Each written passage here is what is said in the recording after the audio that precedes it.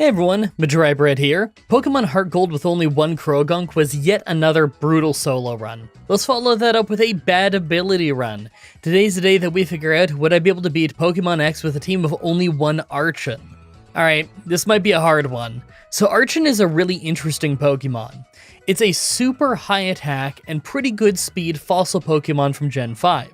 It's rock and flying type, and although it's not very tanky, it's good at sweeping. The problem is, its ability is defeatist. If it has less than half of max health, then its attack and special attack will be cut in half. Yeah, this is one of those runs where we're trying to see if we can win in spite of a terrible ability. By level up, we start with wing attack, so we have a decent attacking move, and eventually we get some great stuff like acrobatics and rock slide. I figure that acrobatics will be our best move for pretty much the entire run, although it requires that we don't hold an item to do the max damage. It's still going to be worth it most of the time. By TM, there's really not a ton that I'm interested in. Maybe Roost? I'm not sure. We kind of already have everything we want from level up unless I decide I really need something like Hone Claws. Let's just play a bit and find out. Like always, I'm writing the script as I go through with the challenge, so all this part is being written before I've started. Everyone comment down below and guess if I can win or not. I think we might lose this one. I was originally considering using its evolution, but I was worried that might be too good at sweeping, so I'm going to try with Archon instead. I'm just hoping that we can even make it to the Elite Four. Let's explain the rules. In combat, I can only use Archon. I'll need other Pokemon to use HMs, but I won't be allowed to use any of those Pokemon in battle. No glitches or exploits, no items in battle, only Pokeballs, held items, and items outside of combat are allowed. Also, if you enjoyed the video, be sure to like, subscribe, and ring the bell for more. Let's do this. So, right off the bat, I use the Universal Pokemon Randomizer to replace Fennekin with Archon so that we can do the whole run with it. I name him Lance Archon because that's hilarious. I can't believe that actually fits. Our nature is naughty, so more attack and less special defense. I would have preferred less special attack instead, but I just spent half an hour re-rolling natures. It's really slow to do it in this game. I'm just gonna stick with this. Alright, so the early game travel's pretty easy just thanks to our stats being really good compared to early game first form Pokemon.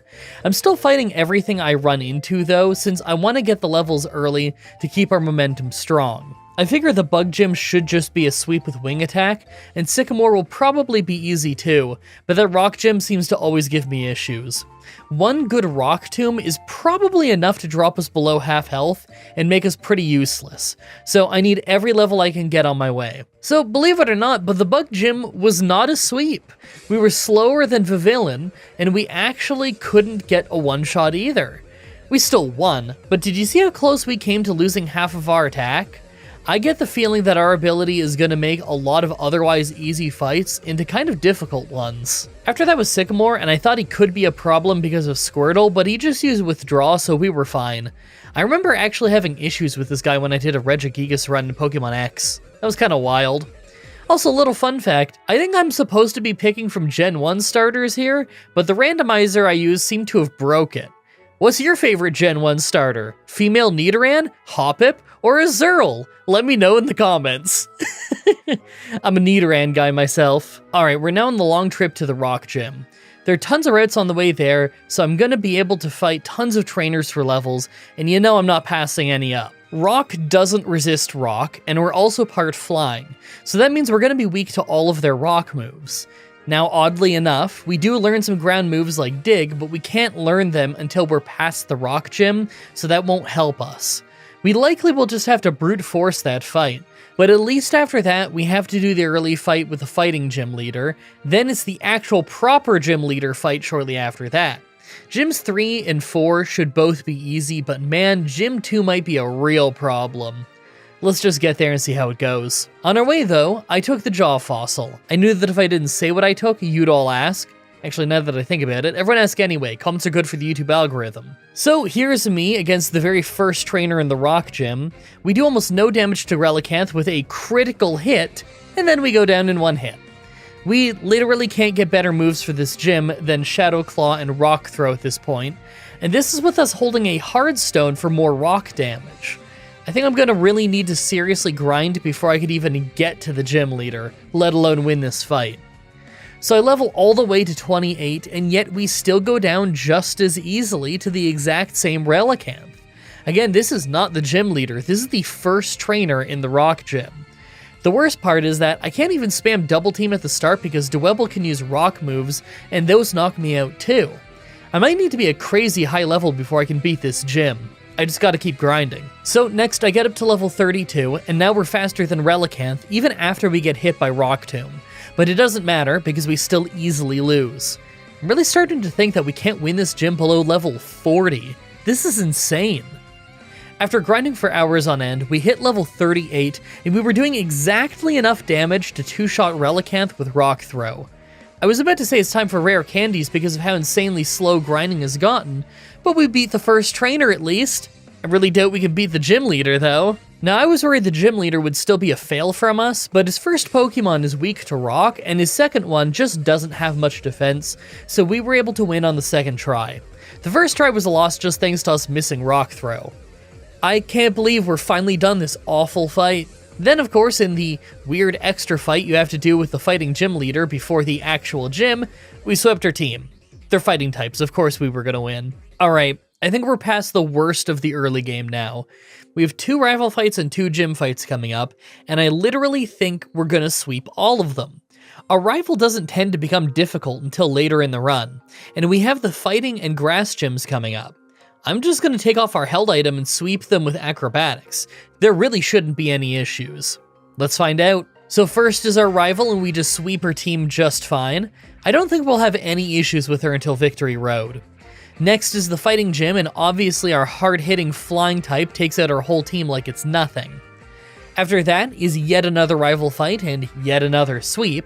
She's hardly any stronger than last time anyway. And finally, the grass gym where we once again sweep. No problem. Alright, with that done, we have a hard gym coming up. The electric gym. Because of that, I think that I want to go back and collect some TMs. I need to get Dig because I forgot to buy it back when I was in the right town for that. I'm gonna surf and get Roost just in case we really need the healing. I'll also pick up some leftovers for when I don't care about acrobatics being weaker. I figure that we can probably sweep the electric gym with Dig. I just want some extra stuff too if I'm gonna be doing some globe trotting. I hope I can get the TM for acrobatic too, that way I can swap between other moves and that one whenever I need to, but it's luck based with that. I have to answer a quiz and get a random TM every day, so who knows if I'll get the right one now. Anyway, it's the electric gym, the rival, and the fairy gym. Let's see if we can brute force our way through. Alright, I should have seen this coming. So first is Emolga, who's a one-shot with Rock Slide, but second is Magneton, and it survives Dig because of its ability, and then we get one-shotted by Thunderbolt. I'm not really sure what to do about this since we can't get our hands on a focus band to survive it. I guess I could Roost to lose my flying type, but that only lasts till the end of the round, so it doesn't really help us. I think I have to level up until I can survive Thunderbolt. Ooh, this might take a while. What's your guess on the first level I can survive Thunderbolt at? I'm gonna guess 62. Well, after failing every level getting to 62, I thought I was gonna win just thanks to him wasting time on the turn when he could have one-shot us, but the problem is, Dig takes 2 turns, so he gets to heal, take a hit, then finish us off anyway. Well, you know, in retrospect, I could have hit a different move on the turn he heals, then use Dig to get around Sturdy. Let's keep trying until he does that again. Well, there we go, the very next try and he does the exact same thing, so we easily took him out. His whole team just went down like they were nothing. Sucks that we had to level up so much before he started not using Thunderbolt every single turn, but hey, we're still below level 70. On our way out of town, our rival jumped us and I forgot to heal, but it didn't matter, it was just an easy sweep anyway. And after that is the fairy gym that we once again swept. I kind of figure a lot of this run is going to be like this. Either we get hit once and lose because of it, or we sweep. It's just the kind of Pokemon Archon is. Alright, I think things are about to get harder again. We have a rival fight and a psychic gym that probably won't be hard, but then we have the 3 Lysander fights in a row, and I'm sure that we'll have troubles with at least one of them. I mean, I know that he has Water Onix, so Intimidate might really slow our momentum. I think we have good type coverage by Lysander, but that doesn't mean that it'll be easy. Just getting hit once could make us too weak to win. Who knows though, maybe the sweeping streak will continue. So against our rival, we finally took damage thanks to Greninja finally being faster than us, but we held on to enough health to stay at full power, so we still swept her. We only have to fight her one more time, but that's in Victory Road. She might be really difficult in that fight. And of course, the Psychic Gym is a sweep too. I just relearned Shadow Claw, and they didn't stand a chance against it. Man, I really love that TMs are reusable from Gen 5 onwards. It makes for a lot more creative movesets and solo runs like this. Alright, the first Lysander fight went great, because we are super effective against his whole team, and the only one faster than us was Pyroar at the end. I could have flinched and ruined it, or maybe missed a Rock Slide, but it all went fine. I think the next fight will go okay, but I do worry that more of them might be faster than us. So I was worried about them being faster than us now that they evolved most of their team, but we actually ended up being faster than his entire team. Total sweep. It was easy. But will Mega Water Onix stop us in the final fight? Alright, so although Lysander is still mostly a sweep, his Mega Water Onix is a problem. It loses Flying type when it Mega evolves, so a Rock Slide isn't going to do nearly enough damage. I don't think that Acrobatics would be strong enough either. Maybe if I could get him to flinch off Rock Slides, then he would feint to Acrobatics. I'm gonna try a few times and see if I can get that to happen. Oh, well, never mind. I won on the next try not because of a flinch, but because he missed Aqua Tail, so we could just follow up with Acrobatics and win easily. Oh, it feels good to have such an easy time with Lysander like that. Okay, we're getting close to the end of the run. We have to fight Sycamore, then a bunch of our friends. I don't think that any of them are going to be too hard, but sometimes I have an issue with the first two because you can't heal between them.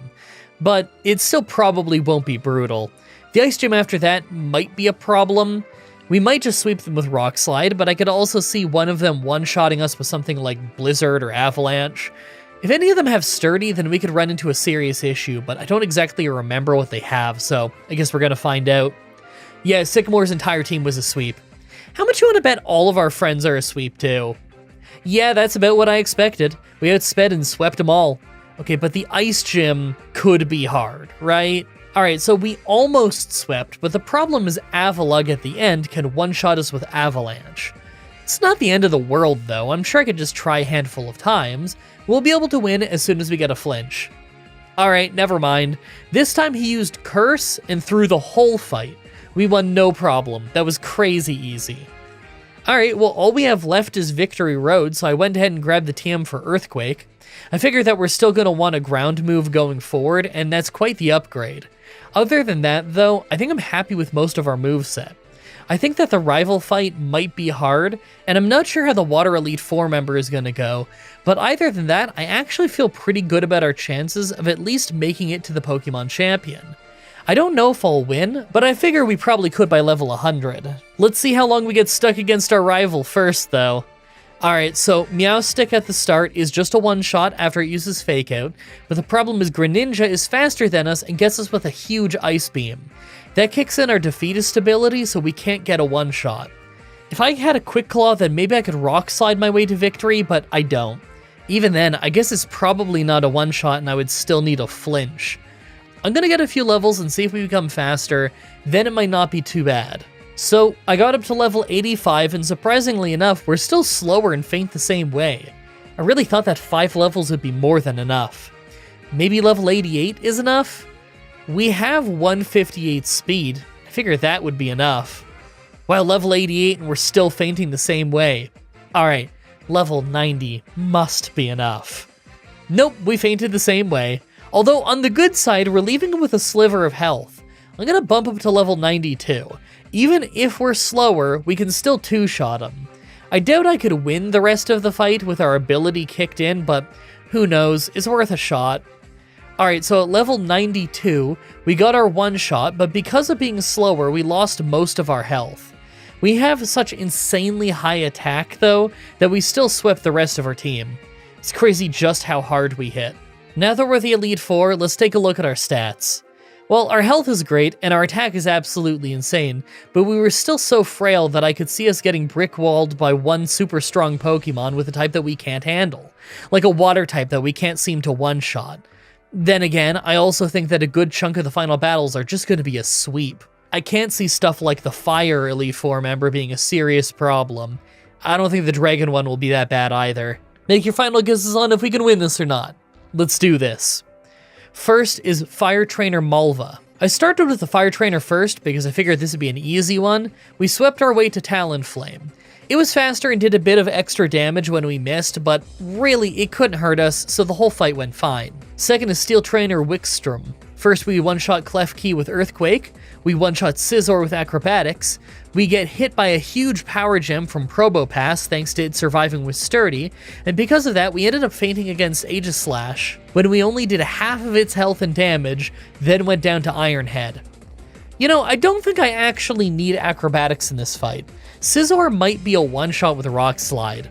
I'll try holding on to something like Leftovers to see if it changes the fight. Well, that's not good. Next try with Leftovers, and Scizor isn't actually a one-shot with Rock Slide. So we take a huge Iron Head and never ended up beating him. So we need to not hold an item so that we can win with Acrobatics, but then we faint later in the fight. I don't like this. So level 97, I tried over and over again, thinking that with a double team or two, I could get him to miss. Weirdly enough though, after 4 tries, he simply used a different move with Aegislash, doing less damage, so we survived and took him out. I have no idea why he did that. Third is Dragon Trainer Drasna. Her whole team was actually just a sweep with no problems, but we have the water one next, and I could see us easily losing that fight. Fourth is Water Trainer Cybold. Here I was worrying that this might be a hard one because we're weak to water type, but nope, just a sweep. Man, I really hope the Pokemon Champion is a sweep. Finally, the Pokemon Champion Diantha. Yep. Just swept her whole team. I guess the Steel Trainer really was the hardest endgame fight. It's crazy how smooth most of the Elite Four went. That was a fun run. Most of the game was really fast, but in a fun way. There were a few moments when we just suddenly needed a lot of levels, but that's to be expected when you're a glass cannon. Really, I'm just surprised at how little our ability activated. I really hope you guys like that run. The next Pokemon Challenge should be up next Saturday, like usual, with one that you guys picked overwhelmingly on the Patreon poll. Pokemon X with only gift Pokemon. Yeah, the first time I've ever done 2 Gen 6 runs in a row, but I mean, you guys picked it in the poll. Hardcore. As always, I'm looking at your suggestions in the comments, in the challenge request section of my Discord channel, and on Twitter. Subscribe, ring the bell, stay tuned. Outro time. Alright, I don't have a whole bunch of time today to kill, but I have already started on that Pokemon X with only gift Pokemon run that you guys picked in the poll, overwhelmingly, by the way. I kind of figured it was gonna win by quite a bit, because it did really well in the poll where it was up against Pokemon Black with Maractus. It did really, really well in the Maractus one, but it didn't beat Maractus, of course. So naturally, when I did this poll, it absolutely dominated.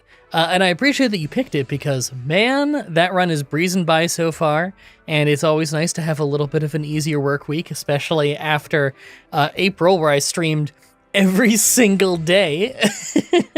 Thanks to everybody who's been going through the April Streamathon playlist, by the way, and just watching those videos. I'm happy that so many of you guys enjoy those. I understand that the majority of you are here for the Pokemon challenges, but I'm still really proud of my streams and my Let's Plays because I've been doing those for 15 years or something now, whereas I've only been doing these challenges for like about 5 years now. Maybe a little closer to 6. That's crazy to think. It doesn't feel like it. Time flies. But I need to get some, what time is it? 5 p.m.? I need to get some 5 p.m. breakfast in me because I've become completely nocturnal again. I hate when this happens. Thank you everybody so much for watching. Until next time, have a nice day. Hey everyone, Mah-Dry-Bread here. Pokemon X with only Archon was a surprisingly fast solo run.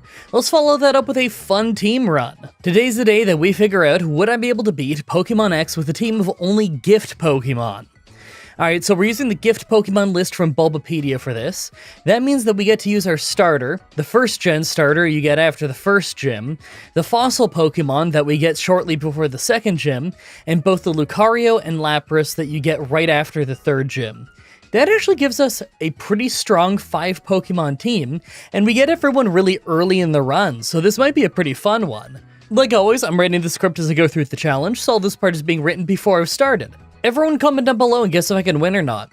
I figure that we'll win for sure. This is all about seeing how good the team is. This is also my first team run in Pokemon X, where I have a nearly full team, so I'm excited to see how that goes. Also, this run was picked by you guys on Patreon. This run destroyed all the other options in the poll, so I thought that I'd do it right away. I hope you enjoy. Let's explain the rules. In combat, I can only use gift Pokemon. I'll need other Pokemon to use HMs, but I won't be allowed to use any of those Pokemon in battle.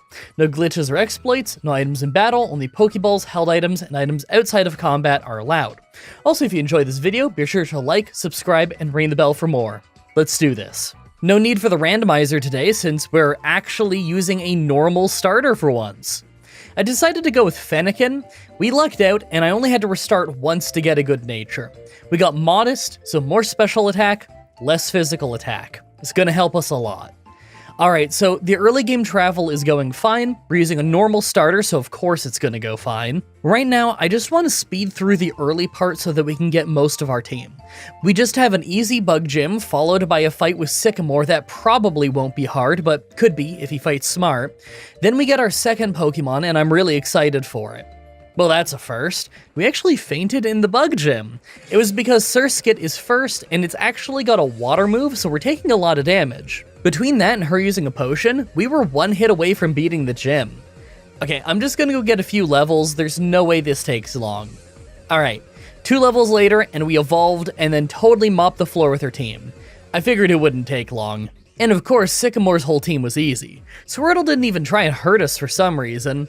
Anyway, that got us our next starter, so I went with Bulbasaur. Partly because we're already getting a water type later, partly because having a poison type would help against fairies, and partly because it's my all-time favorite starter. In fact, I have a little video in the playlist section on my channel right now that you can watch early, the thumbnail's not even done for it or anything, where I talk about my personal opinion of every single Pokemon in all of Gen 1, and I plan on doing every generation one day. At the time I'm doing this voiceover, the video isn't public yet, but you can literally click on my playlist section on my channel right now and just watch it anyway. It's right there. Anyway, now I need to level this thing up right away because I have to travel to the rock gym and it's quite a trip.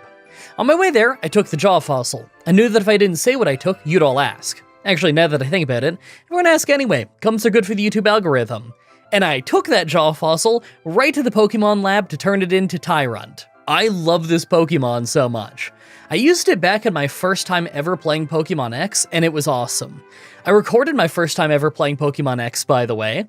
You can watch me and my friends playing it over on the Pokemon X A Journey playlist in the description of the video. Anyway, our Tyrunt has extra speed and less special attack. I figure it's a pretty good nature. Not only does Tyrunt get a lot of attack, but its ability gets more power out of biting moves. I figure this is going to be our sweeper for a lot of the run. Now let's hope that the rock gem isn't hard for once. Well, Amora paralyzed Braixen, took us out pretty fast, then swept Tyrunt and Ivysaur. Is it pronounced Braixen? How do you pronounce a name like that? I know we're a lower level, but why is the Gen 6 rock gym always a brick wall for me? I'll go level up a little bit on the northern route. So I grinded to get the team about 5 levels higher and came back. This time we have Dragon Tail, so I used it to force them to switch to Tyrunt early, then I just took Tyrunt out with a few hits. We were paralyzed from the start of the fight, so we didn't last long when Amora came back out, but then Braixen was able to pretty quickly take it out in a few hits. It wasn't so bad. We only have a few more fights until we get to the rest of our team. We have the fight with our rival at the Tower of Mastery, then we have an easy fight at the Flying Gym. That's all that's between us and 2 new Pokemon. Then after that is our rival again, and the Grass Gym.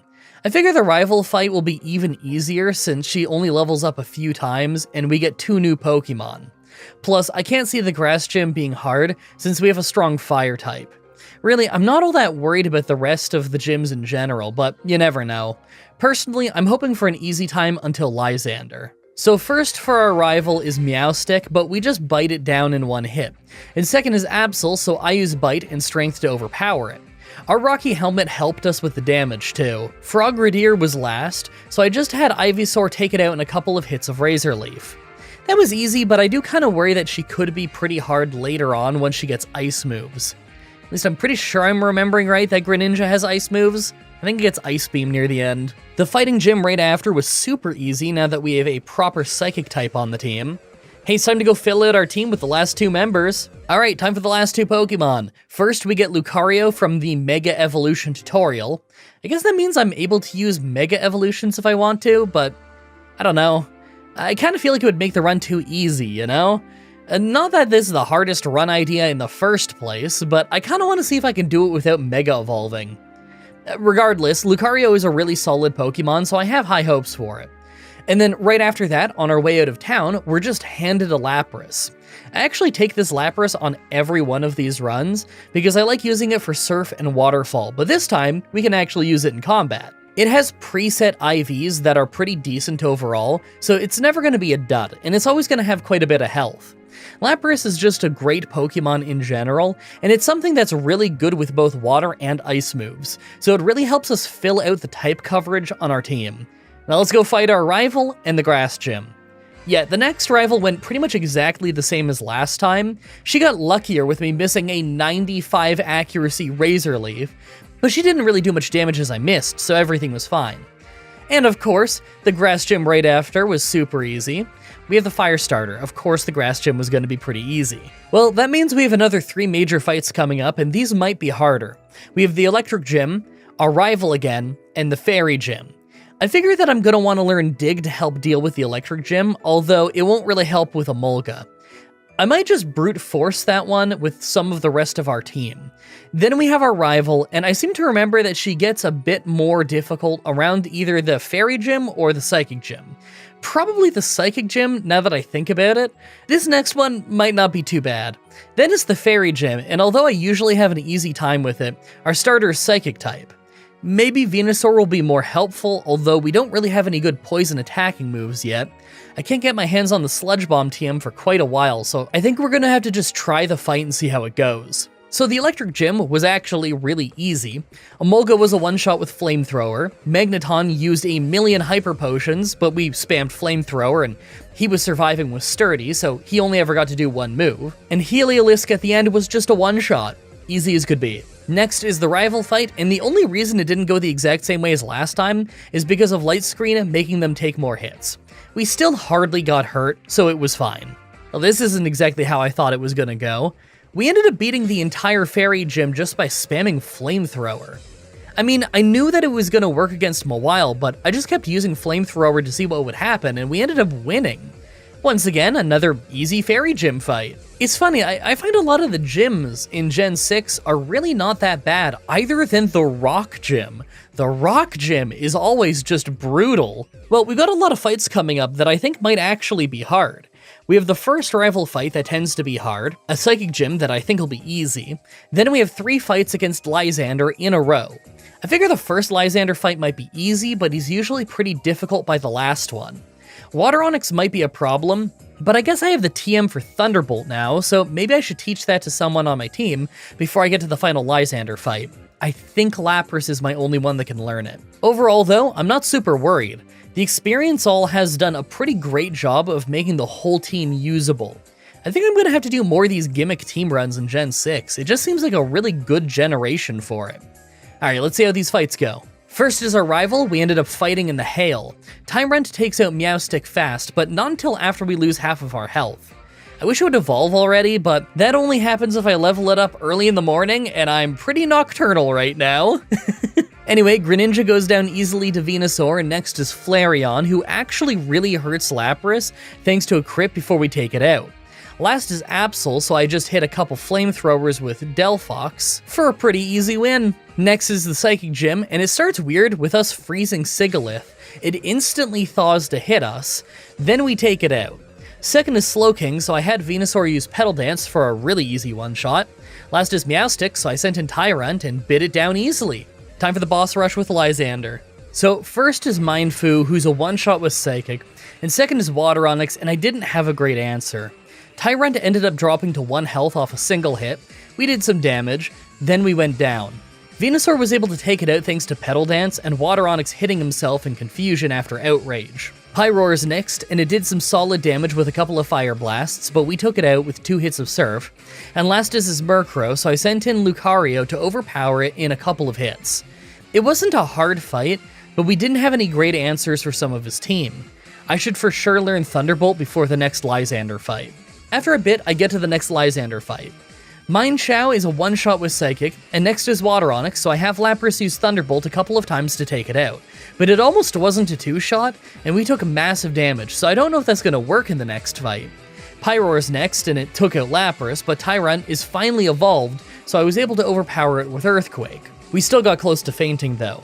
Last is Honchkrow, and we were just hardly able to get a 2-shot thanks to our Rocky Helmet doing extra damage.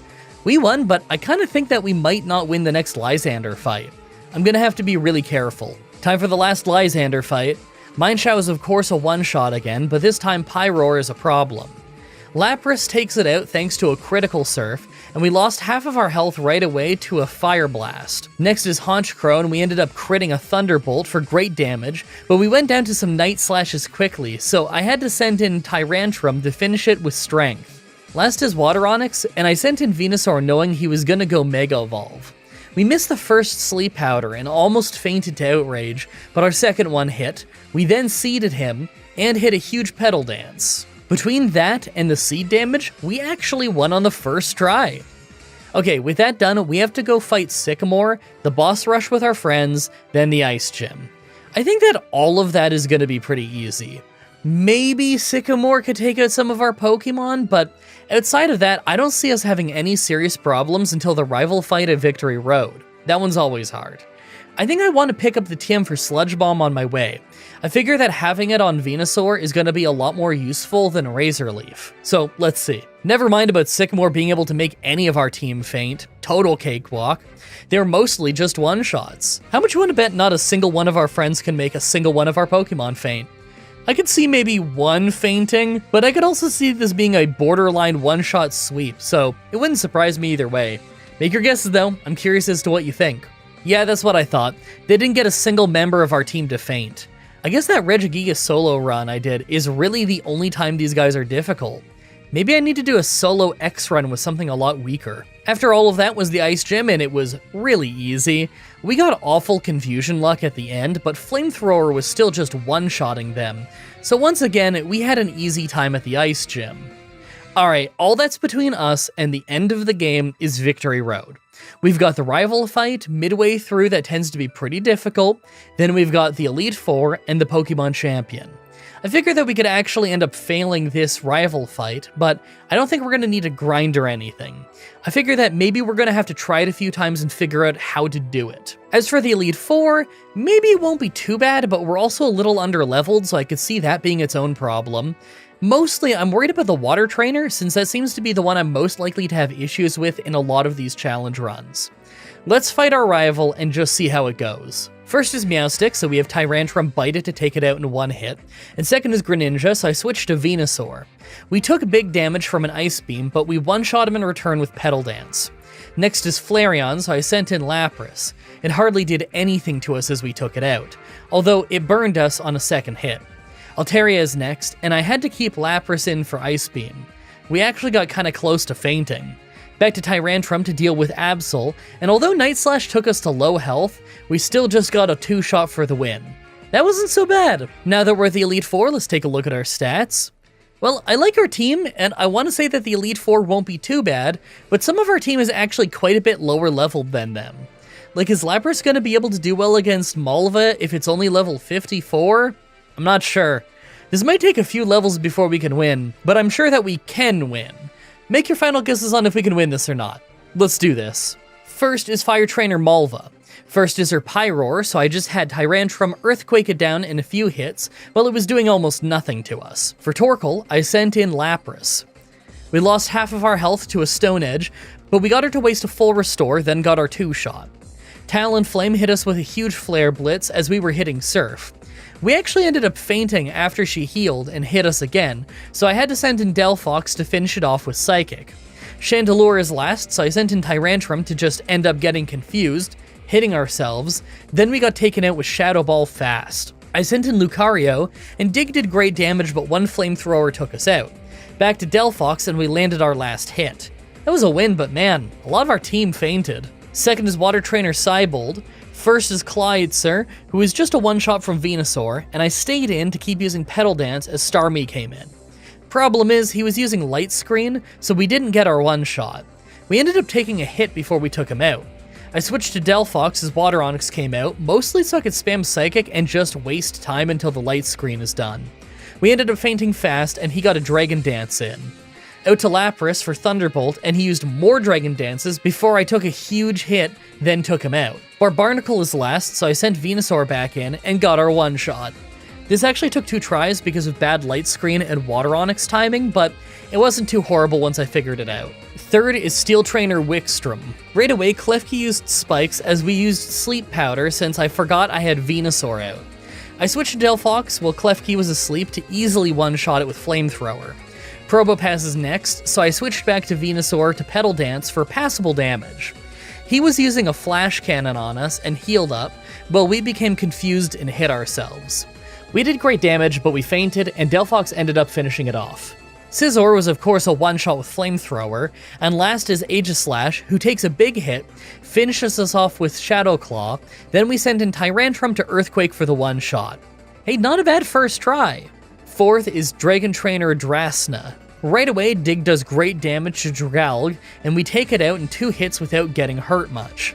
Out to Lapras as her Noivern comes out, and we end up taking a weak Dragon Pulse, then we score a one-shot with Ice Beam.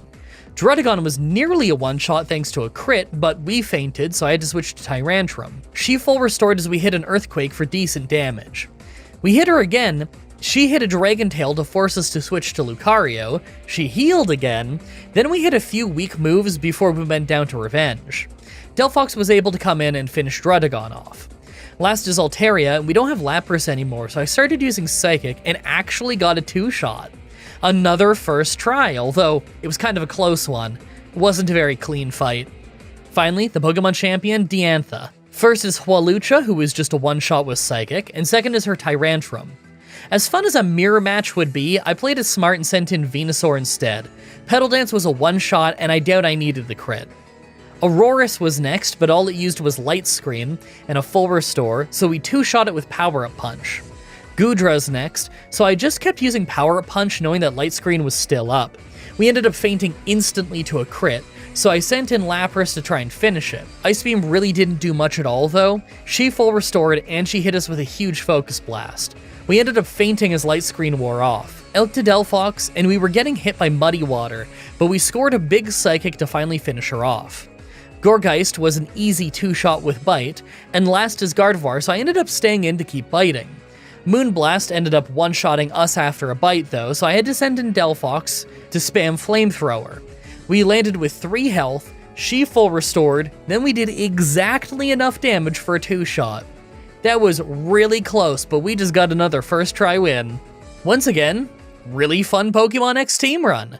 I have to say, the experience all is a real game changer in these team runs. It really does make sure that I even get to use the less useful Pokemon, since they never really fall too far behind in levels. I really hope you guys like that run. The next Pokemon challenge should be up next week on Saturday, like usual, with Pokemon Fire Red with only 1 Torkoal. As always, I'm looking at your suggestions in the comments, in the challenge request section of my Discord channel, and on Twitter. Subscribe, ring the bell, stay tuned. Outro time? I talked about it a little bit earlier in the video, but that whole me reviewing every single Pokemon from Gen 1 video, go check that out in the playlist section and let me know in the comments on it what you think of it, because I'd really like to do it with every generation. Like, even the generations that I either have barely played or have not played at all, because I still have not played Scarlet or Violet. I meant to when it came out, but you know, that was 2022 when I was having some pretty bad health issues and I couldn't. So I still have never gotten around to it, but I know I want to at some point. So I might end up doing a video going over every Pokemon design and I won't even know some of them, and you get to see my first reaction. But of course, I start with Gen 1, because why would you not start from the beginning? And of course I know all the Gen 1 Pokemon, you know, I've been playing Pokemon since the week it came out in English. So, you know, I'm well acquainted with all of those. I had a really fun time recording that video. The only reason I haven't made it go public way sooner is because I haven't been able to figure out what to do with the thumbnail. I have no idea what I want to do for the thumbnail for it. You're hearing my voiceover on, I mean, I don't know when you're hearing it. I don't remember when this video is going up. I'm recording this voiceover on May 23rd, 2025. At the day that I'm recording this voiceover, I still don't have a good thumbnail idea that I know how to execute or anything. So, you know, Once I have the thumbnail figured out, the video will be public. Maybe it'll even be public by the time this video goes up. I have no idea, but regardless of if it's public or not, you can watch it early in the playlist section. You just go to the, reviewing every single Pokemon playlist, which is probably the newest playlist you see on the list. And there you go. That's the video, and you can go enjoy it. And I hope you have a fun time with it, and I hope I see your comments on it, because I really like reading comments. Anyway, you know how I said earlier that I'm a bit nocturnal right now? Well, it's almost 4 p.m., and I'm finishing my voiceover, and I have not yet had breakfast. So I should go figure that out. Thank you everybody so much for watching, and until next time, have a nice day. Hey everyone, Mah-Dry-Bread here. Pokemon Black with only one Clink was a shockingly super fast and fun solo run. Let's follow that up with a classic gimmick run. Today's the day that we figure out, would I be able to beat Pokemon X with a team of only in-game traded Pokemon? Alright, I'm pumped. I haven't gotten to do one of these in-game trade runs in quite a while. So in-game traded Pokemon have a big bonus but also a big trade-off. The bonus is that they gain extra experience, so they level up a lot faster, but as a trade-off, they stop obeying you if their level gets too high without having the right badge. You can see on screen here, but we're in the Kalos League, so we're gonna need a new badge every 10 levels. I'm not sure if we're going to end up being disobedient or not at any point, but if we do, it's quite the nightmare. The other big thing to worry about is just our very limited Pokemon list. What you're looking at right now is every traded Pokemon. We get Farfetch'd and Steelix right near the start, we get Bisharp near the end, and that's about it. The extra starters from Shauna aren't until the post-game, same with Ralts. The Magikarp and the Eevee can be gotten before the post-game, but it's really random. You have to go to hotels around the world on specific days to talk to the hiker and the maid, and once you've talked to them 4 different times, they let you trade to get their Pokemon. Considering I make these runs on a pretty strict time limit, there's pretty much no chance of us getting either of them, and it's a shame because the Eevee would help a lot. I'm sure the Water Onix would too, but Eevee really gives us type coverage. Like always, I'm writing this script as I go through with the challenge, so this part is being written before I've started. Everyone comment down below and guess if I can win or not. I figure a win is possible, but our very limited team is going to have some serious problems at quite a few parts of the game. I'm really not looking forward to the Elite Four. Let's explain the rules. In combat, I can only use in-game traded Pokemon. I'll need other Pokemon to use HMs, but I won't be allowed to use any of those Pokemon in battle. No glitches or exploits, no items in battle, only Pokeballs, held items, and items outside of combat are allowed. Also, if you enjoyed this video, be sure to like, subscribe, and ring the bell for more. Let's do this. So there's really no need for the Pokemon randomizer this time, we just need to go make our first trade, and thankfully, it's before the first gym, so we don't have to miss out on any major battles. First, I go ahead and catch Bunnelby on Route 2, then I go to Santaloon City to trade it for a Farfetch'd. Not exactly an awesome Pokemon, but I do really like it, and I figure that it's going to be good for the upcoming bug gym anyway. Hey, fun fact, this traded Farfetch'd always has both perfect speed IVs and a good speed nature in Jolly, so we can expect this thing to have the speed advantage most of the time. That's pretty nice. Plus, if I use Thief and grind out fights on the wild Farfetch'd at some point to get a stick for it, then that's gonna boost its crit chance by 2 whole stages. Bulbapedia says that from Gen 6 onward, that would mean that he would crit every single slash, so that's probably what I should do. First though, the bug gym and the fight with Sycamore. Oh yeah, by the way, this run was selected by you guys by doing a poll over on Patreon. You can find my Patreon in the description of all my videos. Any pledge of $1 or more will get you access to these challenges the moment I'm done editing them, so typically between 12 and 6 days early. As expected, the bug gym was super easy with Aerial Ace. We hardly took any damage, and we took them out super easily. Sycamore right after was slightly harder, but still really not a problem. He's got the 3 Kanto starters, but we had no problem just overpowering him. I think Bulbasaur has Leech Seed if I remember right, but we one-shot him, so that never happened. So far we're doing better than we did on the Regigigas run. So there was honestly an insane amount of travel here, and none of it is relevant to the challenge, so there isn't too much to show you, although I did pick up Thief on my way. I also backtracked all the way to Route 22 to fight a ton of Farfetch'd with Thief, just to try and get a stick. That's what you're seeing me do right now. There's only a 10% chance of finding a Farfetch'd, and only a 5% chance of them having a stick, so the odds aren't good. I have no idea how long it took me to get the stick, to be honest. I did an hour and a half of stick hunting, just to randomly check my Pokemon menu and see that I'm holding one now, so I must have missed the text box saying that I stole it at some point. I fought 64 of them, if my count is right, and I know for sure that it wasn't in the first 30, so I think I got kind of unlucky? It was worth it, though. This stick takes Farfetch'd from being pretty weak to actually quite strong. Considering how early in the game we learned Slash, we could be a real beast. By the way, I was running this at 300% speed in the emulator while I was actually hunting these Farfetch'd, so this would have taken 4+ hours if I did it at regular speed. Oh man. After that, I went straight to the aquarium to get an old rod, fished in town till I got a love disc, then I traded it in the next town over for a Steelix, the only other Pokemon that we're gonna have for the vast majority of the run. Steelix is crazy tanky, so I'm pretty happy with this. I don't think I've ever gotten to use one in my runs too, so this is pretty cool. It's even got a good defense nature, so this thing's gonna be really hard to take down with physical moves, even if they're something like fighting type. I'm hoping that between Automize and Gyro Ball, the upcoming rock gym should be easy. Okay, so this gym battle is actually just awful. After having to grind up Steelix a ton just to be able to get to the gym leader, we can't get past his first Pokemon.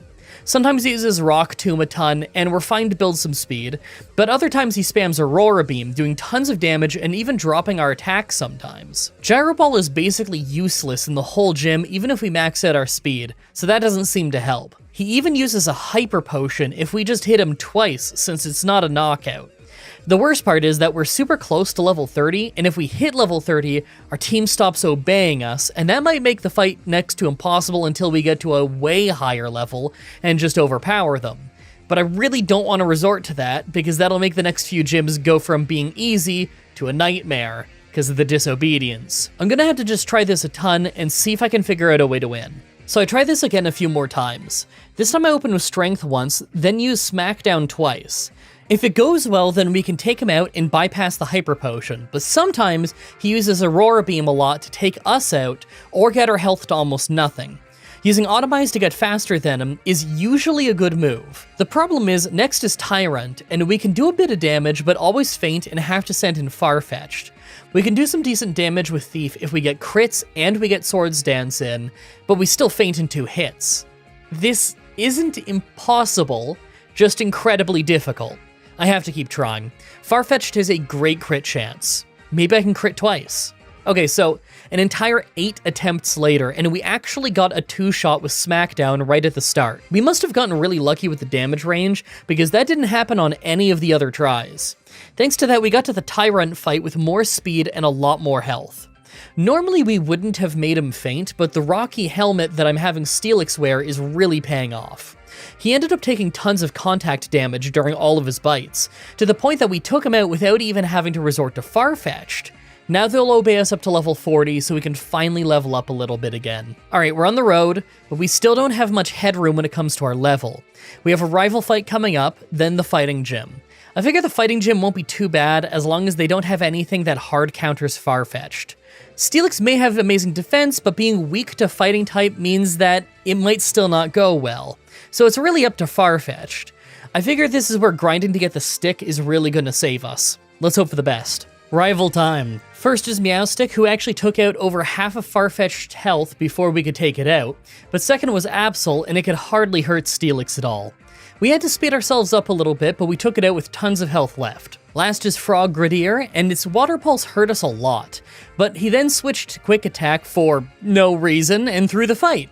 Even if he didn't do that, I bet Farfetch'd could have finished it off easily. As you expect, the fighting gym was pretty easy.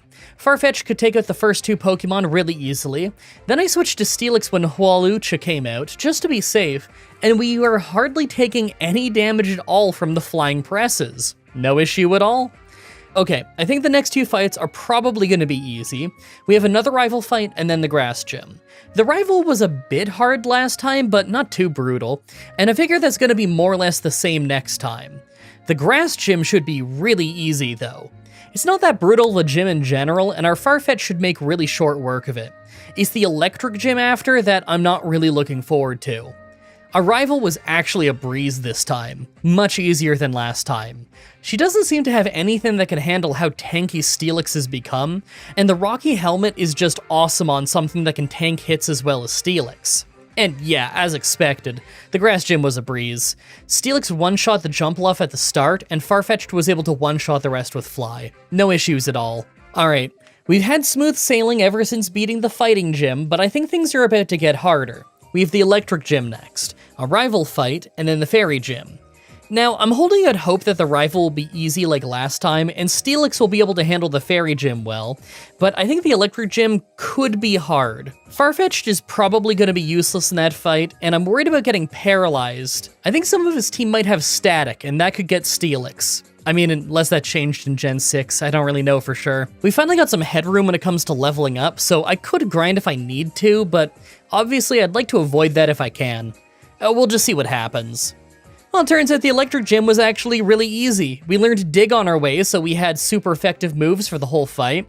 The funny thing is that Magneton at the end never hit us, thanks to him continually changing the battlefield on the first turn, then just having to Hyper Potion every turn as he kept holding on from Sturdy.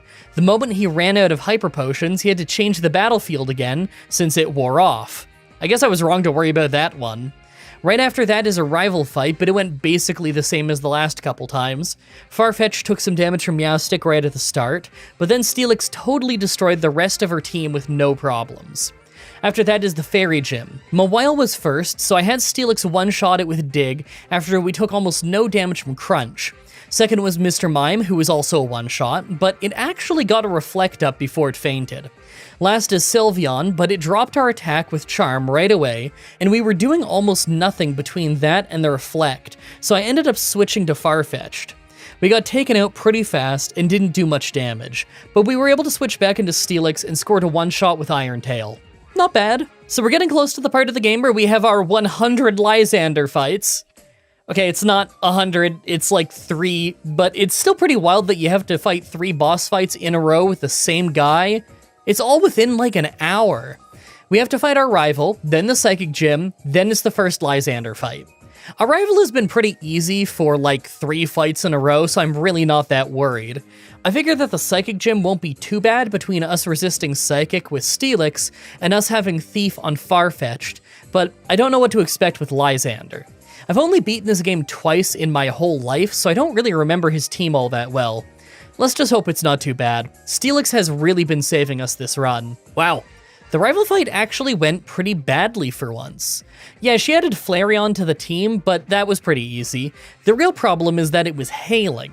Steelix fights tend to take a while, so the chip damage really builds up. I figure this won't be a problem for long though. I think I can just fly away and fly back a few times and it'll stop hailing.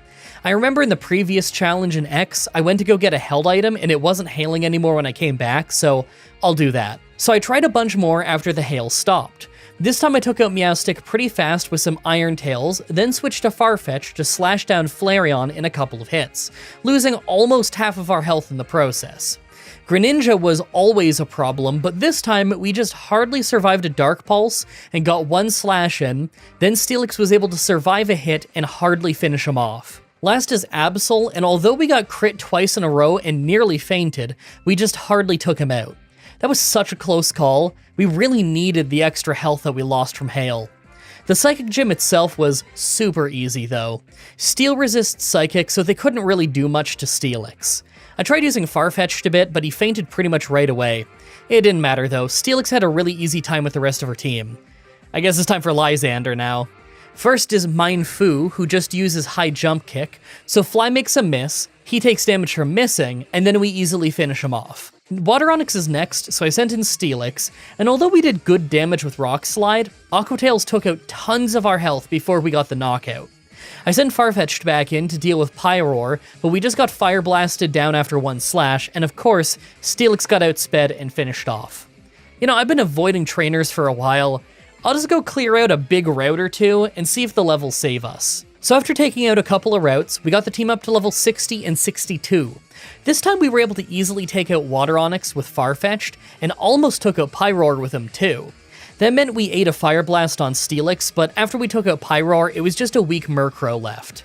I have to say though, I'm worried about the other Lysander fights. Okay, so we have the Team Flare HQ to go through, but after that, we have 2 back-to-back Lysander fights, and if I had to grind for the first one, then I'm pretty sure I'm going to have a rough time with the next 2. The worst part is that I think we have reasonably smooth sailing until the ice gym after, so we might end up having to overlevel just to have an easy time getting to the Elite Four afterwards. I have a lot of travel to do here and there though, as well as a lot of trainers to fight. I'm gonna fight every last one of them because I think that it's clear that I need the levels. I really want to get to the ice gym already because we get to trade for our last Pokemon right before it, and it's a pretty good one. Well, the second Lysander fight didn't go how I expected at all. We used Swords Dance, he used Swords Dance, and then we swept his whole team. I kinda figured that using Swords Dance here was a long shot since he would just high jump kick us like he did before, but it ended up paying off big time. I wonder if that'll save us in the last Lysander fight too. Although, I think he might start with Water Onix on that one, so I can't really remember. Wow. Not only is Water Onix not first, but he's actually last, so we got to sweep all the way to him the same way as we did in the last fight. Yeah, he one-shot us with a critical Iron Tail, but we did so much damage to him that Steelix was able to easily finish him off right after. That was perfect. Well, with all those Team Flare fights done, we have a little boss rush of all of our friends. We have to fight Sycamore, then we fight Shauna, Ty, and Trevor in a row. I remember we don't get to heal between a couple of them, so it could be hard, but I don't really remember them individually being all that bad. I remember this was a pain in the Regigigas run, though. Then we can finally get our last Pokemon when we're done. Okay, so first is Sycamore, who is a total sweep after just one Swords Dance. I love this combo so much. Swords Dance and Slash with a stick is crazy. It's a shame we're so fragile, or I would gladly build up more than one Swords Dance. I'm just happy that we're so insanely fast because it means we almost always go first. So first for our friend fights is Shauna, who is a one-shot sweep after one Swords Dance. They're all gonna be like this, aren't they? Second is Ty, who is also a one-shot sweep after one Swords Dance. Last is Trevor, though, who actually paralyzed us right away to break our sweeping streak. Smart move. We took out Raichu and fainted after, but Steelix was able to easily finish the rest of his team. I kind of assumed they'd be easy, so I guess this is what I expected, more or less. Alright, right before the Ice Gym, and it's time for our last Pokemon. I go ahead and catch a local Jigglypuff and trade it for this awesome Bisharp that has perfect attack IVs and a good attack nature. This thing's gonna be really dangerous. I gave it a King's Rock right away since it's probably the best held item that I still have, although I do have leftovers and that could potentially be more useful at some point. So the Ice Gym took a couple of tries just to figure out how I wanted to handle it, but it was incredibly easy once I did. Iron Tail took out everything just fine other than Cryogonal, who I just one-shot with a Slash since I knew Farfetch'd would be faster, and Cryogonal doesn't have much defense anyway. Avalugg was tanky at the end, and we missed an Iron Tail first, but as soon as we hit him, we won. I get the feeling that this Ice Gym is always going to be kinda easy. Is Platinum the only Ice Gym that's actually kinda hard in these games? I feel like Ice Gyms are always easy other than that one. Alright, we're in the last bit of travel before the end of the game. I feel pretty good about the Steel Elite Four member, but outside of that, I don't really think that things are gonna go that well. The last rival fight is pretty hard, and I figure that most of the Elite Four is gonna be hard too, especially the fire one. I made sure to pick up the TM for Earthquake so that I could get an upgrade from Dig, but other than that, there isn't much I can do to improve our moveset. Bisharp can't really learn much that I'm interested in. Alright, rival time, and this is a really hard one. Right away, I have Steelix quickly take out Meowstic, but second is Flareon, so I have to send in Farfetch to crit it with a Slash to take it out. The real problem, though, is Greninja, who loves flinching us with Dark Pulse, and none of our moves do much damage.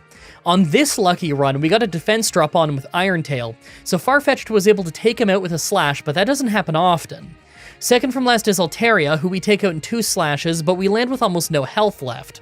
Last is Absol, who finishes us off with Quick Attack, so we have to send in our Bisharp. We trade shots back and forth for a while, but thanks to Absol critting a Night Slash, we ended up fainting. This is already 7 tries in, because without that defense drop on Greninja, we don't get nearly this far. I'm convinced that I could win this, but I just have to figure out the fight first. Okay, many tries later. Meowstic is still the same, as is the Flareon fight right after. This time for Greninja, I send in Bisharp and sacrifice him getting 1 hit in on Greninja. It didn't do much, and we flinched to not get a second hit, but thankfully, that was all we needed. I sent in Steelix and took him out early with Earthquake. Then I could use Farfetch'd as Absol came out, and although we got crit right away, we managed to get in a Swords Dance so we could take it out, and then we got the one-shot on Altaria the second it came out last this time. It's always really satisfying when you can figure out a minor change in strategy that gets you the win. Now that we're at the Elite Four, let's take a look at our stats. Well, we're pretty good, but our Bisharp is such a low level. His moves aren't really that great either. I think I'm going to have to teach him Power Up Punch for a little bit of coverage, although I have no idea if I'm going to actually use it. I don't really see us winning this yet, since a lot of the Elite Four have a type advantage against us, but it's at least worth a try. Make your final guesses on if we can win this or not. Let's do this. First is Fire Trainer Malva. I tried this one a few times, but I never got that far. Steelix faints to any one of them, so it's not helping, and Farfetch'd can only make her Pyroar faint. Obviously, Bisharp can't really do anything here, so this fight just isn't happening until we're a higher level. Let's try each of the Elite Four members, then we'll see if we can beat any of them yet. Second is Water Trainer Cybold. First is Clawitzer, so I just get a Swords Dance in and then one-shot it, although we lose more than half of our health in the process. Barbarnacle is next, so I had to switch to Steelix to take it out with an Earthquake. Water Onyx is third, so I switched back to Farfetch'd, just to go straight for a Slash. We fainted, but we took it to half health, so Steelix was able to finish it with a Rock Slide. Last is Starmie, and we hit really hard with Earthquake, fainted to Surf, we sent in Bisharp, we nearly got one-shot by another Surf, then we took it out. That was really close, but it was a first try. Third is Steel Trainer Wickstrom. First is Klefki, who sends out spikes before we one-shot it, and second is Probopass, who hangs on from an Earthquake with Sturdy, wastes a full restore as we hit it with Strength, then we just take it out with another Earthquake. Aegislash got one big hit in on us before we one-shot it with Earthquake, and last was Scizor, so I switched to Farfetch'd to Slash. We only hit it once before we got taken out with an Iron Head and a Bullet Punch. Steelix was able to take it out with Earthquake though, so that's another first try. Fourth is Dragon Trainer Drosna. Dragalga's first, and we just got a one-shot on it with Earthquake, and second is Noivern, who takes out half of our health with a Super Fang. We were hitting hard, and she had to use a full restore, but we went down to 7 health from a Flamethrower before we finished her off. I sent in Farfetch'd as Drudagon came out, and I got a Swords Dance in, but we got hit with Dragon Tail to switch back to Steelix. We hit an Earthquake before fainting, we sent Farfetch'd back in, hit a Slash while she was healing, then hit another Slash to take her out, but we are pretty hurt, especially from the rough skin. Altaria is last, and our Slash hit hard, but we fainted right after, so we had to get our Bisharp to finish it off. That was a bit close, but yet again, a first try. Alright, well, I'm amazed that we even got that far, but I don't see how I can beat Malva at this level. Plus, I forgot to get any elixirs, so I'm out of Earthquakes now. I'm gonna have to grind a bit before we can actually make any progress. I think that what I'll do is just rare candy Bisharp up to get him to the same level as the rest of our team, then get us to level 80. We're still losing at level 78, so trying again at level 80 seems like a good place to start. Okay, back at Malva, after a bunch of tries to figure out how I want to do this fight. First is Farfetch'd versus Pyroar, and we open with Swords Dance as we take a Wild Charge, then we one-shot him. Next is Torkoal, who we also one-shot, and third is Talonflame. It actually outsped us and took us out, so I had to send in Steelix. We actually hardly got hurt off Flare Blitz, and we took it out fast with a Rock Slide. Last is Chandelure, so I sent in Bisharp to one-shot it. That went really well. Finally, the Pokemon champion Diantha. Once again, this took a few tries to figure out how I wanted to do this fight. Right away, Flying Presses missed us as we got a Swords Dance in, then we flew as she was using Swords Dance. Didn't matter though, we got a one-shot. Tyrantrum was next, so I had to switch to Steelix to one-shot it with an Earthquake. That means I couldn't keep my Swords Dance, unfortunately. Goodra is next, so I sent Farfetch'd back into Swords Dance as we took a Dragon Pulse. One Slash got a one-shot. Aurorus is next, and I slashed it to nearly take it out, then lucked out as Blizzard missed. That Blizzard took me out on many other tries. Thanks to that, we took her out. Gourgeist was next, so I just had Bisharp one-shot it, and last is Gardevoir, so I had Bisharp stay in and hit a Night Slash to nearly one-shot it.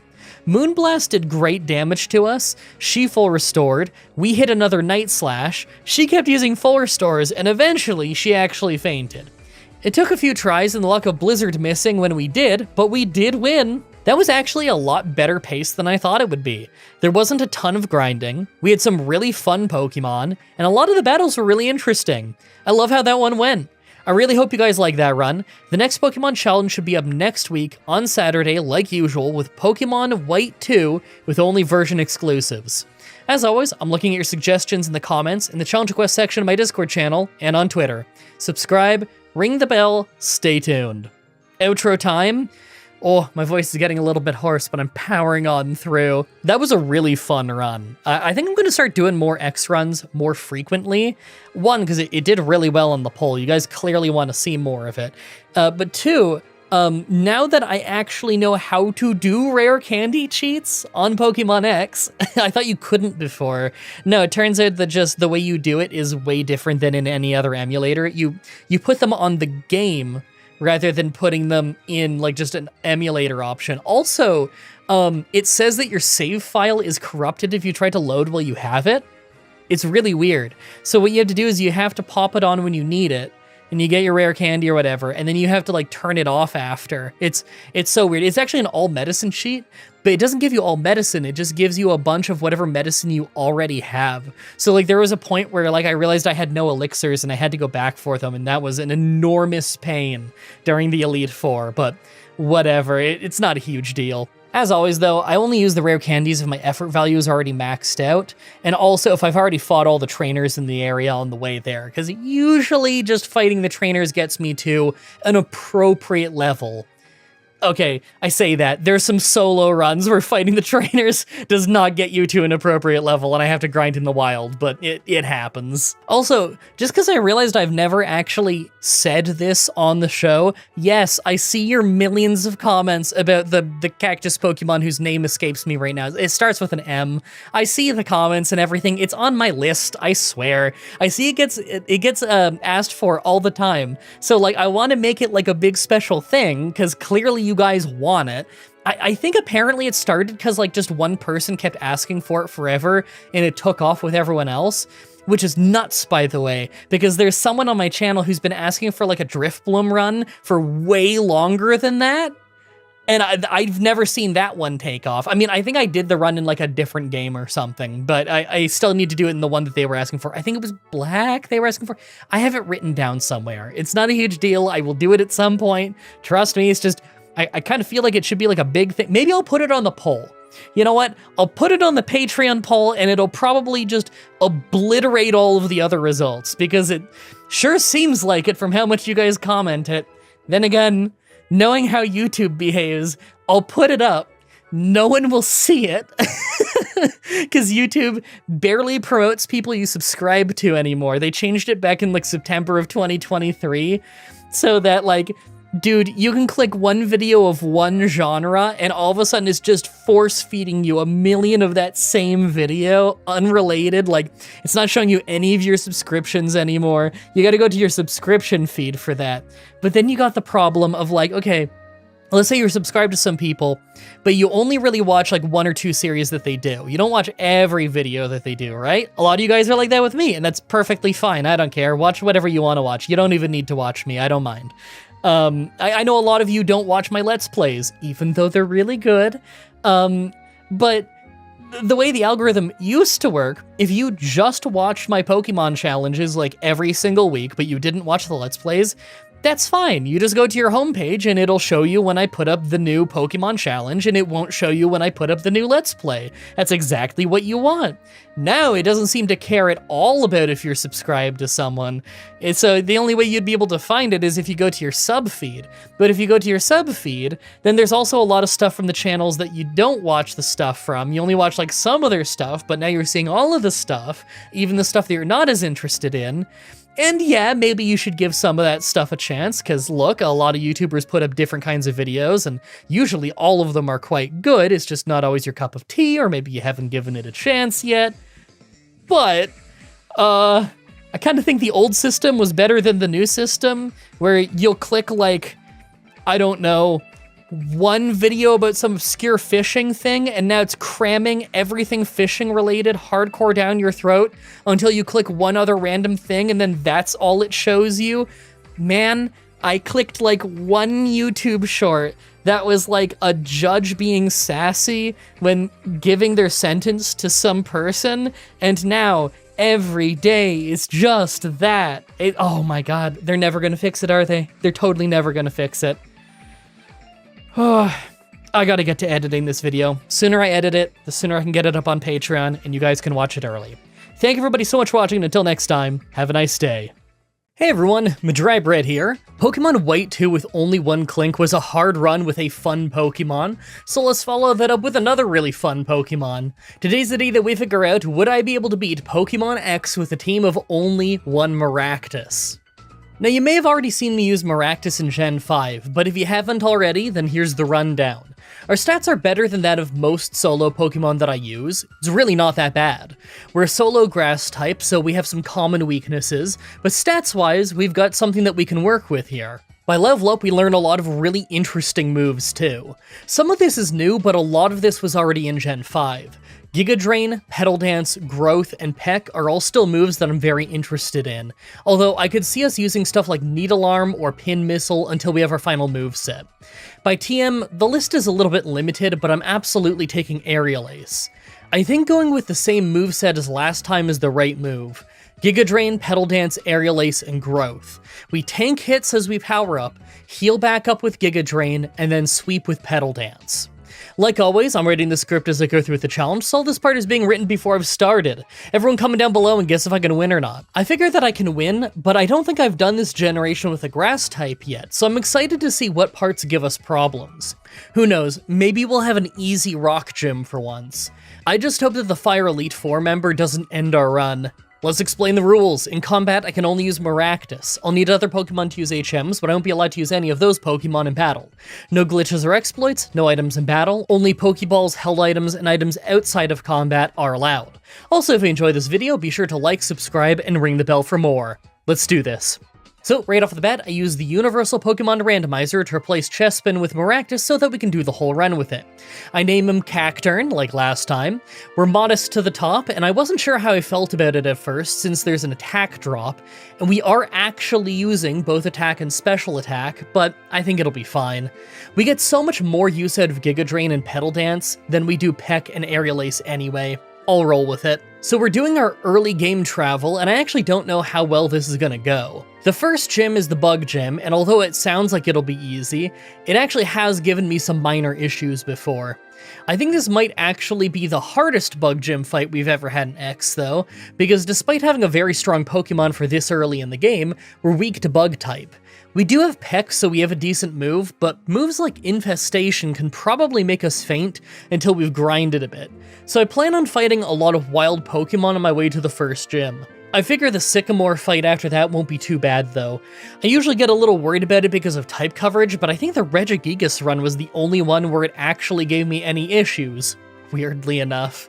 Well, I instantly regret the 20 minutes or so I spent grinding for this Bug Gym. They didn't even use any bug moves. They were using stuff like Water Sport, Quick Attack, and Tackle. They didn't even try to win. Naturally, we were too strong for Sycamore's team. Even with Charmander using Ember, our Mega Drain was keeping us incredibly healthy. I don't think we're going to be able to get away with just powering through fire types without growth later in the run, so let's enjoy it while we still can. Alright, we're on the very, very long walk to the rock gym now. Look, I know we're a grass type and we should have the advantage, but I've learned my lesson. This rock gym is always difficult. It's two fossil Pokemon, of course it's gonna be hard. One's ice type too, so we don't even have the type advantage. And because it's his first Pokemon, we probably can't just use Growth a bunch. I'm gonna fight everything I possibly can on my way there because I know how hard that fight is gonna be, and grinding outside of the gym is pretty slow. Wish me luck, cause I'm obviously gonna need it. But on our way there, I took the Jaw Fossil. I knew that if I didn't say what I took, you'd all ask. Actually, now that I think about it, everyone ask anyway. Comments are good for the YouTube algorithm. Alright, so right away we got one growth in, but we got paralyzed, so I was worried that this could be a train wreck. Then we get hit with Takedown and nearly faint in one hit. Thankfully, Giga Drain was enough to take him down. Next is Tyrant, and we get crit with a Stomp, but we bypass both the Paralysis and the Flinch to one-shot him. That was a first try! That was awesome! Alright, we're on the road again, so the first thing I do is run and get the TM for Aerial Ace to replace Peck, then I start going to the next town.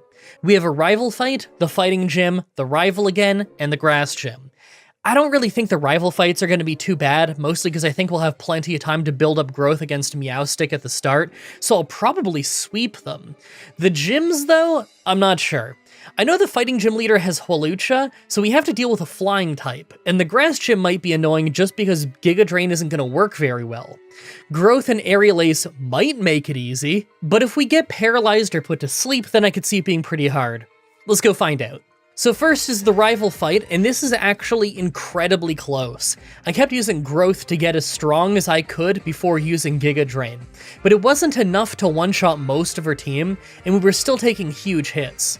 There were several moments where we were just a few points of damage away from fainting, and our Giga Drain just hardly kept us standing. Being slower is really costing us. At least I can get leftovers soon. That'll make it easier to build up with Growth. So I was kind of worried this might happen. At the fighting gym, we have to deal with Mindfu spamming Power-Up Punch. Because of that, we couldn't use Growth much, and Hawlucha is faster than us and can easily two-shot us. I could use an extra Growth, but then we don't even get a single hit in on Hawlucha. I'm actually going to have to grind for this fight for a little bit. I don't suspect I'm going to need to gain too many levels before I can win, though. So I started trying more at level 38 now that we have Petal Dance, but it still doesn't work. We're slower than Hawlucha, and we're still fainting in one flying body press. It's rough because I could survive a hit if we used one less Growth, but then we can't get a one-shot, so that doesn't save us. I really think that I'm not too far off of winning, though. Maybe just 2 or 3 more levels, and I think I'll survive that body press with a sliver of health. Wow, I guess my 2 or 3 levels guess was right. Only 2 levels later and we survive the flying body press with literally just 1 point of health left, letting us sweep the entire rest of our team. I mean, it doesn't get any closer than that, right? Alright, the next rival fight was much easier now that we have leftovers. It was really easy to build up Growths, then sweep our team. The grass gym right after took a few tries though. If we use Growth at the start, then we end up going down to Jump Bluff using Acrobatics too much. Now, I did end up winning just by not using Growth, but it was still really close. We almost went down a few times, and the only reason we survived in the end is because we're still faster than Weepinbell, even after a speed drop. A few levels lower, and I don't think we would have won this fight. Alright, it's time to loop back to the center of the map, and that means we have the Electric Gym coming up. Emolga might make it difficult, but overall, I'm not actually that worried. Then we have a probably easy rival fight, followed by the Fairy Gym. I don't really know how that Fairy Gym is gonna go, though. It's not normally very hard, but I don't know the gym leader's moveset very well, and it could end up taking me off guard with something. I don't think I'll have to grind for that fight, though, but it wouldn't shock me if it isn't a first try. That said, I still think the Electric Gym might be the hardest fight until we get to Lysander, so let's go get that out of the way and see how it goes. So I was right to think that the Emolga could hit us pretty hard, but it really didn't matter.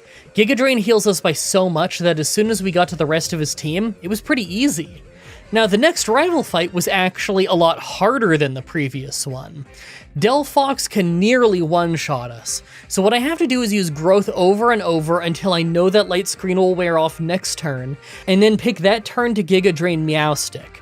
We'll still get hit by Delphox, but with Light Screen down, we're just strong enough to one-shot her with Petal Dance, and then of course Absol gets taken out as well. This was another situation where I think being just a few levels lower would have made us lose. It's not an easy fight, this took several tries. And last is the Fairy Gym, but because Mawile is mostly just buffing defense, we could easily max out our Growth and sweep them. You think that by this far into the series, the AI would have the good sense to realize they're not doing enough damage and they should switch Pokemon, but apparently not. It's funny, they do that in some of the previous games once in a blue moon. Even in Gen 3 they'll sometimes do that. But maybe it figured that Crunch really was strong enough to stay in. Alright, it's time for things to get a lot harder. We're not far away from the Lysander fights, and those are usually pretty tough. On our way there, we have to do another rival fight, as well as the Psychic Gym. I'm not really worried about the Psychic Gym, it's not usually too bad, but the rival fight has me worried for sure. It took several tries for me to win last time. That might happen again this time. Plus, there's Lysander, and he's rarely easy. The first time we fight him might not be horrible, but the second and third fights right after almost for sure will be. It's literally 3 Lysander fights, all about 10 minutes apart from each other, so I won't have much of a chance to level up between them beyond fighting the handful of required trainers that are in the way. Between that, and an ice gym after, and the Elite Four beyond that, I think the rest of this run might be pretty hard. So right away, I failed this rival fight 5 times. It wasn't light screen this time. The new problem is that Meowstic uses Shadow Ball or Psychic nearly every turn, so we often get special defense drops. Sometimes she uses Disarming Voice, and that's way weaker, so I can get more growths in, but it's really random. Plus, she's faster, so it's easy to accidentally faint when trying to get too many growths in. Eventually, I got no special defense drop, but Delphox beats us easily, so I have to try and get stronger before I can win this fight. Man, I'm not looking forward to that Victory Road rival fight later on. So after failing a bunch at level 62 thanks to Hail, it stopped hailing, and then we had this weirdly lucky run where Meowstic used Disarming Voice a lot more often than usual. Thanks to that, we got all 6 growths in. We still took a lot of damage, and we're kind of slow, but we were sweeping with Giga Drain, and that kept us healthy. I hate how random that Meowstic fight is. I think this is the first run where Meowstic is a serious problem. Now, the Psychic Gym right after took some trial and error. The Sigalith at the start does tons of damage with Air Slash, and doesn't always use that light screen, so I had to test a bit and see how many growths I could get in and survive. We were just hardly strong enough to hit 2 Giga Drains for a knockout, and I probably would still have fainted between our low health and the light screen, but she sent out a Slowking next, so of course, we one-shot the water type to heal back up. She ended up being really easy after Sigalith fainted. Alright, this is the first Lysander fight. We were able to get a couple of growths in and take out Mindfu easily, but it's using Acrobatics and High Jump Kick, so we have to take it out fast. After that is Pyroar though, and it easily Fire Blasts us for a one-shot. Well, it was faster, and there's no way we're one-shotting it, so I think we have to level up more.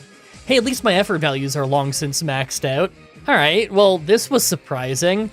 I kept losing at level 70 because I would get 3 growths in, get to Pyroar with about half health, then go down to Fire Blast. But on this try, where I only got 2 growths in, the extra health was just hardly enough to survive Fire Blast, and Pyroar was a one-shot with Giga Drain, somehow. I did not see that coming at all, but we had an easy time with Lysander after that. How do you think the second fight's gonna go? Alright, I didn't see this coming either. The next Lysander fight was way easier. I know I leveled up a few times off some of the trainers on the way, but he evolved 2 Pokemon and yet did worse than before. Only 1 growth, and we one-shot Pyroar with Giga Drain. Like, I know it only has a 66 for its base special defense, but it's crazy how quickly we're taking it down.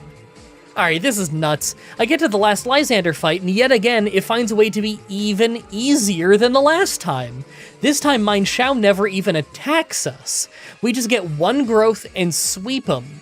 Since when is Lysander this easy? Alright, that was some unexpectedly smooth sailing, but I don't think it's gonna last much longer. Normally I don't have issues with the Ice Gym in this game, but this is a run with a Grass-type Pokemon, so it might actually be pretty difficult. I don't think that Sycamore or our friends are gonna be that hard on our way to the Ice Gym, but the Ice Gym itself isn't gonna be easy. I don't know if I'm gonna be able to get away with getting many growths in at the start, but I guess we'll find out when we get there. It's times like this that I wish I could have something like Sleep Powder so I could build up more growths, but I guess it would just make us too strong. So Sycamore was crazy easy. He opened the fight with a Venusaur, and it really cannot do anything at all to us, so I got 6 growths in and then swept his team. The friends after were pretty hard though. Shauna took tons of tries and even a few level ups because Delcatty spams Charm and Play Rough, both moves that lower attack. And we need our attack to be high because Goodra right after absorbs grass moves and uses Sludge Wave every turn. It took a ton of tries before we had this one where we got back up to neutral attack, and it was just enough to beat Goodra as long as we didn't get poisoned. And on this try, we didn't. Greninja at the end was of course easy. Tierno's next, and he's also a problem thanks to his Talonflame spamming the super strong acrobatics, and even burning us on some tries. But we ended up winning after a few tries just by using Giga Drain a ton. Because all these fights are in a row though, I had to do the first fight so many more times. Last is Trevor, who was actually the easiest just because he couldn't handle grass types very well. I always get a little bit worried about these fights just because you can't heal between the first two. I think this upcoming ice gym is going to be a real problem though. Man, I gotta learn my lesson already about not worrying about any ice gym that isn't platinum. We used growth once, had some close calls with Abomasnow, and then swept the rest of his team with Giga Drain. What is it with ice gyms almost always being easy, even when they're late game gyms? Alright, we're in Victory Road, and I'm worried about the entire rest of the run. Other than the Water Trainer in the Elite Four, everything coming up looks brutal. A rival fight that's always hard, then the Elite Four with Dragon, Steel, and Fire Trainers. The Dragon and Steel ones will probably be pretty hard, but you know the Fire one is going to be a brick wall. If there's anything that we straight up lose the run to, it's going to be that fight. It wouldn't surprise me if we had to get to level 100 or close to it before we could win that one. But I do think that if we can win the Malva fight in the Elite Four, then we can win the whole run. I don't think the Pokemon Champion is going to be as hard. Let's get the rival out of the way first and see what level we end up at by the time that we get to the Elite Four.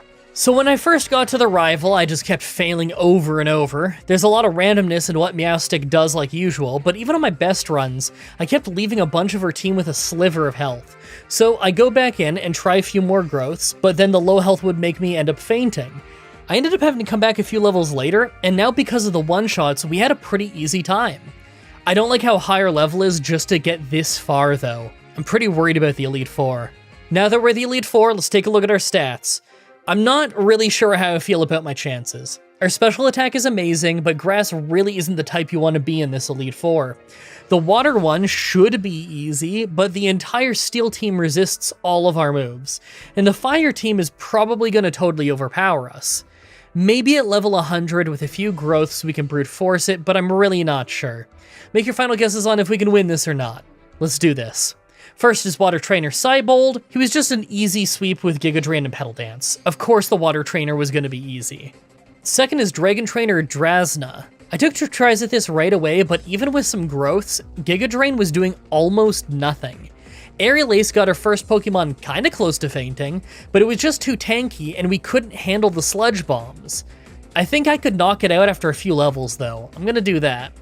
So I come back at level 90, and after an insane 8 tries in a row where we got poisoned, we had this one where we didn't and got the knockout, but then Noivern is next and we do almost no damage then go down. I'm totally not beating this Elite Four, am I? So I failed a ton at level 95, then decided to just go up to level 100, but we're failing the exact same way every single time. Yeah, I know I got crit by Air Slash in this footage, but it's the first time where I didn't get poisoned in half an hour, and I don't think things would have gone any different without the crit. We never did any serious damage to Noivern. Even if I crit Petal Dance, it wouldn't be enough to take out Noivern. I don't think it's possible to win this. Okay, well there's no harm in trying the other Elite Four members and just seeing what happens, right? Third is Steel Trainer Wickstrom. This was actually incredibly easy because his first Pokemon did almost no damage to us, so I just built up a ton of growth and swept him. Here I was, worried about the fight when the real threat ended up being Drasna. Fourth is Fire Trainer Malva. Somehow, and this blew my mind, Malva was really easy. Her first Pokemon didn't hurt us too badly, and our Giga Drains were still healing us for a lot, so we could actually survive what they were throwing at us. I was worried about this fight like the whole game, and it ended up being easy. It's a shame that I can't think of any way to beat Drasna, because I bet we could beat the champion if we could just get that far. That was really fun though.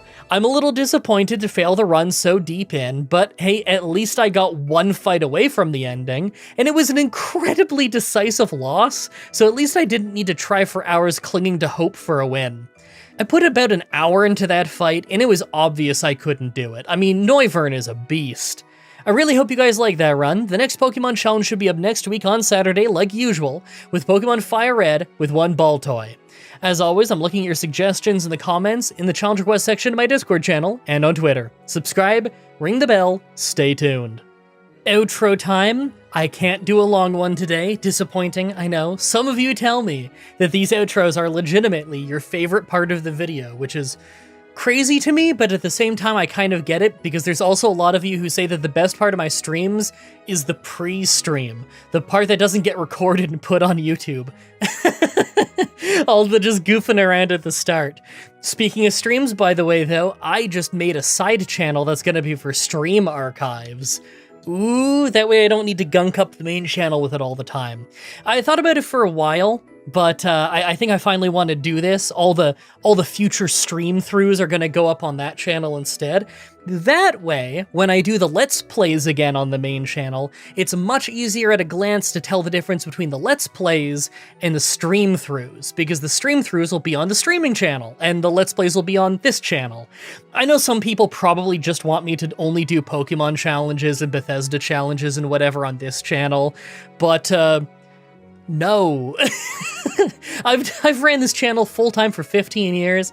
I've done thousands and thousands of Let's Play videos on this channel, tons and tons of streams, tons of vlogs, tons of all kinds of things, creepypasta readings back in the day, reviews, all kinds of things on this channel. It'd be real weird to go moving the Let's Plays, the core of the channel, off of the channel 15 years in. The stream recordings, though, I think that'll be fine. By the time this video goes up, that other channel will probably be public. There'll be a link to it, maybe in the description, almost definitely on my YouTube channel, and through the links link, you know, the link tree thing on my Twitter. That'll probably have it by then, but I don't know. At the time I'm doing this voiceover, I'm still getting all that set up. But I have to run because I am so busy right now. One, I have a little bit of a sore throat, so I should probably shut up and not wreck my throat more. But two, I'm recording this on the 4th of October, 2025. And on the 6th of October, my girlfriend's moving in. So I am so busy over the next couple days just getting ready for her to move in and to help her move in and everything. So I'm going to be really busy with that stuff. So I'm going to just go ahead and do the $50 supporter shoutouts for Jacob Busby, Javad Khosrow, Dan Sorrell, and Grayson Fitz. Thank you so much, guys, for the continued support. I appreciate it. I'm going to just shout you guys out, and then I gotta get going because I gotta edit this thing so fast, and then I have like a million things to do around the house. Thank you everybody so much for watching, and until next time, have a nice day. Hey everybody, Mah-Dry-Bread here. Pokemon Red with only one Grimer was a surprisingly simple solo run. Let's follow that up with a much harder one. Today's the day that we figure out, would I be able to beat Pokemon X with a team of only one Pikachu? Man, this one won't be easy. Pikachu is a super weak first form electric type that I've done quite a few of these challenge runs with at this point. Speed is really the only thing that we're particularly good at. Other than that, we're just a really frail Pokemon. It's worth pointing out, though, that starting in Gen 6, they gave Pikachu 10 more base defense and special defense, so believe it or not, this is an upgrade from how weak Pikachu used to be. By level up, we learn a few good moves like Thunderbolt at level 29, and Double Team, which I figure might be required if we're gonna win, but really there isn't much that I want. By TM, we can improve our type coverage a little with things like Dig, Brick Break, and Grass Knot, but I don't really expect that to make this easy. Overall, we're a really limited Pokemon. Like always, this script is being written as I go through with the challenge, so all this part is being written before I've started. Everyone comment down below and guess if I can win or not. I think there's a chance that I could win, but I think it's also quite likely that our stats just aren't good enough for us to make it past the Elite Four. If we get absolutely brick-walled anywhere, I think it's going to be from the dragons during the Elite Four. Let's explain the rules. In combat, I can only use Pikachu. I'll need other Pokemon to use HMs, but I won't be allowed to use any of those Pokemon in battle. No glitches or exploits, no items in battle, only Pokeballs, held items, and items outside of combat are allowed. Also, if you enjoyed this video, be sure to like, subscribe, and ring the bell for more. Let's do this. So, right off the bat, I use the Universal Pokemon Randomizer to replace Chespin with Pikachu so that we can do the whole run with it. I name him Dedenne, clearly the same Pokemon. Our nature is modest for more special attack and less attack.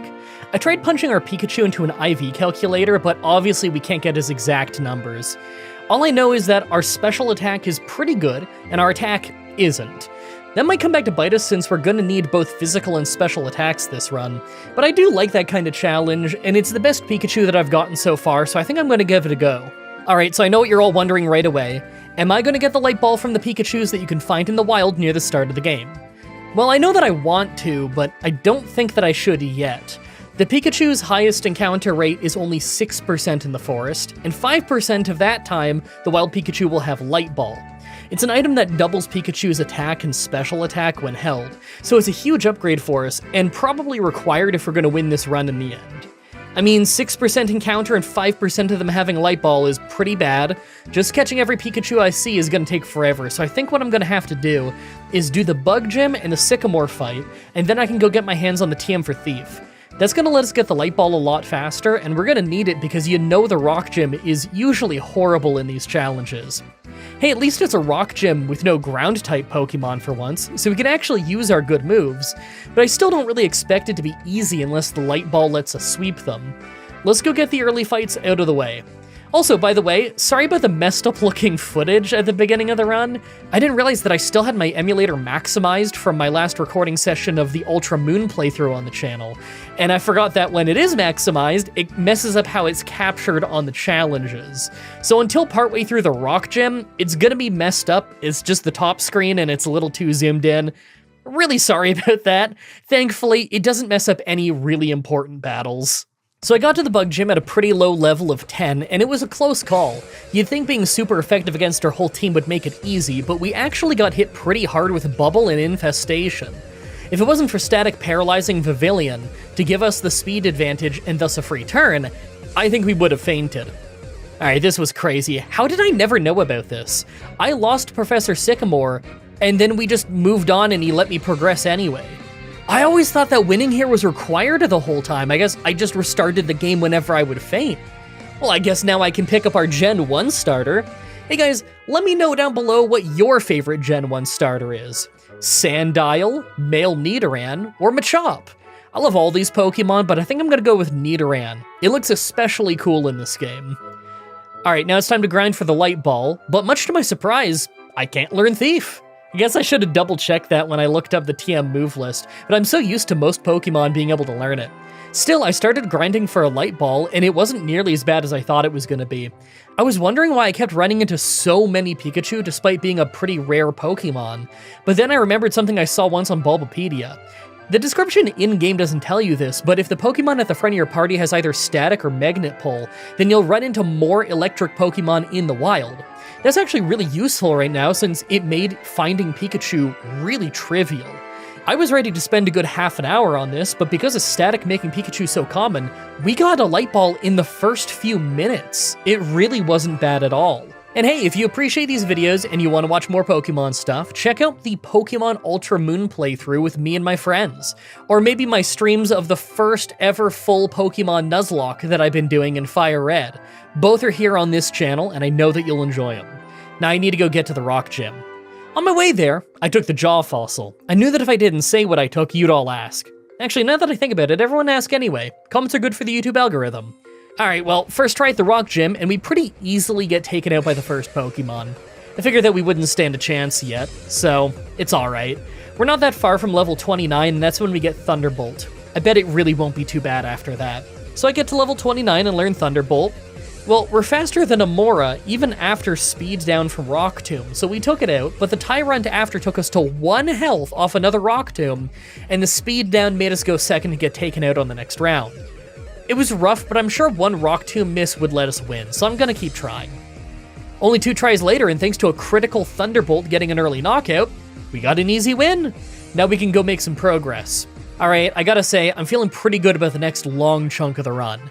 We have our rival, the Fighting Gym, and our rival again, then the Grass Gym. I guess I kind of worry about the Grass Gym every time, but it's basically never dangerous, so we'll probably just overpower them. And the Fighting Gym is probably going to be pretty easy.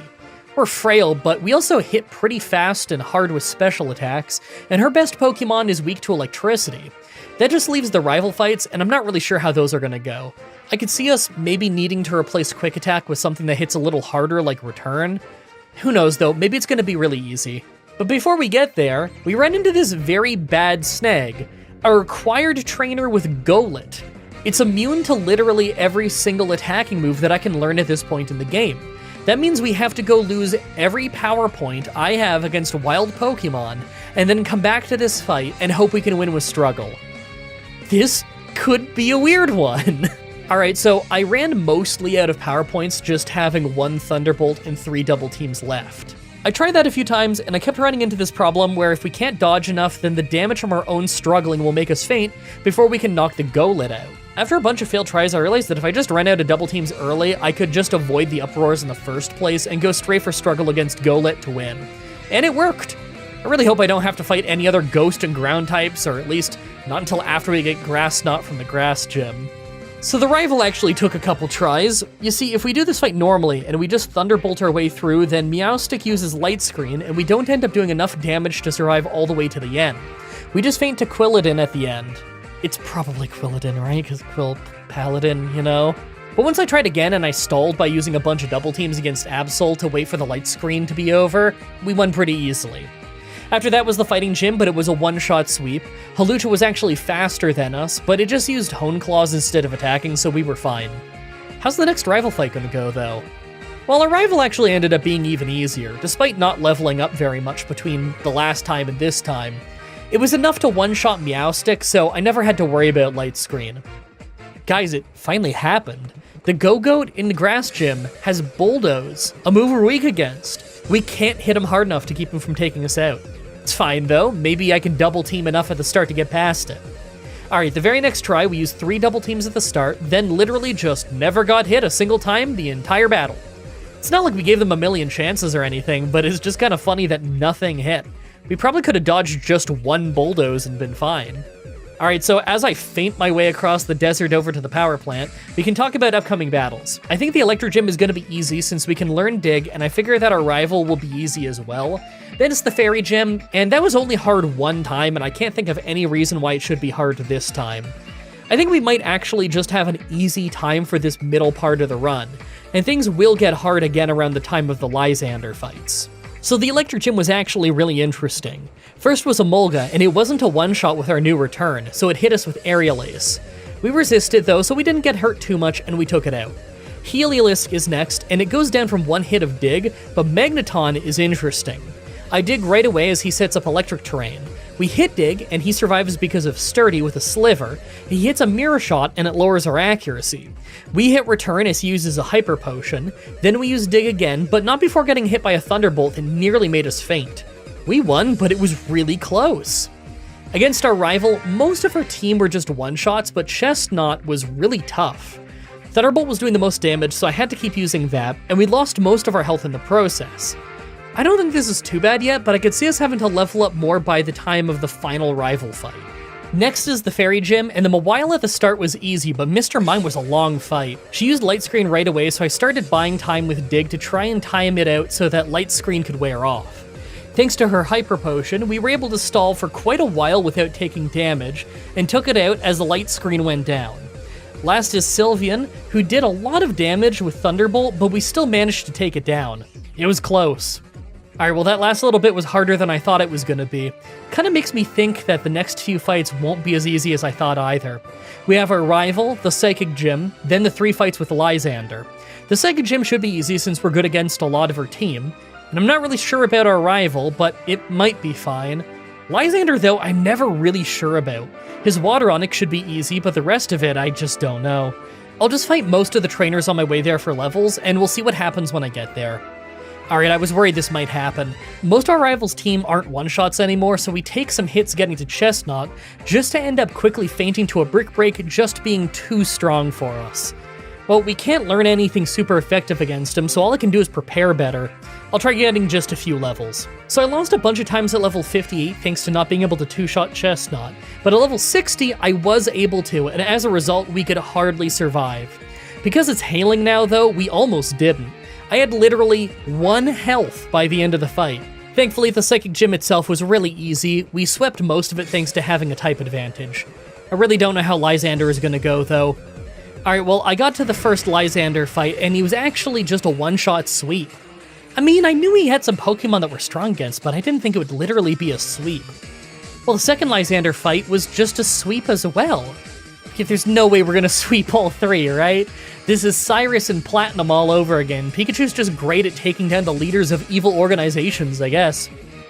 Well, yep, it was a sweep. I thought maybe Mega Water Onyx could take a hit, but nope, apparently it can't. Well, that was surprising. I mean, I thought that it might not be too bad, but I didn't think I would sweep the whole thing. What's even left? Sycamore, our friends on the bridge, Ice Gym, and our rival. Sycamore's always easy, and our friends are usually easy. The Ice Gym was hard, like, once ever, so I could probably just get Brick Break and sweep it. Then our rival might be pretty hard. Maybe I was wrong to think that I might not be able to win this one. It seems like it's going pretty well. We still get one-shot by ground moves occasionally, but we don't run into that type all that often, so it's not really that big of a deal. Alright, first is Sycamore, but he was incredibly easy. 2 of his Pokemon are weak to Thunderbolt, so he was doomed. Then it's our friends, and really the only reason this was close is because you can't heal between the first 2 fights. So between getting hit a bit and getting poisoned off Poison Point, we had a close call, but we still won on the first try just by using Thunderbolt a lot. Alright, free ride's over. The Abomasnow at the start means that it's hailing the whole fight, and thanks to his Hyper Potions, he can hold on for ages, so that hail damage builds up. Cryogonal is a one-shot, but last is Avalugg, and we come nowhere close to a one-shot, then feint to Avalanche. Maybe Thunderbolt would work better. I know that Avalugg's defense is high, but his special defense isn't. Oh wow. Next try goes the same until Avalugg, when we crit Thunderbolt for a one-shot. I don't know if we needed that crit or not, but I'm not complaining. That was pretty awesome. In an alternate world, I probably didn't take him out in one hit and got one shot by Avalanche. I like this world a lot more. Alright, next is our rival. One Thunderbolt took out Meowstic, and obviously the Vaporeon was a one-shot right after. Alteria's next, and we nearly one-shot it and paralyzed it, but we didn't faint right away, so it did a little bit of damage to us. After that is Chestnut, though, who just hardly went down in 2 hits, but did tons of damage to us in the process. That let Absol outspeed us with Quick Attack and easily take us out. If we could get just slightly stronger, then I could 2-shot Altaria, and I think that we could win it pretty easy. Alright, so after coming back 5 levels later, things go much better. It's mostly just because we have a bit more health, so we aren't quite in range of a one-shot from the Quick Attack at the end. Now that we're the Elite Four, let's take a look at our stats. Well, we had to level up a bunch because of ace trainers that I kept losing to, so I don't have a whole lot of room left to raise these stats. Yeah, 155 special attack is not really that great for being level 90, but because we have that light ball, we actually have 310. We are very much a glass cannon, and I suspect that what might happen is that the first few members of the Elite Four won't be too bad, but that Dresna's Dragon team will survive a few hits and take us out. If we can make it to the Pokemon Champion, though, then I think we have a solid chance at winning. Make your final guesses on if we can win this or not. Let's do this. First is Fire Trainer Malva. Her team is literally a sweep. Kinda thought that Torkoal was gonna survive a hit, but it didn't. I figure the next one's gonna be just as easy, right? Second is Water Trainer Cybold. Yeah, that's what I thought. One-shot sweep. Let's just move on to Wickstrom. I have no idea what that one's gonna be like. Third is Steel Trainer Wickstrom. This is a weird fight in that it goes the exact same way every time. Klefki at the start hits Torment, so we can't use the same move twice in a row, so we take it out. And then against Probopass, we kept swapping between Thunderbolt and Brick Break. Both would get a one-shot if not for Sturdy. We always get hit once, but he uses some full restores and then we take him out. But third is Aegislash, and we can't attack on the first round due to Torment and him protecting himself, so we use Double Team. Then we hit Thunderbolt, he changes stance, and we feint to Shadow Claw. I tried changing it up a bit, but when I used Double Team, I never had any luck. I think it's time that I just get close to max level. I need to survive another hit. Alright, 4 levels later and a few tries later. Right away, I use Double Team once to dodge the first move, then Thunderbolt to take out Klefki as it uses Torment. As Probopass came out, I hit Brick Break and we crit, but of course Sturdy kept it up. Earth Power hit us kinda hard, and we put it in a full restore loop until we took it out. Aegislash is next, and it's so random in what it does. I just used Double Team and started trying to fight it. I don't know why it was doing the same thing before and different things now, different level I guess. Sometimes it would protect itself, but we can only attack it once every other turn from Torment, so I used the non-Thunderbolt turns to use Double Team. Eventually we got an opening, and we took it out pretty fast. Last is Scizor, but it goes down in 1 Thunderbolt. That was actually kind of a clean win. Fourth is Dragon Trainer Drasna. First is Dragalge. I just realized recently that this Pokemon is made of algae, and so this is definitely pronounced Dragalge. I've seen you guys mad at me in the comments, and I still wasn't sure how you wanted me to pronounce it until recently. Anyway, sorry. First is Dragalge, who hits us hard with Sludge Bomb and hardly goes down in 2 hits. Second is Altaria, who's a one-shot. And second is Noivern, who's also a one-shot. Last is Dredagon, who took a Thunderbolt, nearly made us faint with a critical Dragon Tail, then we finished him off. That was actually kind of an easy first try. I didn't see that coming. Finally, Pokemon Champion Diantha. I had to level up to max for this one, and I'll show you why in a minute. First is Hawlucha, who's obviously a one-shot, and second is Tyrantrum, who is usually a one-shot with Thunderbolt, but not always. Third is Goodra, who never used to be a one-shot and would mess us up a lot, but now that we're level 100, it is a one-shot.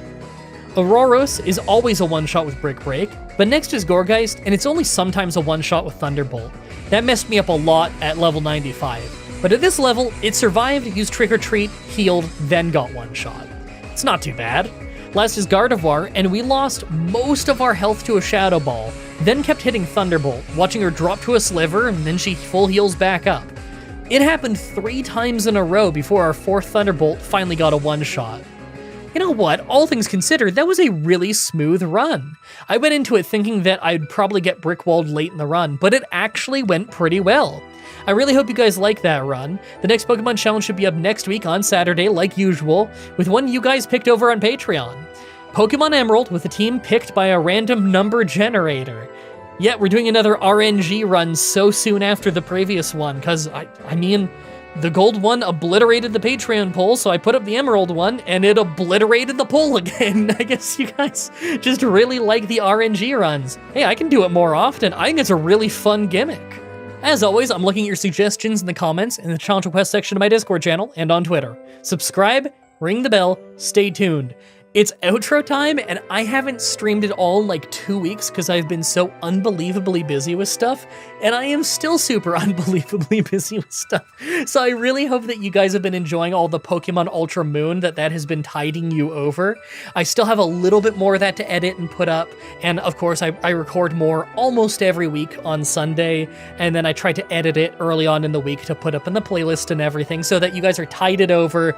And so I hope you're not dying to see more Nuzlocke too badly. I will get back to streaming more Nuzlocke and Super Mario Mon and Pokemon Fire Red Rocket Edition, because all those are really fun. And Pokerogue. Oh god, I have so much to do. Sorry, I've just been so busy, so busy. So $50 supporter shoutout tier. Thank you again so much, Jacob Busby, Javid Kusaro, Grayson Fitz, Tara Luis, Dark Soul, Young Smoky VP, Gabriel Thornton, Hernandez Punchstick, and the -1 for your continued support.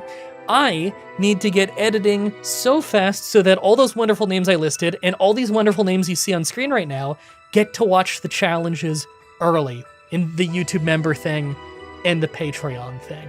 And I can't do that until I get this edited, so I should probably get editing. Thank you so much for watching, and until next time, have a nice day. Hey everyone, Mah-Dry-Bread here. Pokemon Black with only one Fungus was shockingly fast for such a weak Pokemon. Let's follow that up with one of my all-time favorite Pokemon. Today's the day that we figure out, would I be able to beat Pokemon X with a team of only one Sandile? Man, if you watch the other 2 Sandile runs I did, then you already know this is one of my all-time favorite Pokemon. Sandile is this awesome Dark and Ground type with high attack and speed, and a little bit of health, but not much of anything else. It can have Intimidate as an ability, but the really cool one is Moxie, where it gains an attack boost every time that we make a Pokemon faint. By level up, we learn a lot of great moves.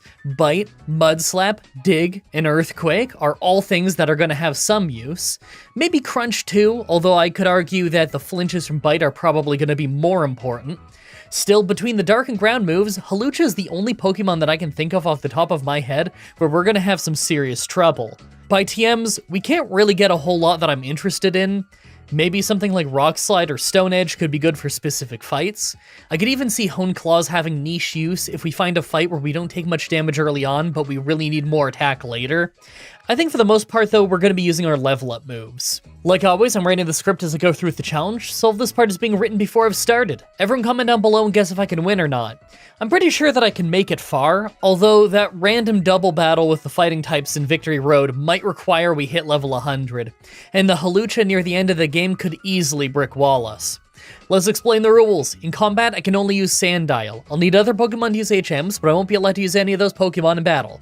No glitches or exploits, no items in battle, only Pokeballs, held items, and items outside of combat are allowed. Also, if you enjoyed this video, be sure to like, subscribe, and ring the bell for more. Let's do this. So right off the bat, I used the Universal Pokemon Randomizer to replace Froakie with Sandile so that we can do the whole run with it. I name them Street Sharks, like in my blind Let's Play of Pokemon X that I did with my friends back in the day. You should check that out sometime. I'll have a link to it in the description. It was my first time playing Gen 6, and we had a great time. Anyway, check this out. I thought that we were going to be re-rolling Sandiles for at least an hour, since I need the attack up nature without a speed down, and also Moxie as an ability, but only the third one, and we get this one. I would have rather had my special attack down rather than special defense, but I can roll with this. I kinda like not having the most perfect Pokemon anyway. That way, even if my Sandile can't make it to the end of the game, yours might, if you give it a try. Plus, it keeps things interesting for one of the straight-up better Pokemon Challenge people plays the game. Of the Pokemon Challenge guys who have been doing this as long as I have to be the one that's worst at the game, right? Alright, early travel, and of course it's easy since we hit so hard.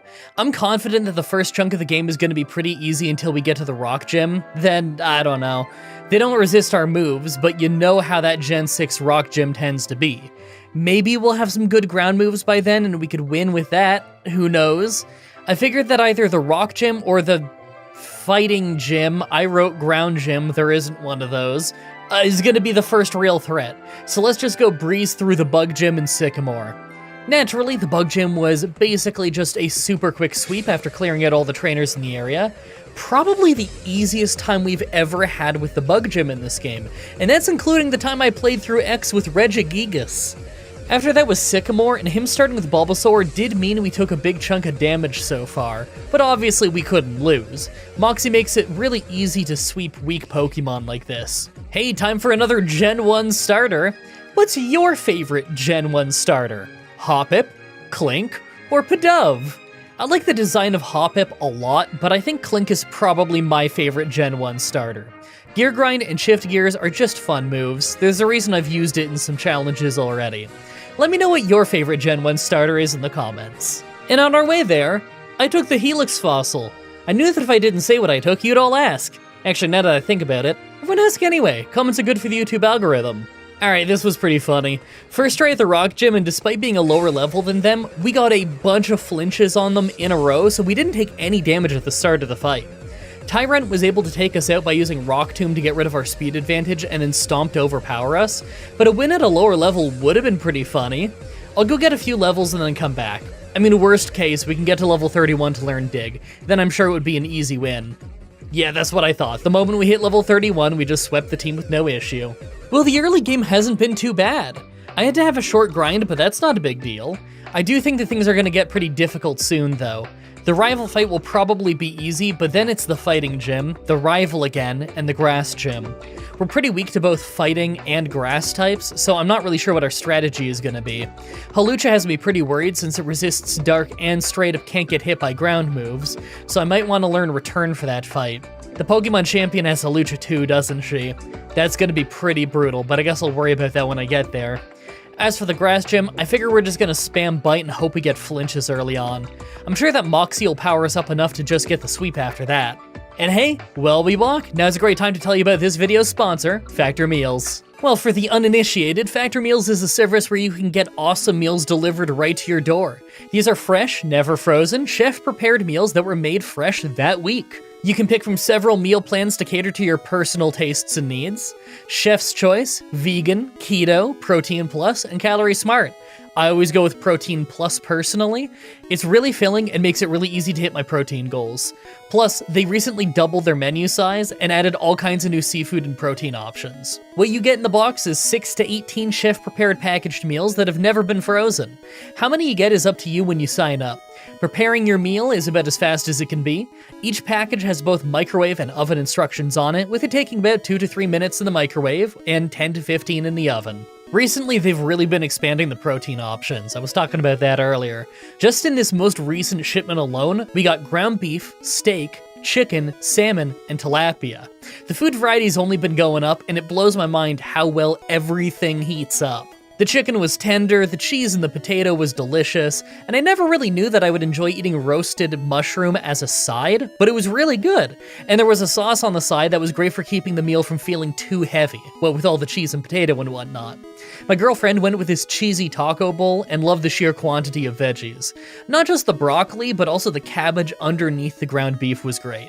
Head to factor75.com or click the link below and use the code MDBFB50 to get 50% off your first Factor box plus free breakfast for 1 year.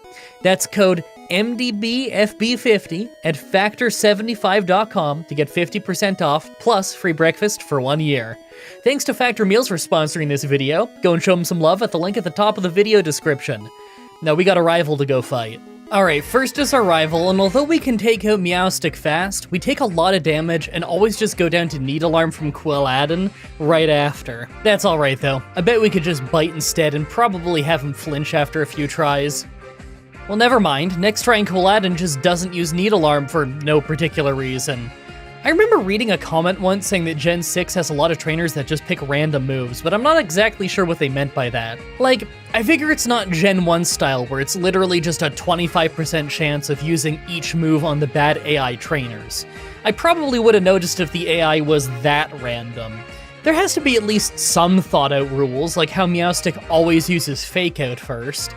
Still, it does often feel like in Gen 6 they have a winning strategy, but will use terrible moves anyway. Well, I got to the fighting gym at level 43 after having some troubles with the gym trainers. Mindfu went down easily thanks to Earthquake, but Hawlucha just outspeeds us and one-shots us with a flying body press. That's pretty much what I thought would happen. I guess we need to slowly level up and keep trying until we either don't get one-shot or we're faster. I'm not really sure what's gonna happen first, but I'm leaning towards surviving a hit. Hawlucha is pretty fast after all. Well, at level 45 I try again, and this time we don't get hit by Fake Out at the start, so we actually survive the first flying press. But obviously we still can't win this fight yet. I'm probably gonna have to wait until we're faster before we can win this one, but I'm at least confident that being faster will get us the win. Oh, never mind. A level later and I remember that I have the TM for return. I learned that, survived Flying Press with 5 health, and then swept his team. Man, I'm happy that I remembered you get the TM for that early in this game. That means we can go do the next few fights at a lower level. After that is our rival, who is even easier than last time, since they once again didn't feel like using any of their grass moves. Will the grass gym be any harder? Nah, it was pretty easy. We got Leech Seeded at the start, but it's not like we're a high health Pokemon like Chansey. As soon as Moxie powered us up, we swept him fine. I gotta say, I'm feeling pretty great about this next chunk of the run. Electric Gym, Fairy Gym, Psychic Gym, 2 rival fights. Obviously, the Electric Gym and the Psychic Gym are gonna be easy, and I bet both rival fights will be easy too. I do think the Fairy Gym could be hard for the first time ever though. They resist Dark and are super effective against us, so how that goes is totally up to our ability to sweep them with Earthquake. Honestly, I'm still kinda leaning towards it being a sweep, but I don't want to assume. Still, I'm thinking things will be easy all the way to Lysander, so let's go get sweeping. So first is the Electric Gym, and although it was pretty easy, I actually lost the first try thanks to Static at the start paralyzing us, letting Magneton 2-shot me with Mirror Shot near the end. It's fine though, second try and we won fast. Alright, this rival fight was crazy. Meowstic goes down in 1 hit, we hardly survived Chestnut with only 3 health, then one-shot Absol. Doesn't Absol have Quick Attack? Why didn't he finish me off with that? Maybe I'm misremembering. Well, the Fairy Gym was a sweep. I should have assumed that though, right? Even when I think it might be hard, it never is. Ever. Now what might be hard is the next rival fight, since I nearly fainted last time. Alright, this one is pretty bad. So I get to the rival fight, and although we can sweep through her first couple of Pokemon just fine, we can't take out Chestnut, so we easily get knocked out. And that's with 2 attack boosts from Moxie and a crit on return. Man, if that's how it's gonna go, then I need some level ups for sure. Maybe in a few levels I could survive a hit and 2-shot him or something. Okay, this actually wasn't so bad. 3 levels later and we can survive with a tiny sliver, just enough to get a 2-shot, then beat the rest of her team. And of course the Psychic Gym was really easy. The only damage we took was from Fake Out, so nothing serious. Alright, it's time for things to get a lot more difficult. It's the first Lysander fight, and although we land a one-shot right away, the Water Onyx right after only loses about half its health to return, then one-shots us with Aqua Tail. At least that move can miss though, so I'm sure that we can win this in a few tries. Okay, well literally the next try, an Aqua Tail missed, so Water Onyx went down just fine. But Pyroar right after hit a Fire Blast that took us down to a sliver. We one-shot him, as well as the Murkrow right after, but the whole glass part of us being a glass cannon is really starting to become noticeable. Let's hope that the trainers in the area get us to a decent level before the next Lysander fight. So I get to the next Lysander fight, and although we had the amazing luck of Aqua Tail missing on the first try, Water Onyx wasn't a two-shot, so we got hit on the next round. I mean, even if we took him out, I'm assuming Fire Blast would have just one-shot us this time. I think it's safe to say that I need to candy up a little bit and keep trying. It's not like we're anywhere close to the level we're gonna need to be to win the last Lysander fight anyway. Alright, so this took 15 tries, and we kept going down to Aqua Tail, but eventually, I had the good idea of just equipping a King's Rock. That gives us a flinch chance on all moves, essentially doubling my chances of getting past Water Onyx. It paid off big time, with us flinching him after just a few attempts. Then we easily took out his whole team.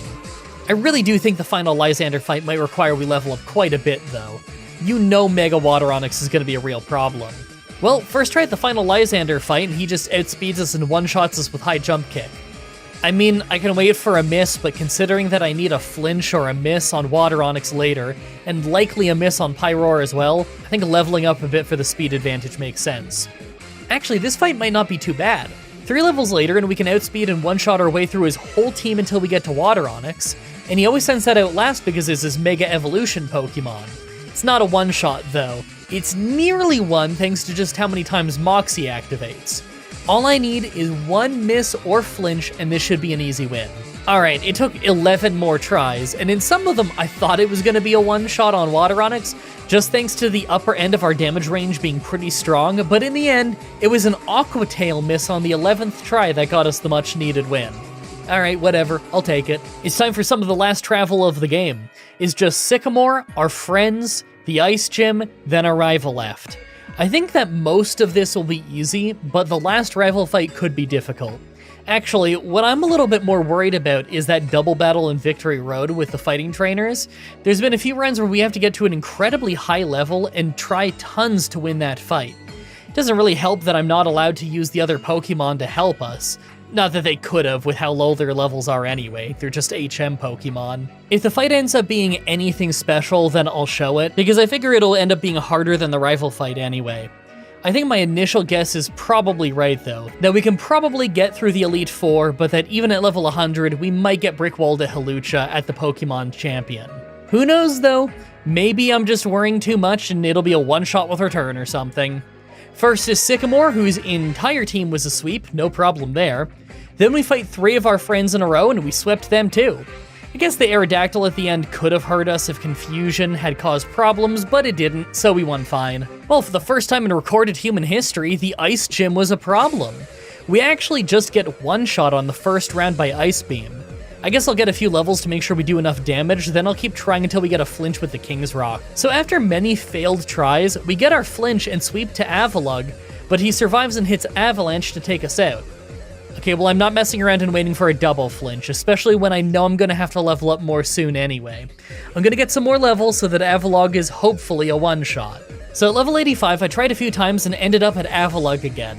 I was actually on pace to lose to him again because he just used Curse for some reason, then Hyper Potioned up, and his Ice Body was healing him enough that he might not be a two-shot, but we just hardly took him out. I can't tell if that was lucky or unlucky. What a weird fight. Well, at least the double battle I was worried about ended up being easy. I just hit Earthquake to one-shot both of them at the same time. The fight was actually about 5 times shorter than what happened after, when I had to watch our level 3 Pidgey level up 1,000,000 times. It's always kind of funny when an HM Pokemon ends up getting tons of levels through weird shenanigans, like someone using Roar on us, or, in this case, random double battle. Last before the Elite Four was our rival, but she was actually really easy. Moxie is such a run saver, it's unreal. Now that we're at the Elite Four, let's take a look at our stats.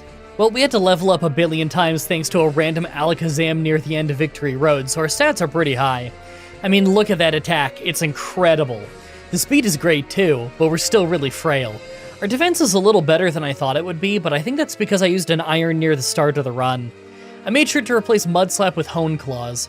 I doubt we'll get a chance to use it, but we haven't been needing Mud Slap anyway. Maybe Hone Claws could save us in a fight where Moxie doesn't make us strong enough. Make your final guesses on if we can win this or not. Let's do this. First is Fire Trainer Malva. We lost on the first try to Flame Body, but on the second try it was an easy sweep outside of taking a bit of damage from Flare Blitz. Second is Steel Trainer Wickstrom. This is a sweep as well, although the Probo Pass at the end took a while thanks to Sturdy. Still, I knew these two would be easy. Drasna might be a little more difficult though.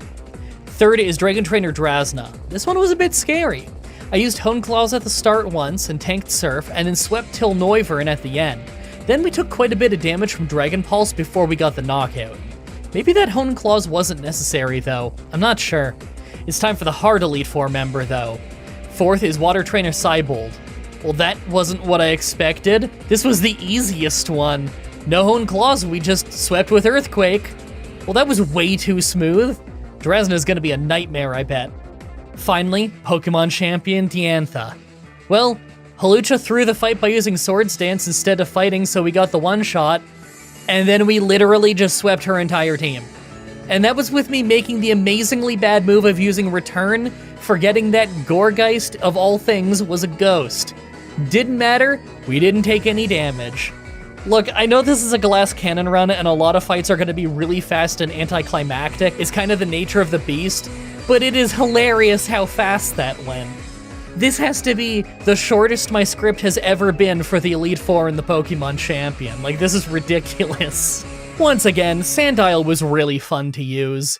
Yeah, a lot of those fights were incredibly simple to recap and not exactly the most creative, but it was still really fun. You should give this one a try. Sandile may look harmless, but it's shockingly good. I really hope you guys like that run. The next Pokemon Challenge should be up next week on Saturday like usual, with something picked by you guys on a Patreon poll.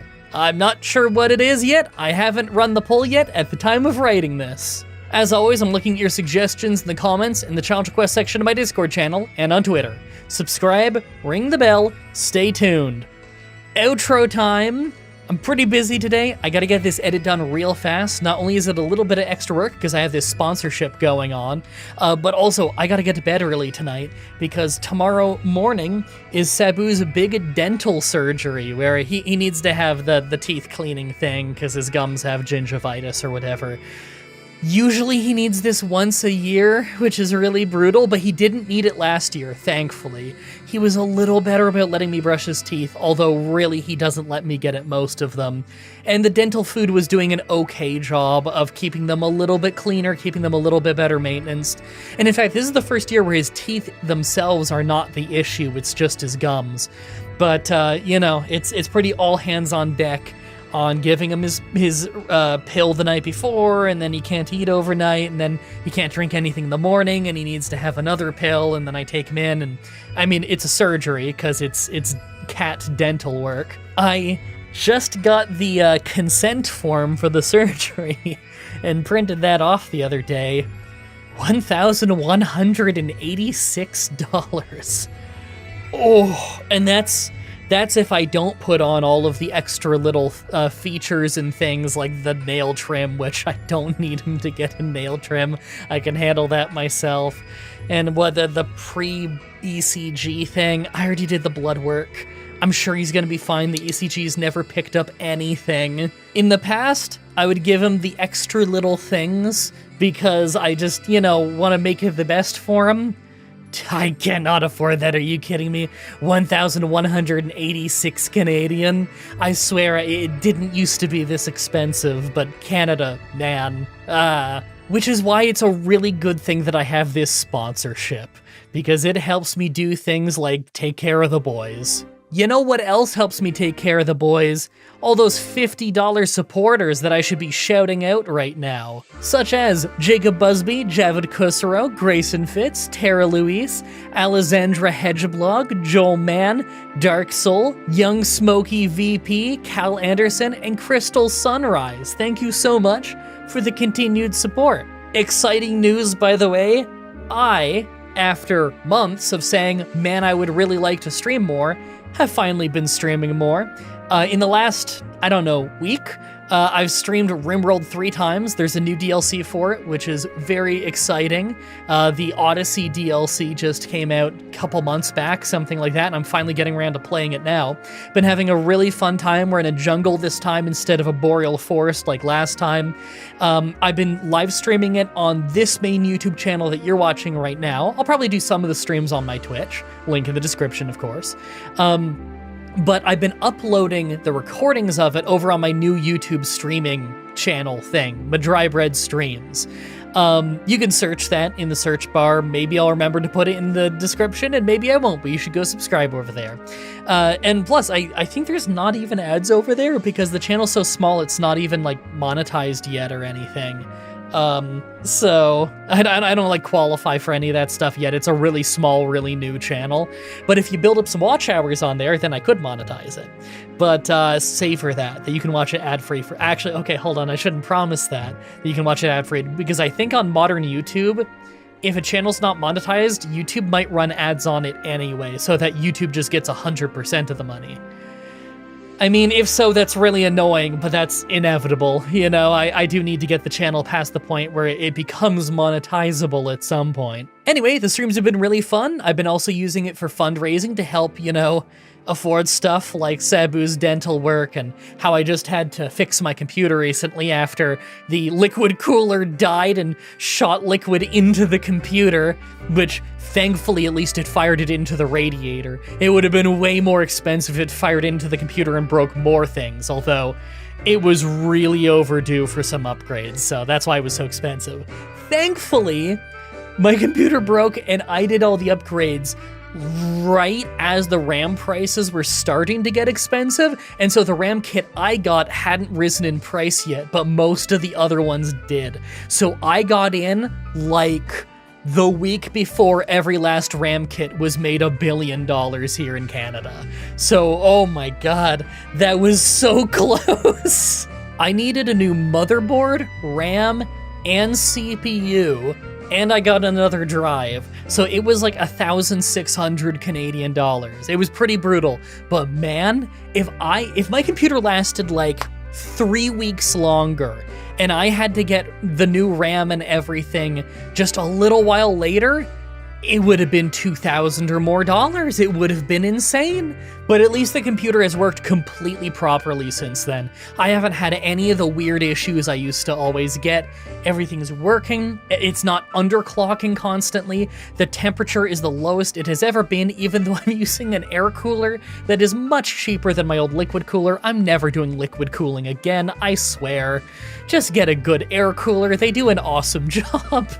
Alright, that's enough rambling from me. I do need to get this video edited, and I'm in quite the time crunch today, and I haven't eaten yet, and I've just been banking on the fact that you hopefully can't hear my stomach growling. Thank you everybody so much for watching, and until next time, have a nice day. Hey everyone, Mah-Dry-Bread here. Pokemon White 2 with only one slacking was a really unique solo run.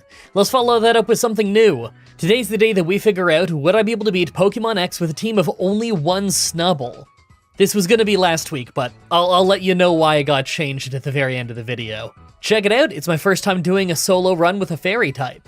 So Snubbull in Gen 6 is now a fairy type, and other than that interesting little change, it's still not great. High attack, but it's bad at just about everything else, with its low speed being an obvious issue. Move-wise, it doesn't learn much by level up. Yeah, it has the elemental fangs, but because it's not in the last 4 moves that it would have by level 5, you won't start with any of them. Bite's a decent move, and I like Headbutt, but other than that, it's mostly just Play Rough that has potential. For TMs, we have a ton of variety, but a lot of these are special moves, and we aren't going to be very great with them. Going heavily into physical attacks is probably our path to victory, if a victory is even possible. Maybe Earthquake, Play Rough, Power Up Punch, and Bite? Not totally sure yet. Like always, I'm writing the script as I go through with the challenge, so this part is being written before I've started. Everyone comment down below and guess if I can win or not. I'm probably not beating the Elite Four, but I'll be happy if I can just make it that far. Let's explain the rules. In combat, I can only use Snubbull. I'll need other Pokemon to use HMs, but I won't be allowed to use any of those Pokemon in battle.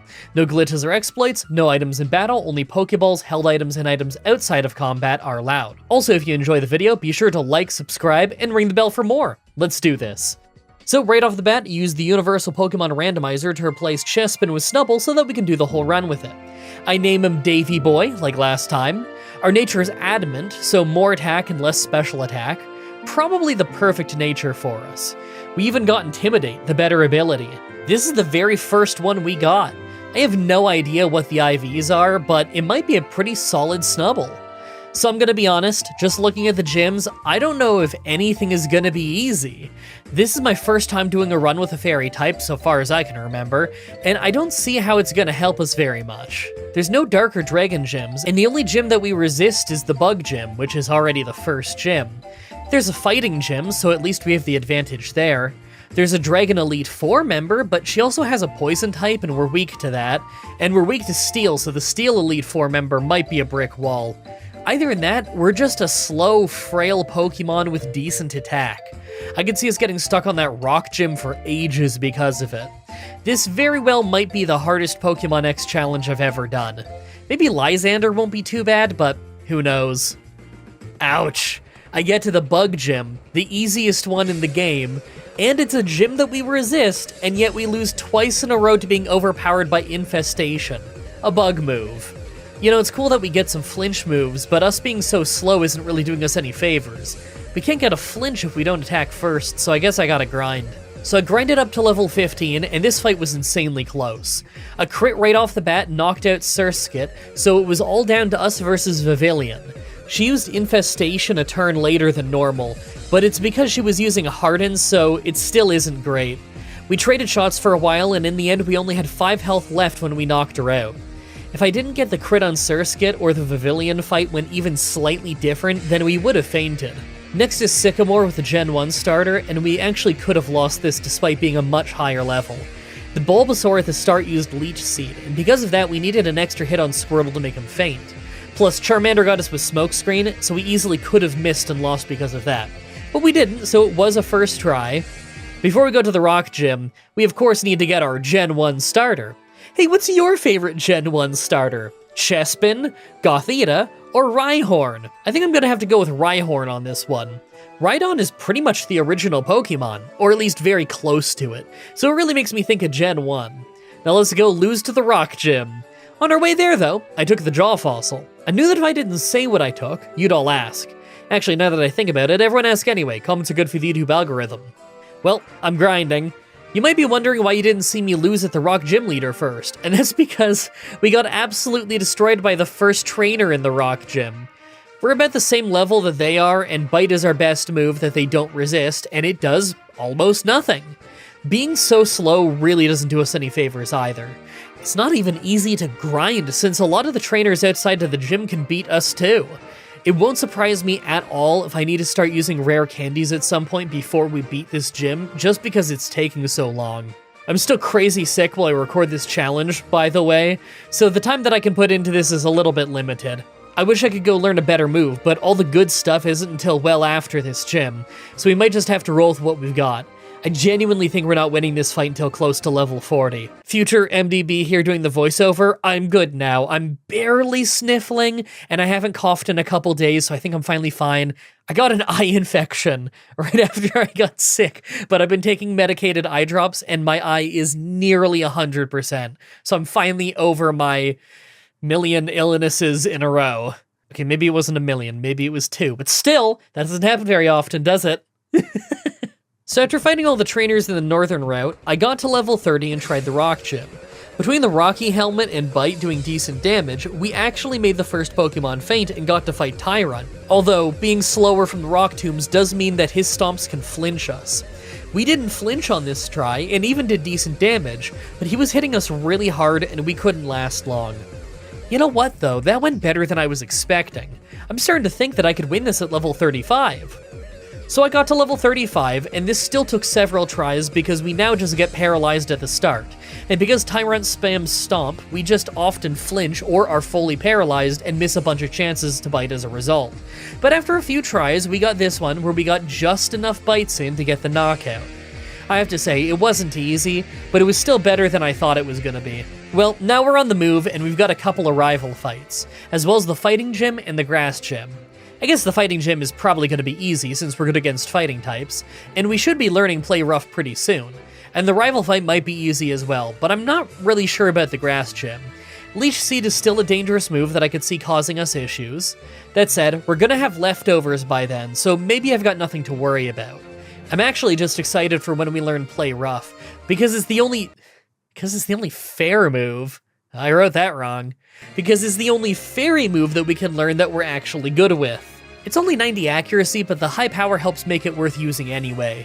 It should be our strongest move this whole run, so let's get that and see how the fight goes. Well, this isn't how I thought the first rival fight would go. We always take a good amount of damage from Meowstic at the start, normally a really weak Pokemon. We easily one-shot Absol right after with Play Rough, but then Braixen comes out and takes us out easily thanks to us being so slow. I'm actually gonna have to level up more for this. Maybe I can buy the TM for Dig and win that way. Alright, next try, and this time we have Dig. We actually came incredibly close to losing thanks to missing Play Rough on Absol the first time, but thankfully, Dig hit hard enough to one-shot Braixen, so we did manage to win. I'm a little worried about how that rival fight will go after the fighting gym, but at least we have leftovers by then.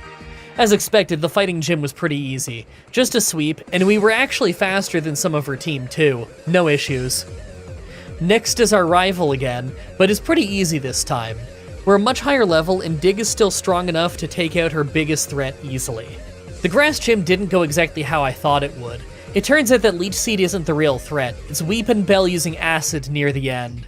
We lost on the first try thanks to us missing a Play Rough and giving him too many chances to hit us, but on the second try we were able to win just thanks to us not missing. Still, we take a lot of damage from those poison moves.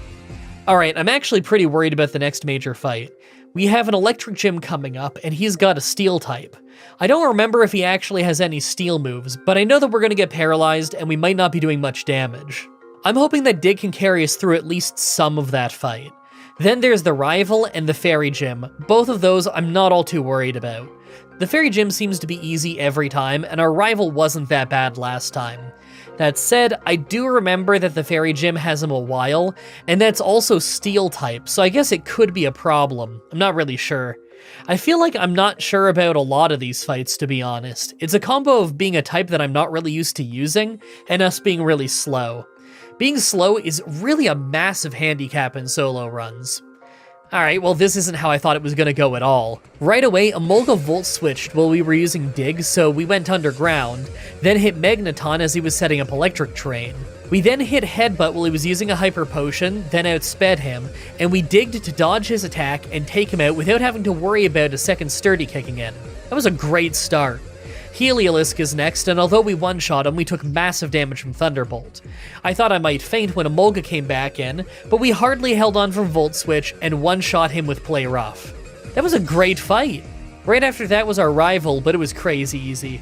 Same as before, Bite for Meowstic, Play Rough for Absol, and Dig for Delphox. Guys, history has been made, for I have finally failed at the Fairy Gym. I tried the fight several times, but no matter what, the Mawile is easy, but the Mr. Mime always opens with Reflect, and due to the Hyper Potion, we never actually get it to faint before we get taken out by Psychic Spam. I actually need to get stronger to beat the Fairy Gym, although it might not take that long. Just being a little bit stronger or faster might win this for us. So I got to level 60 when I remembered that, oh yeah, Fairy doesn't resist Fairy, so I can just take Mr. Mime out easily with Play Rough. The problem is that I take it out so fast that Reflect is still up when Sylveon comes out, so we easily get taken out by it instead. Not only that, but between Cute Charm and her using Charm to lower our attack, we never get anywhere close to winning, even when we delay things to get there when Reflect is done. It's such a weird fight. I actually do need to get stronger. Well, this isn't what I expected. I tried the fight more at level 65, and I kept trying to time out our digs so that we could take out Mr. Mime as Reflect wore off, but I kept messing it up. I thought this would be another failed run, as another Reflect went up right before Sylveon came out, but we crit to just get a one-shot anyway. Hey, I'll take it. Alright, we're coming up on some fights that I'm really interested in. There's a rival who probably won't be that bad again, the Psychic Gym that might be interesting but probably not all that hard, then the Lysander fights. Now those are what I'm interested in. I actually think we might have a really easy time at all three of them.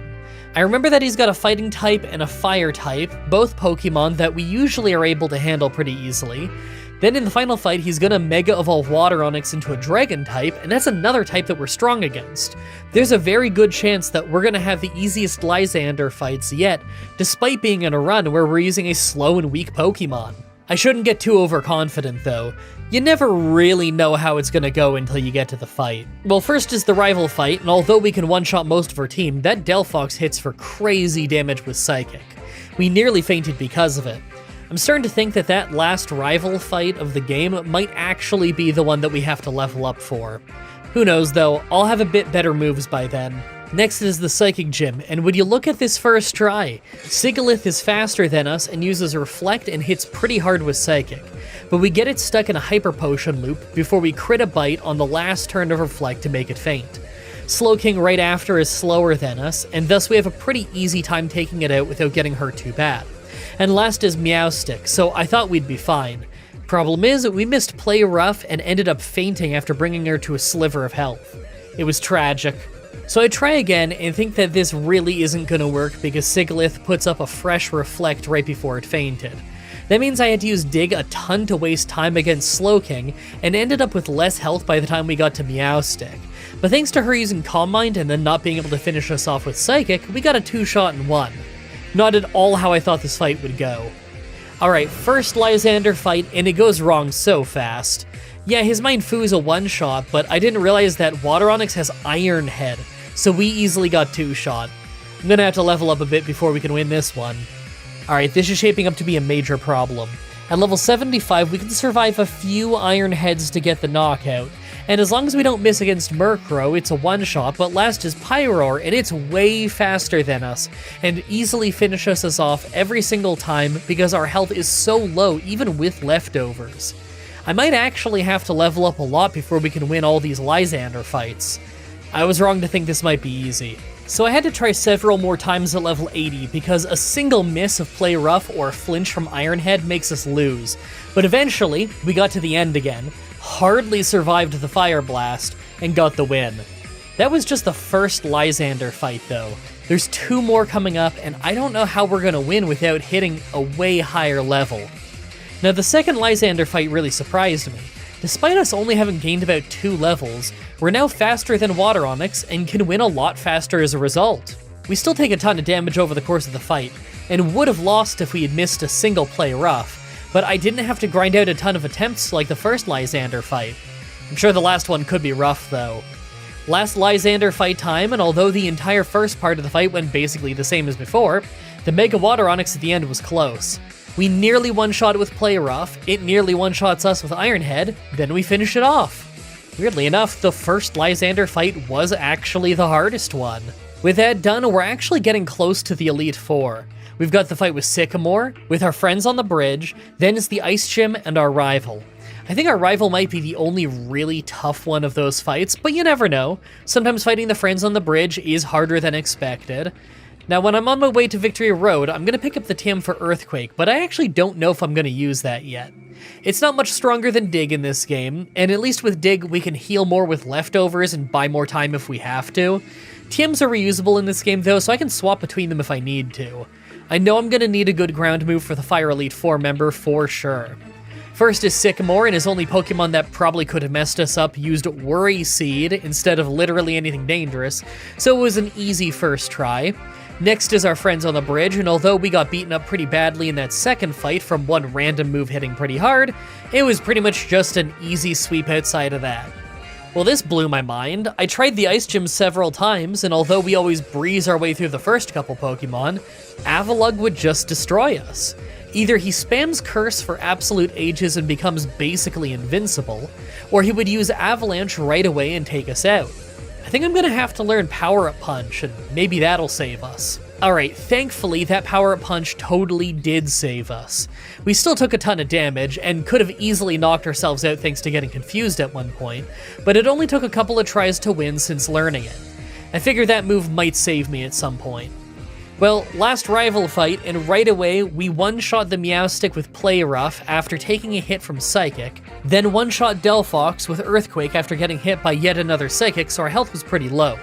Jolteon got us with Discharge before we Earthquaked it down, so I figured our health might be too low to get a win. But next is Altaria, who we outsped and one-shot with Play Rough. Last is Absol, but it just used Swords Dance, so we one-shot it with Play Rough. That really wasn't that bad. Now that we're at the Elite Four, let's take a look at our stats. Well, our attack is pretty solid, and so is our health, but outside of that, I'm a bit worried. I do love that our speed is much higher than I expected it to be, but I still don't really see us beating the Elite Four. I'm not overly worried about most of them, but I just don't see how we're beating Wickstrom. I have some moves that could work well against Steel types, but I don't think I'm one-shotting most of them, and their Steel moves are very quickly going to overpower us. I'm going to say that I can beat all of the Elite Four except for Wickstrom. I think I'll replace Headbutt with Return just so we have a stronger normal move, and then give this a try. Make your final guesses on if we can win this or not. Let's do this. First is Fire Trainer Malva. Alright, well first try and we take massive damage from Hyper Voice before one-shotting Pyroar with Earthquake, but second is Talonflame, so we can't just use Earthquake again. We took huge damage off Brave Bird, hit pretty hard with Return, she healed back up, then hit us again for the knockout. I don't like how that went, but I don't think this is hopeless. Let's max out our level since we're almost there anyway. If we end up faster, then I think we could win. So after failing the fight a few times due to leaving Talonflame with a sliver of health off Return, we ended up critting to take it down. Tarkle was of course a one-shot with Earthquake, but after that is Chandelure, and we really easily fainted to Flamethrower. Alright, that's a pretty bad situation, but you can do these Elite Four fights in any order.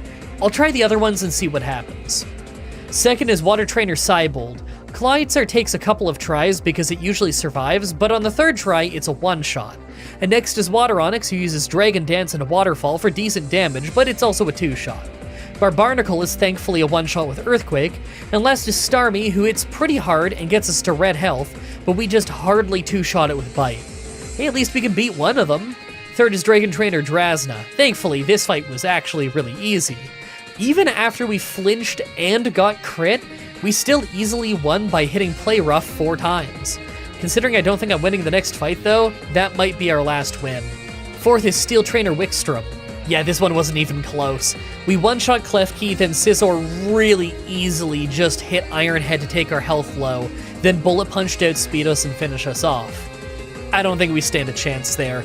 Maybe I'll go try the Malva fight a few more times and just see if I can figure out a path to winning that one. Alright, so what you're watching right now is just me trying the fight over and over. So I noticed that sometimes Pyroar uses Noble Roar at the start, a totally useless move against us. That leaves us with a lot more health, but the problem is we still need a ton of luck to take out Talonflame without taking a ton of damage. We almost never one-shot it, and because it spams potions to hold on longer, we usually end up getting burned by Flame Body. If we get burned, then the fight is over, our attack is way too low to get past anything. But even the many times that we did manage to get past it without getting burned, we always faint to Chandelure. Sometimes it uses Shadow Ball and sometimes it uses Flamethrower, but we can't survive either of them. Maybe if we had the luck of Pyroar using Noble Roar, Talonflame using his weakest move, and us critting and not getting burned all in the same run, then we could possibly get to Chandelure with enough health to survive. But in tons of attempts, I never got that to happen. It's probably just too lucky to have happen within a reasonable amount of time. Plus, even if I could pull it off, I would just get stuck on Wickstrom again right after. I'm happy I even got this far. I think it's time that I call it and start recording next week's challenge. I have to say, this does make me want to do more runs with fairy types. We used a really weak one, and it went reasonably well overall. So I'm curious if I could win the run with a slightly stronger fairy type. I really hope you guys like that run. The next Pokemon challenge should be up next week on Saturday, like usual, with something done from a Patreon poll. I don't know which one yet. Which I said in the end of the previous video too, didn't I? You'll know why in a second. As always, I'm looking at your suggestions in the comments in the challenge quest section of my Discord channel and on Twitter. Subscribe, ring the bell, stay tuned. Outro time. Okay, if you listened to the outro a few weeks ago, I said the next one was X with Snubble, but instead, it was Pokemon Heart Gold with Eevee, which was last week's video. How did that happen? And then in that one, I said next week's one is a Patreon pull one, but it wasn't a Patreon pull one. That's the one that's the week after this one. How did this happen? Well, this is the first time this has ever happened. This was actually really funny. So I started the Eevee run not on the Monday that I normally would, but I started it on the Sunday, the day before, just because I had some extra time. And I ended up beating that run pretty quickly. I beat it between the Sunday and the Monday. And normally what I do is every week I'm playing one Pokemon run, and I'm editing the previous week's Pokemon run, right? That makes sense. So I actually got the Eevee run done really early in the week. And obviously the Snubble run was already done from the week before, and the Snubble one was the one I was going to voice over and edit that week. Then I spent a few days streaming a whole lot of Nuzlocke stuff and working on other stuff. So when it got to the time where I decided later in the week, oh, it's time to do the voiceover and get the editing done so that this can go up on Patreon and the YouTube memberships and all of that stuff, I thought I had to do the Eevee one because I finished it so early in the week, it just felt like it was last week's run. So I literally do the voiceover, I do the entire edit, I make the thumbnail, I start uploading it to Patreon and to YouTube. And when I'm on YouTube and I'm setting the date for it, right? So you set a date, you set it for like early access for members, and then you get to pick the date that it goes public for everybody. And right before I set the date, I was like, oh, I think it's the 14th, but I'll double check my Trello page. I go on my Trello page where I organize my challenge runs, and it says Eevee's on the 21st. And I was like, oh. And then it said on the 14th was X with Snubble. And I had a moment where I was like, well, wait a minute, I remember recording that. I just recorded that recently, but like, I haven't edited that yet, have I? And I look at my footage on my computer and I look at the dates it was all recorded, and I realized what I did. This is the first time I've ever done that, where I accidentally edited and recorded the voiceover and all that stuff for the challenge I did this week rather than the one I did the previous week, because I got it done so early in the week, and then I spent a few days working on other Pokemon stuff that I just forgot which one I was editing this week. And so, because of that, I decided, well, I have a little bit of extra time at the end of this week. I'm going to do this voiceover and do this whole edit today, so I just get 2 done in 2 days like that. And that means that this video, for those of you who are Patreon supporters and YouTube members, you're getting this video 2 entire weeks early. I hope you enjoy that. Speaking of the Patreon and the YouTube, the $50 supporter shout-out tier. Thank you so much, Jacob Busby, Javid Kusro, Grayson Fitz, Tara Louise, Alexandra Hedgeblog, Joel Mann, Dark Soul, Young Smoky VP, Cal Anderson, and Crystal Sunrise. Thank you so much for your continued support. Hey, because I have this edit done a little bit early, that means I have a little bit more time next week, which is perfect for me because tomorrow, the day after I'm recording this voiceover, which, I mean, by the time this video goes public, this series will probably already be public, but me and some of my friends are getting together. I'm going to be recording my first ever full Let's Play of Pokemon Ultra Moon. I haven't done Gen 7 yet. I only played a little bit of it several years ago, never came anywhere close to beating the game. We're going to be doing the whole game. It's going to be Pokemon Ultra Moon A Journey, just like I did Pokemon Platinum A Journey and Pokemon X A Journey. I think it was X, not Y. I think it was X. Where I play the whole game with my friends, have a fun time, do it nice and slow, talk to all the NPCs and everything, really explore the world, goof off a lot, get Pokemon that I just really like and play for fun and stuff. It's just a great long-form time, me hanging out with my friends. If you're a YouTube or Patreon member, then you're probably seeing this video before I've recorded that. But if you're watching this and the video has already gone public for everybody, that series is probably already up on the channel right now. You can find it in the video section, or more likely, you'll find it in the playlist section. Now, I'm hoping I'll have more time next week to edit that, as well as to do more of the Nuzlocke streaming, because streaming my first ever Nuzlocke like I've been doing recently has been really fun, and you can find all of that here on this very YouTube channel. I gotta go get this edited now so that those people can watch it the 2 weeks early. Thank you everybody so much for watching, and until next time, have a nice day. Hey everyone, Mah-Dry-Bread here. Pokemon Fire Red with only one Phanpy was a fast solo run with an interesting gimmick Pokemon. Let's follow that up with something a little harder. Today's the day that we figure out would I be able to beat Pokemon X with a team of only one Tentacool. Alright, so you've seen me use Tentacool before, but those were in some pretty early games. Let's see how well it holds up in Gen 6. Our stats are all pretty low other than special defense and speed, so I don't expect us to have a very easy time. By level up, we learn a lot of great moves. We don't get Brian, since that's only an Omega Ruby and Alpha Sapphire. Other than that though, we have a lot of solid moves. Bubble Beam is great until we have Surf, Poison Jab could be good for when we're fighting Fairy types, and Acid Spray could probably be comboed with Surf to take out a lot of the tougher late game enemies.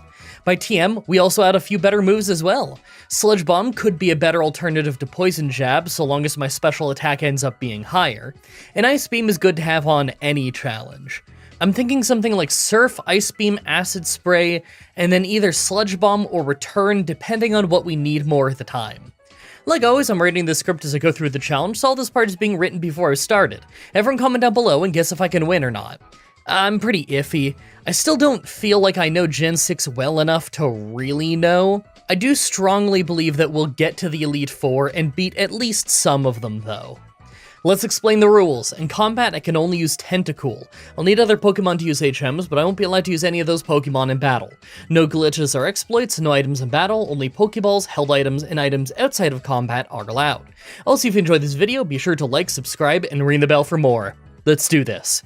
So right off the bat, I use the Universal Pokemon Randomizer to replace Froakie with Tentacool so that we can do the whole run with it. I name him Tentacool, like last time. Looks like our nature is Calm for more special defense and less attack. I actually really like that. I was gonna restart until I got Modest, but I think I'm gonna keep this.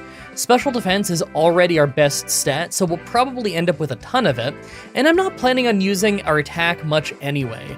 Man, I forgot that we'd have Clear Body. What an awesome ability. Not having to worry about stuff like Screech or Sand Attack is pretty sweet. Can we take a moment to appreciate Game Freak's astonishing ability to poorly describe what simple things do for decades, by the way? Look at the text for Clear Body. Prevents other Pokemon from lowering its stats. Maybe this is a difference in dialect or something, but where I live, anyone would read this to mean that your opponent couldn't lower their own stats. And that's pretty obviously not what the ability does. I swear, what Game Freak says an ability does, and what you find out that it really does through Bulbapedia, are miles apart. Like, did you know that if the Pokemon at the front of your party has no guard, you'll run into more random encounters? Probably not, because the game doesn't tell you that anywhere. Alright, so we're doing the early game travel, and I feel like I learn more and more about this game every time I play it. I've learned that the Bug Gym is unpredictable when it comes to what moves they'll use, and that I really never know if I'm going to need to grind or not for it. The Sycamore fight is nearly always easy no matter how much I worry about it, and the Rock Gym is a disaster nearly every time. I've done 6 of these runs now. This is the 7th, if I'm remembering right, at least. In 5 of those runs, the Rock Gym was a horrible nightmare and the local area was awful to grind in. Last time it wasn't too bad though, and I think this time will be even easier. They've got Rock and Ice, and Dark and Rock. They have nothing super effective against us, and we're super effective against them. So I'm just looking forward to finally getting a first try at that awful gym. It's gonna take forever to get there though. There is a ton of travel between here and there. The early game in X is pretty travel heavy. Not only that, but I don't get any better moves than Poison Sting until level 12, and even then it's just acid. We don't actually get a water move until level 19 when we pick a Bubble Beam. Because of that, the whole fight is just a very slow grind until we get better moves. Let's hope that the actual major fights go by easily. So after grinding for an entire hour to get a real move, I made my way to the Bug Gym. We actually came pretty close to just brute forcing our way through, but we ended up fainting near the end because of infestation damage building up. This could have gone worse though. We got a bit lucky with their move choice. All I can really do is gain a few more levels and come back. We came so close to winning that time that I don't think I'll need to level much more. I grinded to level 17 and tried the Bug Gym again. This time we won pretty easily, but I really didn't play the best. I built up some Toxic Spikes thinking it would help me in the fight, and totally forgot that the Flying-type Pokemon isn't going to trigger the spikes. Next is Sycamore, and I actually lost the first time because we got Leech Seeded on the first turn, and it did exactly enough damage that I fainted when I was one hit away from winning. On the second try, he just went for Growl instead. Well, thanks to Clear Body, his Growl didn't do anything, so we easily took out his whole team with Acid. That means that next is the Rock Gym, but on our way there, I took the Jaw Fossil. I knew that if I didn't say what I took, you'd all ask. Actually, now that I think about it, everyone ask anyway. Comes so good for the YouTube algorithm. Hey, so you remember when I said this might be a run where the Rock Gym is easy? But we lost to his Amora, who has the ability that makes all of his moves Ice-type. So all of our attacks are super effective, his were not very effective, and we lost. This gym is ridiculous. So I grinded very slowly all the way to level 29, and now we have Barrier. I open by using it once, so the physical moves aren't so bad. I then spray Acid and Bubble Beam. The problem is we get paralyzed right away every time, so we can fail on any given move. We can finally get to Tyrant, but he spams Bite. Between paralysis and flinches, we just can't attack enough to win. Even with a crit, our Bubble Beam only took out half of his health, so I think I need to hit Acid Spray and Bubble Beam to win. I'm gonna keep trying. Alright, so this took 8 tries because of the non-stop flinching and paralysis, but I really did only have to land 4 moves total before fainting if I want to win. Eventually, I didn't flinch or get paralyzed for 2 bites in a row, and we got our knockout. Well, I think the run is about to get a whole lot harder. Despite the massive level lead, we got destroyed by our rival. It doesn't help that she uses Light Screen a bunch, but that Absol that comes out second does so much damage with Slash that I don't think we would have won even if Light Screen never went up. I can't improve our moveset, so I think I have to grind. So I very slowly grinded up to level 40 against Pokemon half my level, and we time out the Light Screen a little bit better now, but it's still not easy. We were just hardly able to take out Absol, and although we crit our Acid Spray against Quilladin, we fainted to a bite. We could probably win this if we just had slightly more health. I can't believe we're this level before the 4th gym, by the way. Alright, so I got up to level 44, but now Meowstic just doesn't want to do Psychic moves anymore. Well, if she's gonna keep using super low damaging moves, then I'm gonna just build a Barrier. I ended up maxing out my attack, and although I still took decent damage over the course of the fight, we won pretty smoothly. Maybe I should hold on to Barrier longer than I was planning to. Alright, the fighting gym after that was pretty easy. I mean, how could it not be? We resist fighting and we can Barrier up if we need to. Well, that was quite the boss rush. Hey, you know how every run I talk about how the grass gym might be hard and then it ends up being easy? I'm on the fence again, like usual. We're water type, so we can't do much damage with our water moves, but I figure that Acid Spray can probably carry us through most of the fight. Before that though, we have another rival fight, and those tend to get more difficult pretty rapidly. Then we have the Electric Gym, and a rival yet again. I'm actually pretty worried about that Electric Gym. I think it's one of those fights where we might just need to level up until we can brute force it with Surf. Who knows though, maybe I'm too worried.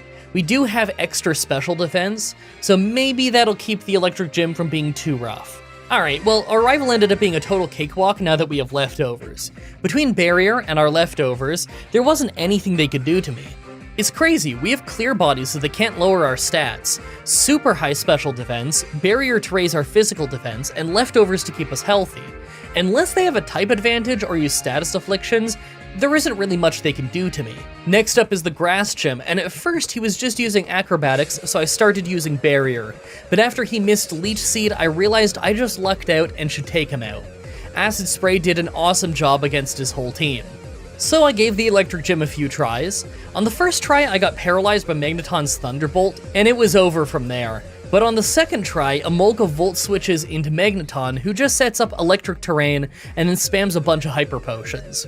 It goes down without us getting hit, but Heliolisk came out, and I didn't know it had Dry Skin, so I wasted my first hit. It didn't matter though, we were hardly doing any damage with Acid Spray. I need to get a bit stronger to still have the luck for Magneton not using Thunderbolt, and then I need to hope that Acid Spray from the start is enough to get us a win. So I got a few levels and learned Ring Out. This thing is 120 power when our health is full, so I thought it would be a great move to take out Heliolisk. Well, it did more damage than anything else we were gonna do, but we still fainted in 2 Thunderbolts. The problem is that Ring Out gets weaker as our health goes down, so we can only really get away with using it on that first turn. I figure I only need a few more levels before I can win this though. All the way at level 60, and I still had to try over and over. Now Magneton sometimes switches out to Heliolisk early, so I ended up surfing and missed my chance to get an extra hit. It ended up working out fine on one of the tries though, just because we've gotten so tanky with all the level ups. Do you think our regular strategy is still gonna work on the next rival fight, or will her being fully evolved ruin it for us? Hey, the rival is still really easy. See, the thing is that Meowstic seems to have Gen 1 Blaine level AI, because it could so easily just spam Psychic and win, but it uses Disarming Voice to do 2 or 3 damage almost every turn, so we could easily build up a huge barrier and tank our way through the entire fight with no issues. I never noticed before, but our rival's team is pretty physically attack heavy. Alright, so I'm actually really worried about the upcoming fight. No, not the Fairy Gym, that's usually pretty easy. No, not even really the rival fight, even though those can get randomly difficult in this game. No, it's the Psychic Gym. I don't think I've ever had any serious issues with it in this game before, but this time we're Poison type. Not only that, but I'm pretty sure she's got a Slowking if I remember right, so I can't just surf my whole way through. I don't really have a great answer for that fight. Then there's the Lysander fights after, and I've come to the conclusion that I am terrible at figuring out ahead of time if Lysander is going to be a problem or not, so I guess we'll cross that bridge when we come to it. Well, the Fairy Gym was super easy, but it ended up going on for ages because of my own terrible decisions.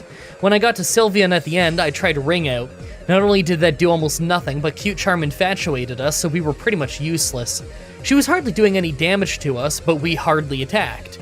Eventually, I was able to hit Acid Spray enough times to get the win.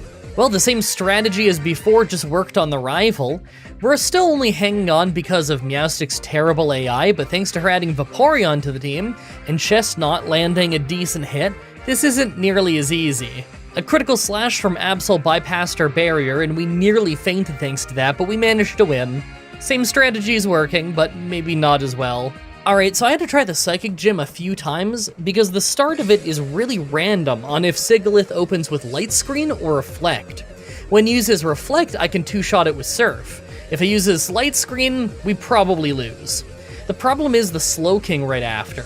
It's just so tanky, and she's got Hyper Potions. Not only that, but it puts us to sleep and then keeps using Psychic.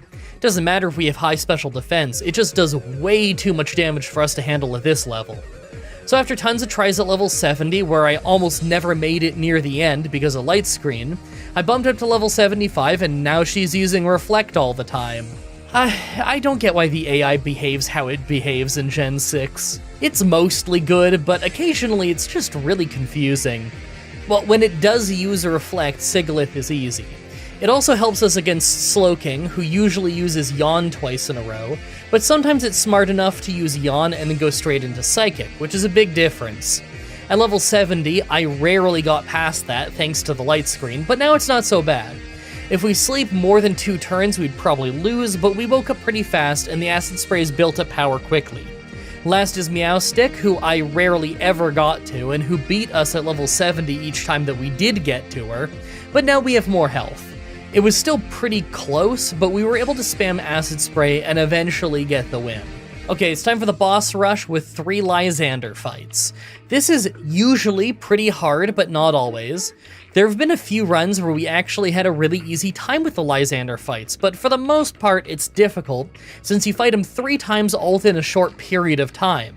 He gets noticeably stronger each time, and you only fight maybe 10 or 15 trainers between each Lysander fight, so you only gain a few levels. I'm just holding out hope that Surf and Acid Spray can carry us through. I figure that the Acid Spray is for sure our answer for the Mega Water Onix at the end. So the Lysander fight was actually pretty easy, at least the first one. His Mindfu starts the fight and can't really hurt us, so it lets me use 3 barriers and then wipe him out. His Water Onix is the only thing that I can't one-shot, and thanks to our barrier, his Earthquakes didn't do much damage. I'm really surprised by just how much I'm getting out of this barrier. I was originally planning to replace it once I got the Ice Beam TM, but now I'm thinking I'll replace Ring Out instead. On the next Lysander fight, things went just about the same, although I lost 3 times thanks to Mindshao critting us with High Jump Kick. On this try though, it missed, so that's karma coming back around. As soon as we didn't get crit, we won pretty easily. I'm a bit worried about the last Lysander fight though. I could see Mega Water Onix being a problem. So the final Lysander fight took a few tries, despite basically being the exact same fight. The thing is that some of their moves have a high crit chance, so 1 crit and we end up with too low of health to win at the end. The first time where I never got crit though, I pretty easily won the same way that I won the other Lysander fights, so that really wasn't that bad. Alright, we're getting close to the end of the run. We have Sycamore, our friends on the bridge, the Ice Gym, and our rival. Sycamore is always easy. Our friends on the bridge are sometimes hard because we can't heal between two of them. But after that is the Ice Gym, where we have never had any real problems. That'll get me the TM for Ice Beam, and I figure that it might save us by the Elite Four. Oh, and I'm sure the final rival fight is going to be a mess. It always is. But I'm sure we can at least win that fight below level 100. The Elite Four? I'm not totally sure. Alright, first is Sycamore, but his team was pretty easy. Venusaur hit hard with Petal Blizzard, but as soon as he went down, the rest of his team couldn't really do anything to us.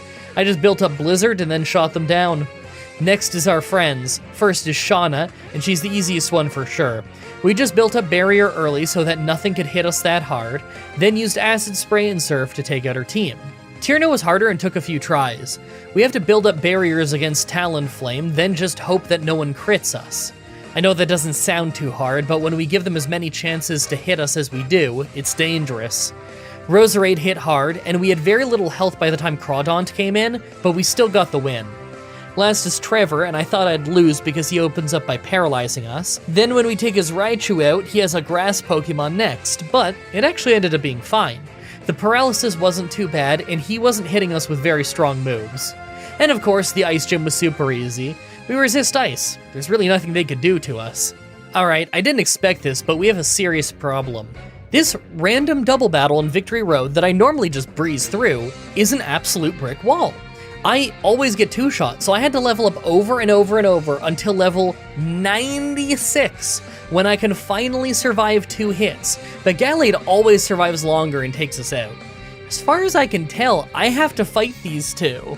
I think it's literally just gonna have to be, I get to level 100 and try this over and over, until we get lucky and get saved by a crit or something.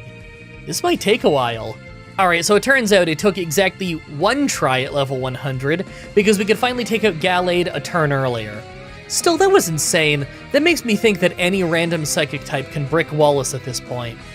Wow, last rival fight was actually really easy. Her Meowstic finally uses Psychic every turn, so we couldn't get every barrier in, but we still got enough that Seed Bomb wasn't an issue. Easy first try. Now that we're at the Elite Four, let's take a look at our stats. Well, our special defense is amazing. You know that our regular defense is going to be okay after some barriers, so I'm feeling pretty tanky, but I still think that I might not win. One Pokemon that we really don't have an answer for, like Starmie, and it could be the end of the run. I think we might make it to the end if we're lucky, but I still don't really think we're gonna win. Make your final guesses on if we can win this or not. Let's do this. First is Fire Trainer Malva. Yeah, of course she was easy. I used Barrier, but I didn't need to. I could've just swept from the start. Second is Dragon Trainer Drasna. Now this fight was a bit longer, but it still was a pretty easy first try. I got Ice Beam specifically for this fight, and Barrier did a great job of keeping us healthy. I think I need to try the Water Trainer next though, and I think that one will be pretty brutal. I don't know how we're gonna beat the Starmie at the end. Third is Water Trainer Cybold. Right away, I started with all 3 barriers as Cloyster kept chipping away at us with Dragon Pulse. We took it out after spamming a ton of acid sprays and got him to use some healing items, but we're around half health. Water Onyx is next, and he kept using Dragon Dance, so although we took him out, he did get one really good Earthquake in on us that did a ton of damage. Starmie is third, and I was petrified of this one. I started with Acid Spray, and he put up a light screen, so I just kept using Acid Spray on him. He hit Psychic to bring us to a sliver as we took him out and healed back up a bit. Last is Barbarnacle, and I thought that I was doomed since Light Screen was still up, but we landed a hit and he missed a Stone Edge. Then, because of leftovers healing us, we just hardly survived his second Stone Edge. Then the Light Screen wore off, so we knocked him out.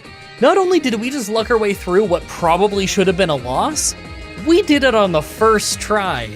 That was crazy. Fourth is Steel Trainer Wickstrom. Now, I left the Steel one for last because I wasn't really sure how it was gonna go, but I guess their team is just very physical, because Barrier completely shut them down. I guess they had some high crit moves, and it could have bypassed our defenses with that, but they'd still have to get really lucky to actually take me down.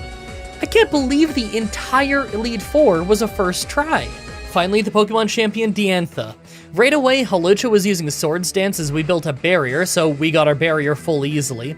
Flying Press hardly hurt us, and we got the one-shot with Ice Beam. Second is Aurus, or Aurus. I feel like I'm guessing how to say it every time.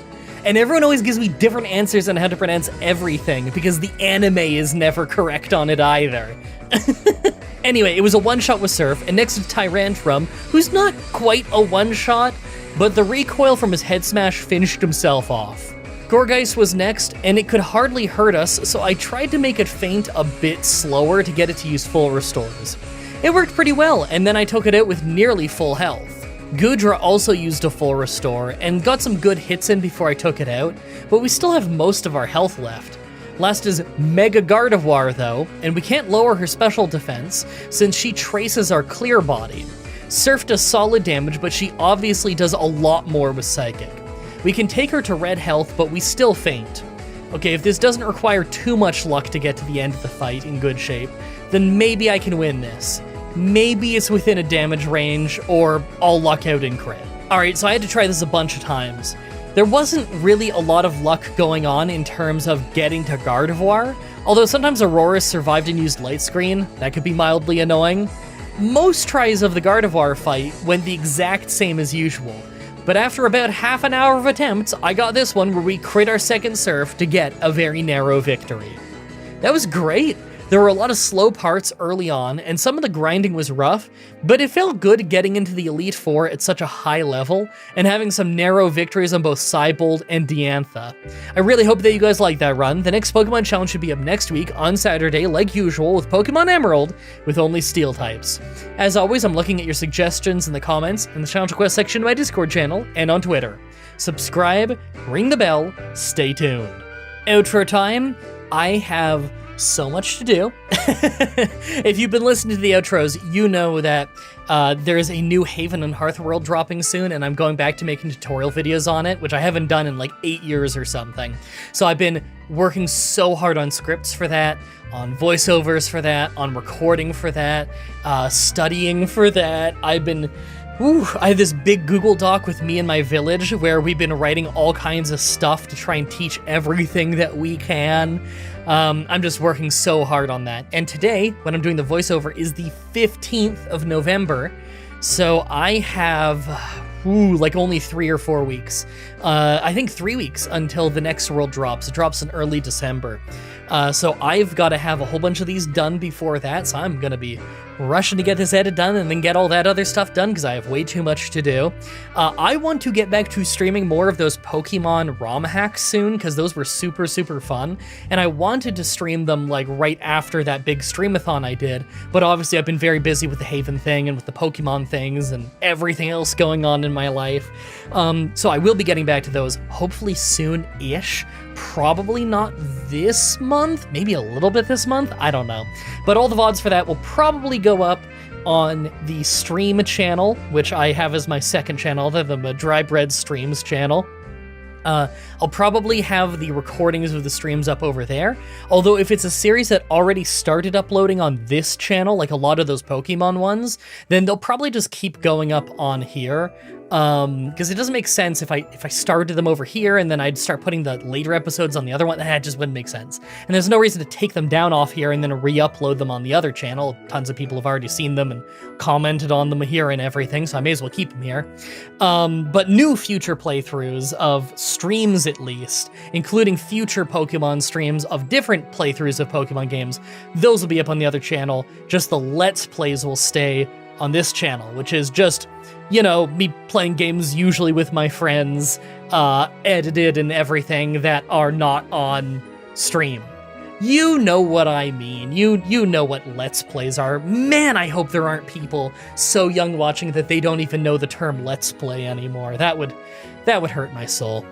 Anyway, thank you so much for the $50 shout-out supporter tier people of Jacob Busby, Javid Khusro, Grayson Fitz, Tara Louise, and Elisandra Hedgeblog, which I did end up getting a comment. I don't remember if it was a comment or a tweet or like something that was saying when they came up with that name, I think they were big into Sonic at the time or something. I don't remember exactly. I just thought it was funny that I stumbled across their comment explaining that, literally like 10 minutes after I did the voiceover the other week, where I first read that name and mentioned that it sounds like they keep some kind of Sonic blog or something, and that the name is amazing.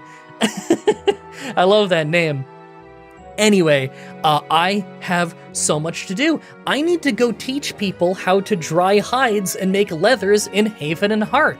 Do you have any idea how daunting it is to have to explain to people who probably have not played the game before that once you set up a hide to dry, it takes 14 and a half real-life hours before you can come back to it and it'll be dry? And then you need to go put it in a tanning tub that you've set up, and it'll take another 30 real-life hours before you have your first batch of leather? It sounds insane, but it's a really good game, and it's free on Steam. And some of you from last week's video, I'm recording this at 2:20, so last week's video hasn't gone up for the general public, but a few hundred people have already seen it through early access, through YouTube memberships, or through Patreon, and I did have one of those people already do the whole password thing from the end of the last episode's outro thingy and join the village, which was very cool. But in about 2 hours, real life, my time, is when the general public is going to be seeing that video and getting to the outro. So I might have a big influx of new people joining the village later on the day that I'm doing this voiceover. Who knows? I don't know. Could be a fun time, though. I have so much to do, though, so I should go get on that. And I have not eaten. Are you even surprised? Thank you, everybody, so much for watching, and until next time, have a nice day. Hey everyone, Mah-Dry-Bread here. Pokemon Emerald with only Steel-type Pokemon was a fun team run. Let's follow that up with a really brutal-sounding solo run. Today's the day we figure out would I be able to beat Pokemon X with a team of only one Chansey. I'm just gonna say up front that the early game is probably gonna be borderline impossible until I level up to a truly comical degree. Why? Well, Exhibit 1 is our stats. Absolutely amazing health with the worst attack and defense you've ever seen. For sure not hopeless, and actually a very fun Pokemon, but usually it's a part of a team, not alone. Exhibit B is our level up moves. You notice anything weird? Whew. We don't learn any special moves, just physical. That's with a base attack of 5, so we really are not going to be doing any damage. Lastly is Exhibit C, the TM moves. I know what you're thinking, there's a lot of really great special attacks here. What's the problem? We don't get our hands on a single special attack TM until we can learn Charge Beam after the 4th gym. That includes both the insanely hard rock gym as well as the fighting gym right after it. Both types that are going to give us some serious problems. Like always, I'm writing this script as I go through with the challenge, so all of this part is being written before I've started. Everyone comment down below and guess if I can win or not. Well, I legit don't think I'm getting a special move until something insane like level 70, but once we pick up some special attacks, I think we're going to do a lot better and maybe even win in the end. Let's explain the rules. In combat, I can only use Chansey. I'll need other Pokemon to use HMs, but I won't be allowed to use any of those Pokemon in battle. No glitches or exploits, no items in battle, only Pokeballs, held items, and items outside of combat are allowed. Also, if you enjoyed this video, be sure to like, subscribe, and ring the bell for more. Let's do this. So, right off the bat, I use the Universal Pokemon Randomizer to replace Fennekin with Chansey so that we can do the whole run with it. I name him Chansey Drew, like last time. Check this one out. I thought I was going to just spend forever restarting to get both a Good Nature and Serene Grace, but it only took like 5 or 6 tries. I would have been okay with either attack or defense down, neither one would have really done anything, but having special attack up and Serene Grace were probably necessary. The other ability was Natural Cure, and that wouldn't have helped us at all, and losing something like Speed or Special Defense probably would have made us lose in the end, so I'm pretty happy with this ability in Nature. Alright, so I have no idea how the early gyms are gonna go. Okay, well hold on, that's a lie. I know exactly how the Rock Gym is gonna go. Awful, like it always does, but the other 2 fights I don't know. Bug Gym and Sycamore. I figure that we might have so much health that Sycamore isn't an issue, but if he uses Leech Seed, then we could get brickwalled for a long time.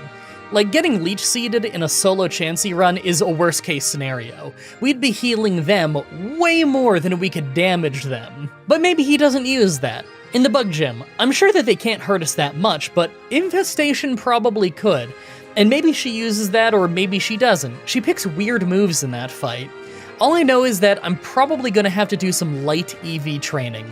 Normally I don't, because I like playing through just a little bit more casually than that, but considering just how wild of a range Chansey's special attack can be, I want to make sure that I'm on the higher end of that range.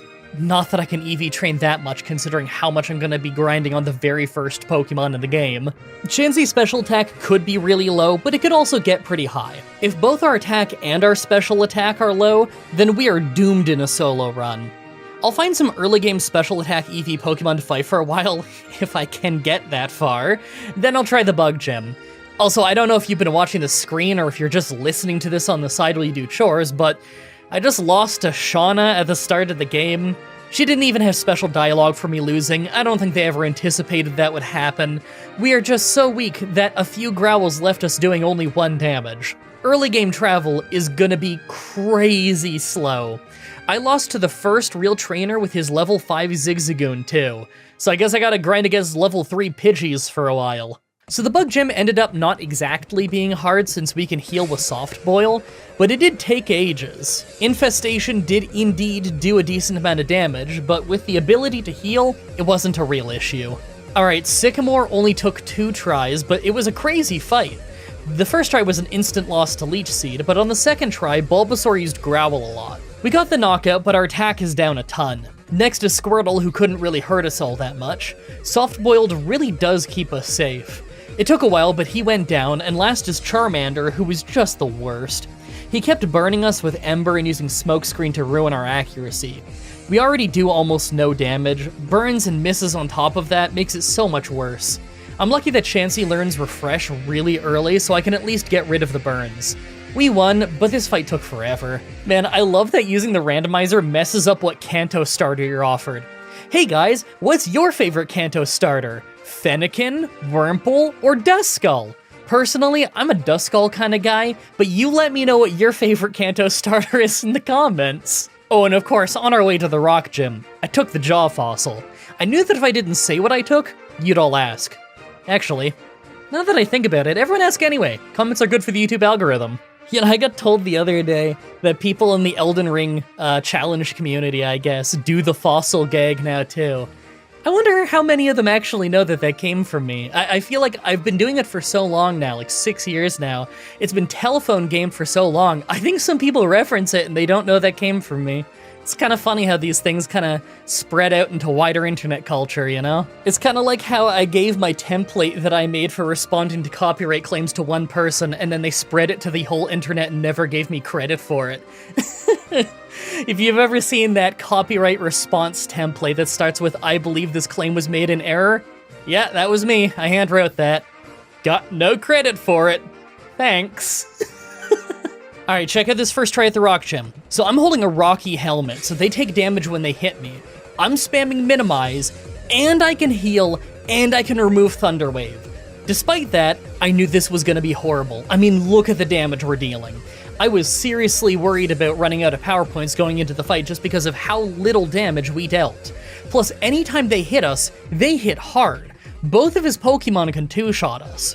I actually got really lucky on this first try since we took out his first Pokemon, so we actually got to Tyrant. We eventually fainted when he had about half health, but I think I was on pace to run out of power points anyway.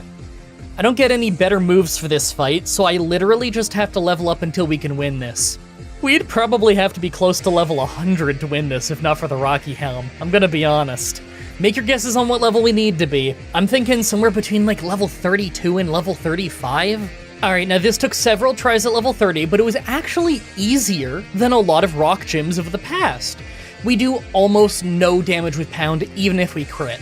But I realized that we absolutely can make them faint as long as we stay healthy. It's easier said than done because they use Rock Tomb to get the speed advantage and Bite to make us flinch, but we're holding a Rocky Helm and that makes them take recoil damage.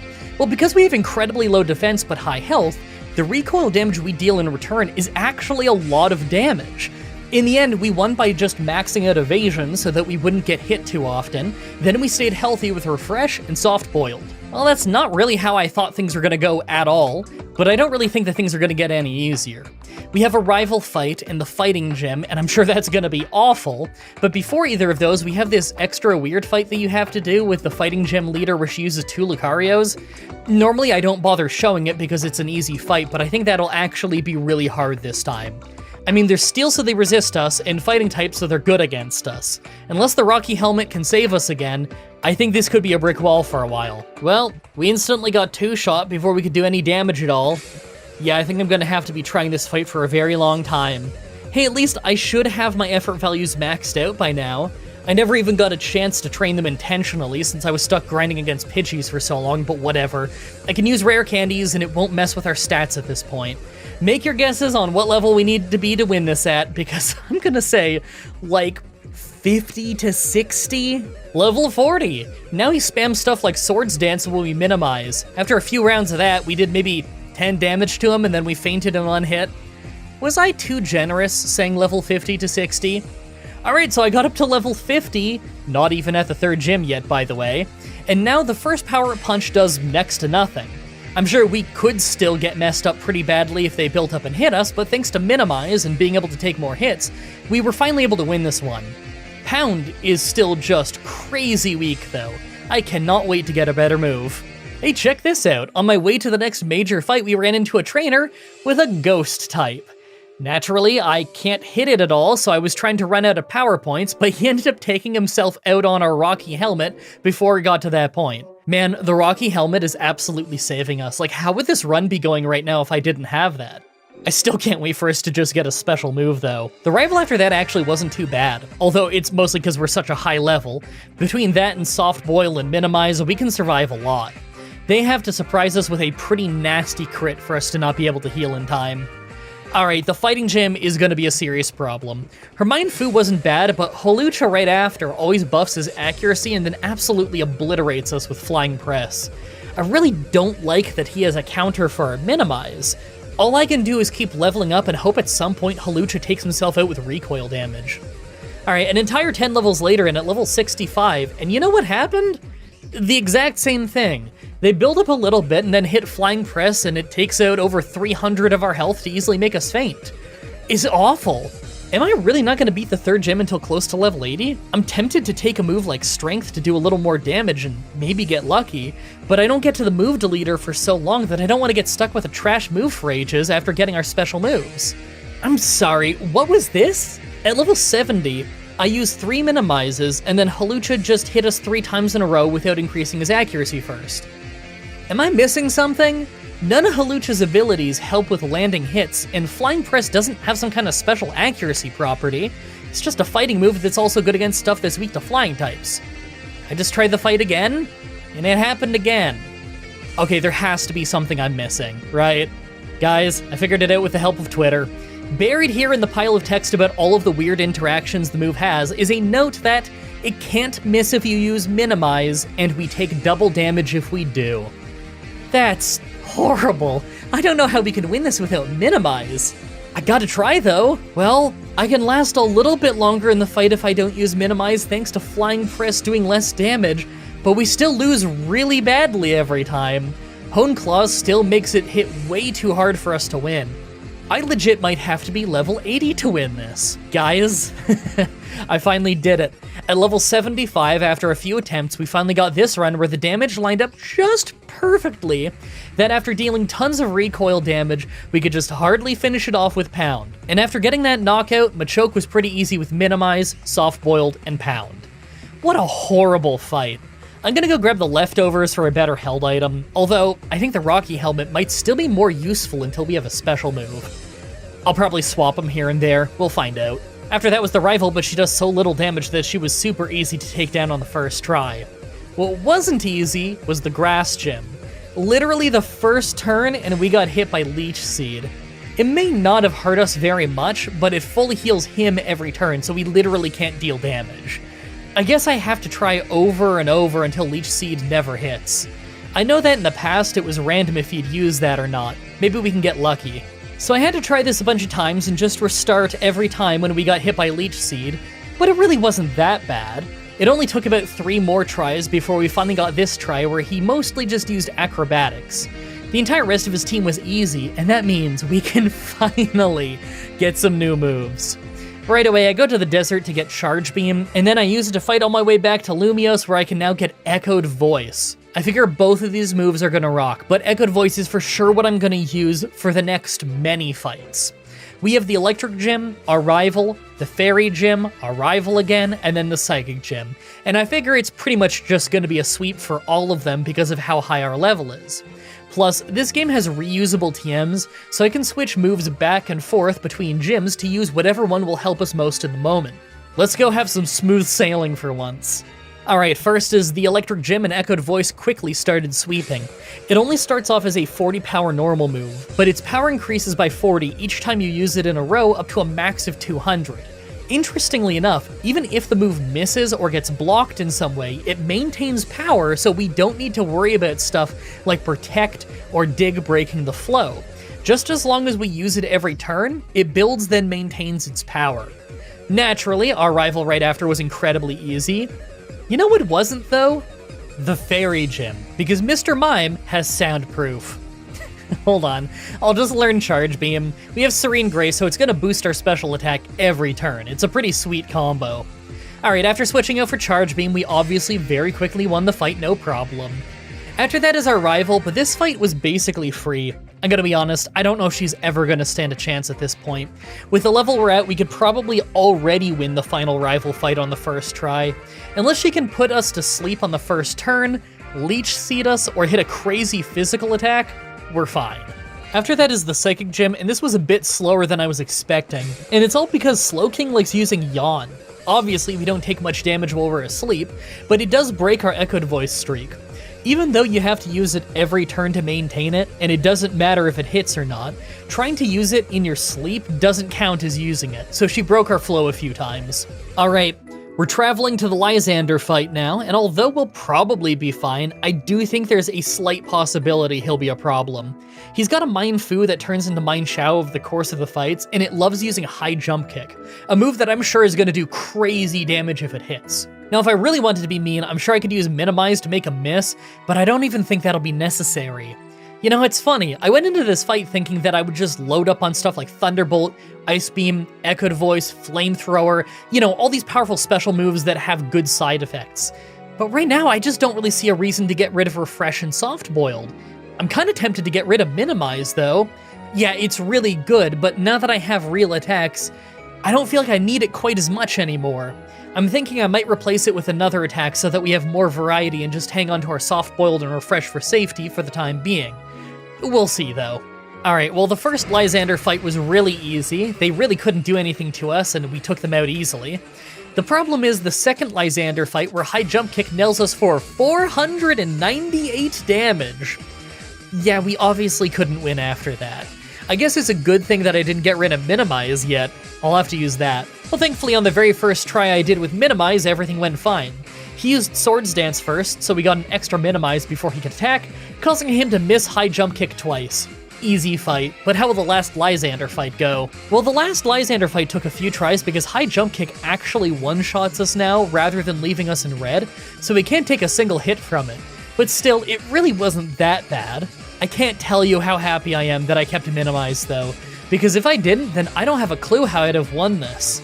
It's not like I can learn Psychic yet to hope for a one-shot. Naturally, Sycamore after that was easy as he always is, and after that is our friends on the bridge, but none of them were a problem. It's funny, as long as we aren't up against a fighting type, then usually it's pretty easy to take down almost anything. The Ice Gym after that was easy too, although I'm starting to get to the point where I feel Echoed Voice is getting weaker. Often the first Pokemon from random trainers will take 3 hits to make faint before we've built up enough power to sweep, and any Rock or Steel types tend to not be a one-shot even after we've built up a lot of power. Last before the Elite Four is our rival again, but just like before, it was crazy easy, no problem at all. There were actually trainers in Victory Road that were much worse because of stuff like Curse, or just them having good fighting moves. I don't know how the Elite Four is gonna go though. Now that we're at the Elite Four, let's take a look at our stats. Well, our health just passed 600, so that's pretty insane, and I'm actually pretty happy with our special attack. It's for sure on the higher end of what we can get with a Chansey, but it's not really that close to what you'd get if you EV trained and had perfect IVs. I'm not totally sure if I can beat the Elite Four, but I think if I'm careful to switch moves between each Elite Four member, then maybe this can work. I wish I had Flamethrower for Wickstrom, but I talked to the lady who gives it to you at the time that it says to talk to her on Bulbapedia, and she gave me Substitute instead. I don't know if I messed up or if the wiki did. I just know that I can't use Echoed Voice in that fight or the Fire fight since they both have a Ghost type, so I'm gonna have to figure something else out. Make your final guesses on if we can win this or not. Let's do this. First is Water Trainer Cybald. First try and we get our 3 minimizes in and hit some Charge Beams to take out his first Pokemon. We gotta heal a bit since he's got a fighting move that doesn't miss, but it doesn't really hurt that much. I think it targets our special defense. The problem is second is Barbarnacle and he instantly one-shots us with Cross Chop. How did he land that after 3 minimizes on the first try? Do you have any idea how lucky that is? Okay, next try, and thanks to getting stuck in a full restore loop with his first Pokemon for ages, we ended up with a way more special attack from Charge Beam. We still nearly lost when we were running out of power points on Charge Beam, but thankfully the last beam took out his last Pokemon, so we got a win. Second is Dragon Trainer Drasna. This one was crazy easy though, we pretty much swept with Ice Beam. I'm sure Druddigon could have one-shot us with Revenge if it hit, but once again, Minimize totally saved us. I can't stress enough how happy I am that I didn't ditch Minimize. At this point, I think Soft Boiled is the most likely thing I'll ditch, weirdly enough. I could always use Leftovers and hope for the best. Third is Steel Trainer Wickstrom. First try, and although a few Shadow Balls can take out Klefki, I don't like how many power points it took up. Second is Aegislash though, and despite maxing out our evasion, he just hit Sacred Sword twice in a row to knock us out. I looked it up, there's no special mechanic around hitting me with that move, he just got really lucky. Okay, well on the next try, I never get hit by Torment, so I get to pick whatever move I want, and although Aegislash still hits us, we took him out a lot faster. After that, the fight was pretty easy, although we kept making them flinch off our King's Rock, even though they were on Pokemon that we probably did not need to make flinch. I think I need to stick with Shadow Ball for the next fight, so maybe I'll grab something like the Rocky Helmet to help us deal damage. Fourth is Fire Trainer Malva. Oh, this is a bad start. I didn't realize that Pyroar is part normal type, or Shadow Ball isn't gonna work. Okay, maybe Charge Beam? I'm kinda worried it's gonna run out of power points. You know what, maybe I don't need Refresh anymore. Maybe I'll ditch that for Calm Mind and use Thunderbolt instead. So this actually took a few tries, because Talonflame seems to always hit us with a big move, no matter how many times I use Minimize, but after a few we simply survived it and pretty easily Thunderbolted down his whole team. Calm Mind absolutely was the right call, and it might be the only way that we can survive this Pokemon champion. Finally, the Pokemon champion Diantha. First is Hawlucha, and it's got Body Press, so we're in danger and I can't Minimize right away. It took out 2/3 of our health with Flying Press, but between the recoil damage of the Rocky Helmet and our Thunderbolt being super effective, we got the knockout. Second is Goodra, and I knew it could hardly hurt us with its special moves, so I spammed our 3 Minimizes and 6 Calm Minds right away. She landed some hits, but did almost nothing to us. Our Thunderbolts were being resisted, and weren't doing as much damage as I had hoped, and she held on longer with healing items, but eventually we knocked her out too. Tyrantrum survived the first hit just to use a full restore and get one shot on the second hit, and Ariados got one shot. Second from last was Gourgeist, who we ended up paralyzing twice in a row as it full restored to remove the first one. That's Serene Grace at work right there. Last is Gardevoir, and I was worried about our power points. We weren't able to get a one-shot, but on our very last Thunderbolt, we scored the knockout and won the run. Well, that one was completely insane. One of the worst early games I've had in a long time, followed by some pretty smooth sailing for the most part. There were a lot of random trainers that gave me issues, but for the most part, that was a really fun run. The next Pokemon Challenge should be up next Saturday, like usual, with this year's Christmas episode. I don't know what I'm doing yet for it though, so I've still got to figure that out. It'll be a surprise. I guess that's your present. As always, I'm looking at your suggestions in the comments in the challenge request section of my Discord channel and on Twitter. Subscribe, ring the bell, stay tuned. Outro time. Oh man, I have like no air in my lungs right now. I know like I mouth breathe pretty loudly doing these voiceovers in general because my sinuses are just the worst thing in the world. But this run especially, like, oh, I was slightly lightheaded at certain points during this one. I've been having some minor breathing troubles the last, I don't know, week or so, and it's been really rough. I don't know. It feels like I got this crazy tightness in like my collarbone area, sometimes on like the left side of my chest. It's not my heart, before anyone assumes. Every time I ever see a doctor about this, they make me go to a cardiologist, the same cardiologist, and every time he's like, well, your heart's fine. Oh, I don't know. Something's out of place. Something hasn't been taken care of right. I've been a little bit lax with my physiotherapy at-home exercises lately as the last few months of doing all the Haven stuff and just all the work I gotta do. Kind of fell behind on that and everything. Been having digestive problems at the same time, which really haven't been helping. This is the first week, the week I'm doing this voiceover at least, is the first week that I've had kind of an easy work week since before August? Yeah, I guess since before August. So it's, oh man, I even got to take yesterday off. I don't get to take days off anymore. That was so nice. I was having such a rough time that day, mind you. I didn't get to enjoy it fully, but I'm just so thankful that at least I'm having these rougher body days on a week where I can take it a little bit easier. But I still gotta do the voiceover, of course, and then I gotta sit down at work, and sitting down is the worst part, because, like, if I'm walking, it's not so bad. If I'm laying down, it's not so bad, because I'm, like, stretched out, I'm kind of upright. If I have to sit down, even if I sit down in, like, really good posture, then at least for, like, the first half of the day, then I feel like I can't breathe. Like, my chest just feels compressed in. It's really rough. As the day goes on, it tends to get better, though. I think part of it is, like, my neck and shoulder muscles kind of locking up while I sleep, and it slowly hunches me in while I sleep, and then I gotta, like, recover from that for hours when I get up. Dude, it's brutal. But as long as I keep up with my physiotherapy stuff, it'll probably get better in the next few days or so. I'm hoping, so I don't want to talk too much longer. I'm already a little bit lightheaded. So just real quick, for the $50 supporters, both on the YouTube members and over on the Patreon, I just want to give some shoutouts to Jacob Busby, Javid Khusro, Grayson Fitz, Tara Louise, Alexandra Hedgeblog, and Joel Mann. Thank you again, man, for the continued support, because it's what keeps the lights on. I need to go get some breakfast into me. Oh wow, I'm getting hoarse. I don't think that's the chest thing.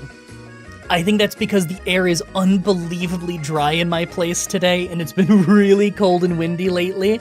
And like, again, my sinuses are bad, so at night I mouth breathe a lot, and it starts, I wake up with like a sore throat pretty often, and sometimes, I'm sure it's not good for my respiratory system. Okay, yeah. No, I am actually getting really scratchy now. I don't know how much that's coming through in microphone. I should shut up. Thank you everybody so much for watching, and until next time, have a nice day. Merry Christmas, everyone. Or I guess Merry Xmas in this case. Pokemon Gold with only one Sudowoodo was a fun solo run. Let's follow up with something totally new. Today's the day that we figure out, would I be able to beat Pokemon X with a team of only one Regigigas? Alright, I'm pumped for this one. For anyone uninitiated, Regigigas is one of my favorite Pokemon to do challenges with. It's a solo normal type with fantastic overall stats, but the ability Slow Start, so we have half as much speed and attack until 5 turns have passed. That means that we have to find ways to stall our opponent until we get our full strength, but we don't get any of the obvious moves like Rest and Protect. By level up, we learn some cool moves like Revenge, Zen Headbutt, and eventually the super dangerous Crush Grip. We also start with Confuse Ray, pretty much our best move for stalling. As you can tell from every level up move being physical, we're very reliant on our attack stat, so shaking off Slow Start is a high priority. By TM, we can get access to a pretty wide variety of moves, but we don't actually have crazy type coverage. We've got fighting, rock, and ground moves, but outside of that, we just have one flying move and some electrical moves that are special. We could use the move relearner late in the game to get some elemental punches if we really need them, but I figure we're mostly gonna use our level up moves this run. Like always, I'm writing the script as I go through with the challenge, so all this part is being written before I've started. Everyone comment down below and guess if I can win or not. I'm not very experienced in Gen 6 at all, but I figure that it's going to be possible with how much potential Regigigas has. It's all about what level it'll be at. I think this might be my hardest Regigigas run. Let's explain the rules. In combat, I can only use Regigigas. I'll need other Pokemon to use HMs, but I won't be allowed to use any of those Pokemon in battle. No glitches or exploits, no items in battle, only Pokeballs, held items, and items outside of combat are allowed. Also, if you enjoyed this video, be sure to like, subscribe, and ring the bell for more. Let's do this. Also, my voice is getting a little bit hoarse, and this is a very, very long 10,000 page script, so I might have to do this in sessions. We'll see how it goes. So right off the bat, I use the Universal Pokemon Randomizer to replace Chespin with Regigigas so that I can do the whole run with it. I name him Gygus, just like usual. Our nature is Brave, so more attack and less speed. Well, less speed could cause some real issues, but I figure the extra attack could be really strong after Slow Start wears off. It's probably not the best nature in the world. The speed will make a lot of fights a lot harder than they could be, but it'll probably be a fun extra challenge. Alright, early game travel. There's a few routes and small towns that we pass through, but the most interesting early place is the forest because of the layout being nearly identical to Viridian Forest from Gen 1. Although it's basically a Gen 1 area, they do a concept from Gen 5 here really well. You remember how in Gen 5 you had two rivals who were your friends and it kind of feels like you're all starting your adventure together, yet you only bump into them here and there to fight? Well, as we walk around the woods, our friend group are all finding wild Pokemon, finding items, and battling trainers. It actually does feel like we're all taking our first steps into Pokemon together in a way that they couldn't do on the DS. It's really cool. Speaking of playing Pokemon with my friends, I actually Let's Played this game about 4 years ago.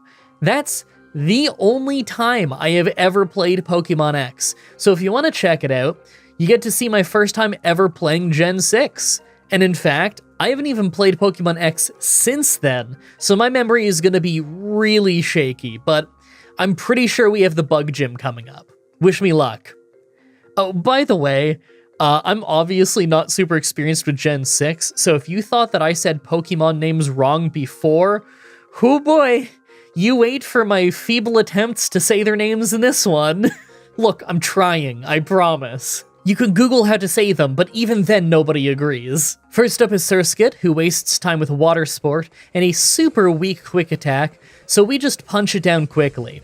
Second is Vivillon, who is tackling for a little bit of damage, but we aren't hitting hard either. We ended up getting hit by Infestation early, so we're taking a lot of damage over time. I was actually worried I wasn't going to win because of her using a potion and our health dropping to only 7, but our final hit took it out. Wow, this was actually really close despite being the first gym. This is why Regigigas runs are so fun. Close fights with minimal grinding. Alright, we're at Lumia City. This place is massive, and I always end up getting lost here. I think the big reason for including this place is that the 3DS is able to render much bigger cities in 3D with an over-the-shoulder camera, something totally new to mobile Pokemon games of the time. The problem is, you can't really see that well, and the third-person camera controls do not feel great. And like I said before, this place is massive. Alright, we need to go fight Professor Sycamore, and I bet this could actually be hard. We're a really low level, and he has kind of a big team for this early on. Sorry, I'm glancing ahead in the script and seeing all these Pokemon names that I don't know how to pronounce. Look, the creator of Pokemon said that you can pronounce Pokemon names however you want. That'll be my shield from how I'm gonna say everything wrong the whole video. Alright, time to fight Sycamore. He's got all the Gen 1 starters. Right away, I confused Bulbasaur to stall it out, and it did a pretty good job of wasting some turns. Problem is, we got hit by Leech Seed right before we took it out. Squirtle second, and after confusing it, we shook off Slow Start and hit it way harder, Dizzy punching it down on a couple of hits. Last is Charmander, who dropped our accuracy and made us miss before dropping it even more. Thankfully, we didn't miss the second one, or we would have really been in trouble. It was a first try, but we could have lost that with slightly worse luck. So after that, we have to look for a cafe.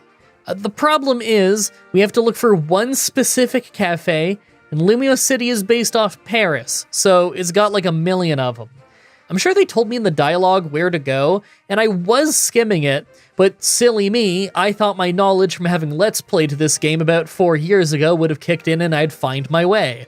I ended up getting super lost and finding literally every single cafe that wasn't the right one before I finally found the right one. I think it was 5 cafes total, with only the last one being the right one. Once we got there, we met Lysander, a dude who, back when we Let's Played this, I instantly assumed was evil. I mean, look at this guy. With that done, we're able to head west out of town. We run into one of our many friends, but it's not really a problem at all. Ty just has a Corpish, and although it's pretty much the same level as us, it's a 2-shot, and he didn't hit that hard, so he went down fine. There's a whole route for us to go through now on our way to the next town, so I made sure to fight a good amount of trainers to level up. We actually have a ton of travel before we get to the next gym, but it's gonna be a rock gym, so I know that we're gonna need to level up before we get there. I can't see us possibly winning before learning Revenge. So there's a Snorlax in the way of the road that we have to go down, so we have to take a little detour to a mansion to get a Pokeflute. But as we get there, we meet some dude looking for his Furfrou. Now this started an amazing comedy of errors where for some reason I misremembered the Furfrou being in the mansion, not outside, so I checked every single room in this whole place just to find nothing. So then I ran out to the courtyard and found it pretty fast, but we had this little minigame where we have to scare it into a corner by telling our friend to block off an area.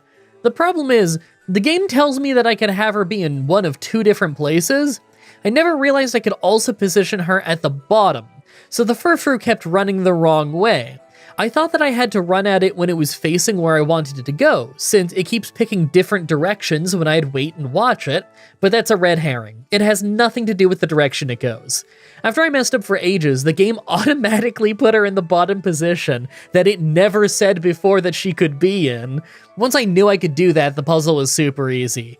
Then we go to the balcony to watch some fireworks. She hits on us a bit.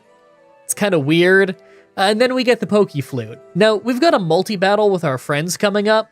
Let's go do that. So we're actually a lower level than the Corpish in this fight, and our partner is just using a weak Fletchling, who's weak to Pikachu's electric moves, so it faints really fast. Thankfully, we took out Corpish on the same turn, and our friend actually has more Pokemon to send in, so we quickly got the numbers advantage. Not that we couldn't have beaten Pikachu on our own, mind you. After that, we hit up a small seaside town at the edge of a cliff. There wasn't much going on there, so we have to take a Rhyhorn out east to make our way through this rocky area to the Glittering Cave. I really feel like we're just trying a lot of new stuff with Gen 6. Yeah, this area isn't complicated and it's a little bit slow, but I thought it was a fun change of pace.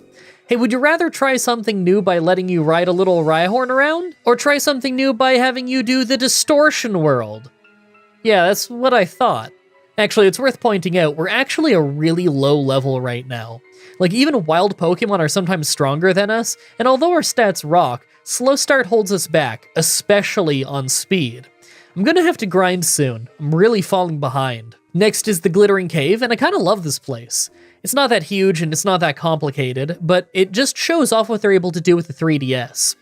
Lumio City is cool in that it's big, but it's also really hard to see where you're going. The over-the-shoulder camera works much better in here, where you're exploring a dark maze-like cave. We end up meeting Team Flare here, the evil gang for this region. I have a pretty hard time fighting some of them because we are pretty underleveled, but it wasn't too bad. We have the Rock Gym coming up, and our moves are really terrible against them. I'm gonna have to grind up to level 25 to get Revenge for sure. That'll be great for beating all the rock types. On my way there, I took the Jaw Fossil. I knew that if I didn't say what I took, you'd all ask. Actually, now that I think about it, everyone ask anyway. Comments are good for the YouTube algorithm. Rock Gym time. First is Amora, who instantly paralyzes us. We nearly one-shot with Revenge. He fully heals. We hit Revenge again. He misses a takedown that would have knocked himself out. Then we take him out. Well, at least we're not fully paralyzed. Last is Tyrant, who instantly starts flinching us over and over with bites and paralysis. This is not good. We ended up losing almost all of our health before we finally hit Revenge for a one-shot. One more flinch or paralysis, and I think we would have fainted. So we go to the next town, and we have this weird moment where we bump into the fighting gym leader, and we have to fight her 2 Lucarios. Now, this doesn't count as a gym battle, even though we beat the gym leader, so we don't get a badge. Maybe there's some kind of rule where you have to beat the gym leader in their gym to qualify for the badge, but I can't help feel like we're getting ripped off here. Either way, we take down her Lucarios pretty easily with Revenge. I think when I fight her in the gym, though, it'll be pretty hard. Before we can get to the town with the fighting gym, we have to go through the Reflection Cave. The gimmick of this place is kind of cool. Trainers can see you in the reflection and thus turn around to challenge you. It's not really that complicated though. It's not like you can avoid any of them by knowing that. Functionally, it's the same as if they were facing you. Still, it's a cool enough area. I actually fainted to some of the trainers in here with the fighting type Pokemon that they had, and had to come back a few times to try and avoid them. We're super weak to fighting types. I made sure to pick up the black belt while I was in here to power up Revenge. I figure that'll pay off big time in the run. On the other side of the cave is a new town, but more importantly, the Tower of Mastery. This is a huge tower that houses a statue to Lucario, and it's where we learn all about Mega Evolutions. Yeah, I haven't really brought it up, but Mega Evolutions are a new thing in this game, so pretty much everyone we've bumped into so far has randomly started talking about Mega Evolutions. It is insane how much they want to talk about it, but at least here it makes sense because it's the Tower of Mastery, and it's kind of all about Mega Evolutions. And if you aren't sick of hearing me say Mega Evolutions yet, then go check out that Pokemon X Let's Play. It's in the description, because you hear us say it a billion times. Anyway, we have to fight our rival in here, then we have the fighting gym right after. Not really sure how the fighting gym will go since we're normal type, but I guess we'll see when we get there. While we travel, I finally updated my Patreon with some stuff. What you get now if you pledge is an early viewing link to every single challenge video that I make the moment that it's edited and uploaded, including this one. Some people have seen this one early.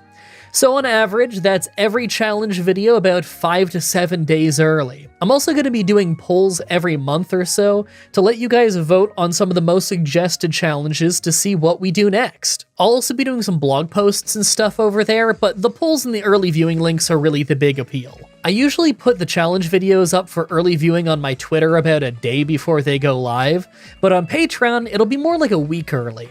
You can pledge literally any amount and get these rewards. Maybe one day I'll come up with more stuff for higher tiers, but for now, I'm just gonna do those rewards for every paid pledge. Doesn't matter if it's $1 a month or higher.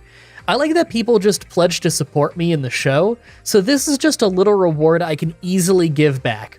Thanks. Rival time. First is Meowstick. I'm petting my cat Rocky on the side right now, and he just meowed at me too. He's Meowstick. First is Meowstick, who's hardly hurting us, so I just confuse it and start stalling. I intentionally stop using knockoff early so that I don't have to take it out quite as fast, then use Confuse Ray until we got our act together and finished it off, although we lost half of our health in the process. Absol was just a one-shot with Revenge, and last is Braxton, who nearly gets a one-shot with Dizzy Punch, misses a Fire Spin, then we take it out. Can I take a moment to point out just how much quicker you fight higher level Pokemon in this game compared to some of the older games? Gen 2 might be an extreme example, but they didn't get level 30 Pokemon until the 6th and 7th gyms. Yet in this game, we aren't even at the 3rd gym yet. So next is the fighting gym, and I instantly lost this 3 times due to getting crit, but on the 4th try we had pretty good confusion luck and was able to take out Mindfu on the same turn that we got our act together. The problem is, right after is Hawlucha, and we took out about half of his health as he used Hone Claws. Because of that, he just outsped us and hit a flying press to take us out right after. Yeah, I kinda thought this would happen. Also, this is a wrestling reference. Flying press is definitely either a flying splash or a diving crossbody. If you want to look up either of those on Google, you can see what those look like in real life. So here's the problem. We can go get the TM for Aerial Ace, the only TM we can learn that's good against fighting types, but it requires that we backtrack to the Connecting Cave, this tiny little cave from earlier in the game. That means that I need to go back through the Reflection Cave, and then use Strength on a boulder in the Connecting Cave to get to a new part of that cave. Thankfully, we have the Cliff Badge now, so we can use Strength outside of combat, and Strength is slightly better than Dizzy Punch, so I go ahead and replace it. Yeah, Dizzy Punch can cause confusion, but we have Confuse Ray for that. Anyway, I go back through the Reflection Cave to the previous city, bike another city over, and then go to the Connecting Cave. Get the TM, run back north, go through the Reflection Cave again, and then we're back here. I'm absolutely bringing some repels with me because this takes a while, and I'm going to try and level up a little bit on trainers that I may have missed on my way through because speed is still an issue, but I'm hoping that between a few levels and our new move, we could get a win. So I go back at level 35, right away I got hit by a power-up punch, then confused Mind Shao into hitting herself, while we used Aerial Ace to take her out. Second is the Halucha who took us out last time, but this time we survived a flying press, confused her into hitting herself, hit an Aerial Ace for decent damage, survived a second flying press with only 1 health left, and then took her out. Last is Machoke, but we got our act together in the same turn, outsped him, and took him out in 1 hit. That literally could not have been closer. I was so worried that wouldn't be a one-shot. Now before we can leave town, we have to go do the Mega Evolution tutorial over at the Tower of Mastery. The gym leader gives us a Lucario to do the Mega Evolution with. We won, but I don't know if it actually matters if we win this fight or not. Either way, it's a required tutorial battle. I don't count this against the rules. You have to do this every run. It's just to teach you what Mega Evolutions are. We're able to do them now, so that's kind of cool. Although Regigigas doesn't Mega Evolve, so it's all pretty pointless for this run. With that done, the trainer outside the East Gate gives us Lapras, so we can start surfing south. This is actually a fun little area, because there's a completely random, unguarded ranch where there's a bunch of Skiddo who just stay inside their pen on the honor system, I guess. So I steal one, and use it to run past a bunch of trainers that I'm sure I'll regret not fighting later. Now, we've actually had a lot of travel between most gyms in the game so far, but the next one is really close. We can't actually get to the gym right away, though, since there's a rival fight in the way. I think the next gym might actually go okay for once, since we have a type that we're not weak against or resisted by. But that said, grass gyms tend to be kind of hard in these games because of all the effect moves, so you never know. Also, I think his whole team has Grass Knot, and that does damage based on weight. We're pretty heavy, so it might actually hurt a lot. We're almost 1,000 pounds, so Grass Knot should be 120 power. Really strong. Plus, I wouldn't be surprised if the rival fight is pretty hard too. I guess on the upside, I like that they always open with Fake Out because it's a super weak move and it wastes a turn to help us get past Slow Start. Then again, we don't have a dark move anymore to take out Meowstic, so who knows how it'll go. Alright, rival. Like last time, we just stall against Meowstic since it wasn't really hurting us very much, so by the time we took it out, we had a little over half our health left. As Absol came out, we got crit with Slash, then one-shot it with Revenge. Last is Braxton again, and I go for Strength to thankfully get a one-shot. So we're at the grass gym, and this didn't go how I was expecting at all. Jumpluff was just using Acrobatics instead of either Leech Seed or the 120 power Grass Knot, and I have no idea why. One crit, but it was still hardly hurting. Go-Goat also could have used Grass Knot, but it used Takedown, so we did some damage, then got our act together and just outsped and finished him off. Last is Weepinbell, but it didn't matter, we just outsped it and one-shot it. Seriously, why did he not just spam Grass Knot? We wouldn't have stood a chance. Alright, so next up is the power plant under the desert. Back in Lumio City, a lot of places were off access due to the power outage. I have no idea why the city would be inaccessible just because the power is out. My city's not off access when the power is out, but whatever. Now we know why the power is out. Team Flare has taken over the power plant, and I guess they shut off power to parts of the region. This part is really not that hard though, just a bunch of Flare grunts. Even the admins are super easy. So now's a great time for a Christmas edition of MDB AMA. Let's do 5 quick ones. Franklin Steele asks how I got into wrestling and tells a fun little story about how he got into it as a kid through WCW Nitro. That's really cool. Also, AMDBA is wild. You are so lucky that I saw this comment because that is totally unsearchable. I actually got into wrestling when I was probably about 10 years old. I went over to my friend Justin's house for a birthday party and everyone was playing the first SmackDown vs. Raw game on PS2. One of Justin's friends brought it over, but Justin ended up getting the game, and we were both wrestling fans ever since. I quickly got into watching all kinds of wrestling companies online, and we'd play the WWE games whenever they came out. That was about 22 years ago. I'm still a huge fan to this day. In fact, I was watching NWA Power right before I started this voiceover. Loud Yapper asks how I decide what Pokemon to use in my next challenge. I have a bit of a loose system. I write down all the ideas that people come up with that I like, as well as stuff that I think of, into this big ideas list.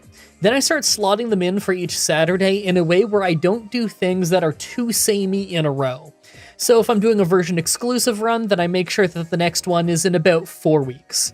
I try to make sure that I give it a few weeks between doing the same game again, and I try not to do too many solo or team runs in a row. So I make sure that I'm not doing a ton of the same generation in a row, too many samey runs in a row, stuff like that. That way there's always some variety. Kegnus wants to know what hobbies I enjoy other than Pokemon and wrestling, and what's my go-to for relaxation. Well, obviously, I play a ton of non-Pokemon games. I'm sure my literal hundreds of Let's Plays of non-Pokemon games have given that away, that I love all kinds of video games. I like hanging out on Discord and talking to people, exercising, cooking, playing with my cats. If the weather's good, then I like doing a little gardening in my tiny backyard, stuff like that. Recently, I've been playing a lot of Haven and Hearth with some members of the community, and I'm always playing a lot of Victoria 3. I love that game. Hey, if you want to get into Haven and Hearth, free game on Steam, real fun. I got a Discord server where I've got a little Haven and Hearth chat. Link Fangirl wants to know what breeds of cats Sabu and Rocky are, and what made me decide on their names. Well, I actually didn't name Rocky. He was a neighborhood stray that was coming to a family friend's shack in the woods for years to sleep. Eventually, they decided he clearly needs a real home, and offered him to me, so I took him in, and they're the ones who named him Rocky. It's after Rocky Balboa, but I headcanon it to being after Rocky Maivia. He's a Maine Coon, so he's a super long cat. He's a healthy weight, he's just huge. Like, you took a picture of a normal cat in Photoshop, and you dragged it to be 25% bigger. Sabu is either a Himalayan or a Persian. Neither his groomer nor his vet agree on exactly what he is, but he's a flame point something or other. I did actually name him though, since I've had him since he was a kitten. He's named after Sabu, the pro wrestler. My Sabu doesn't carry a railroad spike in his boot, but he is a lunatic, so he at least somewhat takes after his namesake. Over the course of my life, I've had something like 14-ish cats, just off the top of my head, but Rocky and Sabu are by far the friendliest and nicest I've ever had. They're also the only two that I raised myself, so take that however you will. Okay, last question. Angel Whisper wants to know what my favorite social spot is when I go out, and if I like any local bands. I actually thought this question was kind of funny, because when I was reading it, I realized I have 0 social spots. I'm not really that kind of guy. I stay home and I work. If I'm going out for something social, then I'm going to my mom's place, so me, her, and my sister can all play Talisman, Zularetto, or Sid Meier's Civilization together. In fact, that's probably what we're doing for Christmas this year. Or what I did for Christmas, because I'm doing this voiceover before Christmas, but the video comes out after Christmas. I'm just a lot happier living like a hermit, and the fact that I pretty much have to be working every day anyway suits me pretty well. I'm just not that interested in going out and doing stuff when I could be at home working, exercising, cooking, or just doing my daily routine.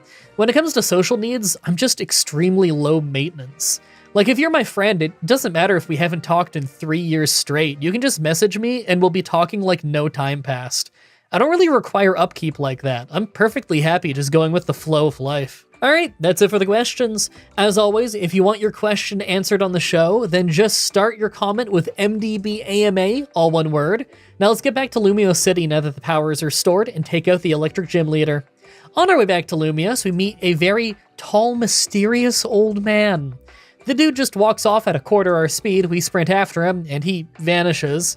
Yeah, there's a lot of mystery surrounding this guy. If you want the full story, you might want to watch my Let's Play from a few years back, but I'll go over at least a little bit of his story in this video. Anyway, we have to go to the Eiffel Tower. That's where the electric gym is. No, I'm not joking. So first up is Emolga, who volt switches right away, and thankfully hardly hurts us. That's actually good. I really didn't want to fight Emolga. It's got static. Right away, we just confused Magneton, then used Revenge a couple of times to take it out, as all it did was change the terrain. He sent in Heliolisk next, so I confused it as it tried Grass Knot and thankfully didn't hurt us all that much since he's not grass type. We got our act together fast and took him out. Last is Emolga, but it was a one-shot. It paralyzed us as we hit that one-shot, but still, a one-shot. I hate fighting Emolga.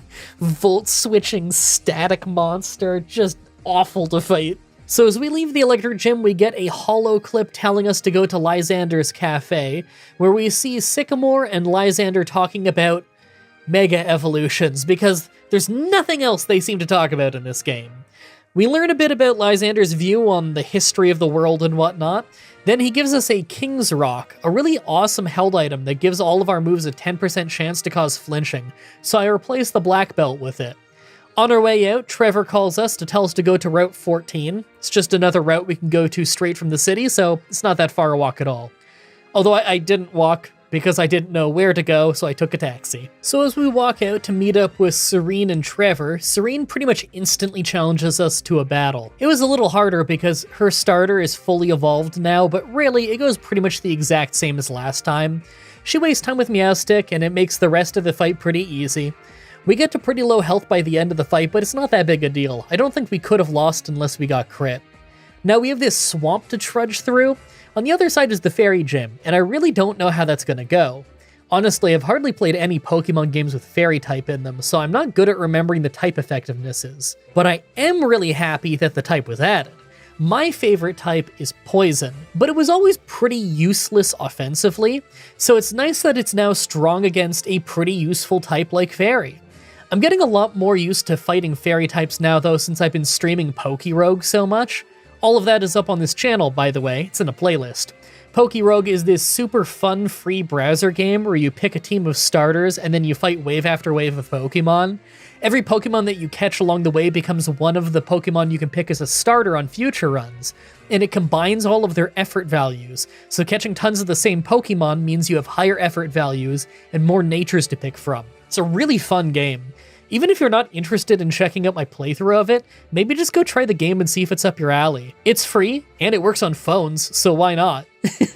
There's my free plug for Pokerogue. It's just a fun game. Anyway, I'm gonna go try the fairy gym. Let's hope it goes well. First up is Mawile, and it's just spamming Iron Defense, so I wasn't too worried.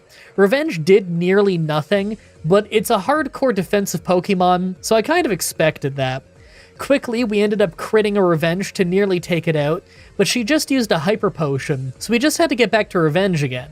We got our act together fast and ended up hitting way harder and taking it out fast, but we lost half our health thanks to losing defense from Crunch. Mr. Mime was just a one-shot with Strength, and last was Sylveon, who hung on, used Dazzling Gleam for good damage, healed up, then went down to Aerial Ace and Strength. Before we can leave town, we have to save the local Pokeball factory.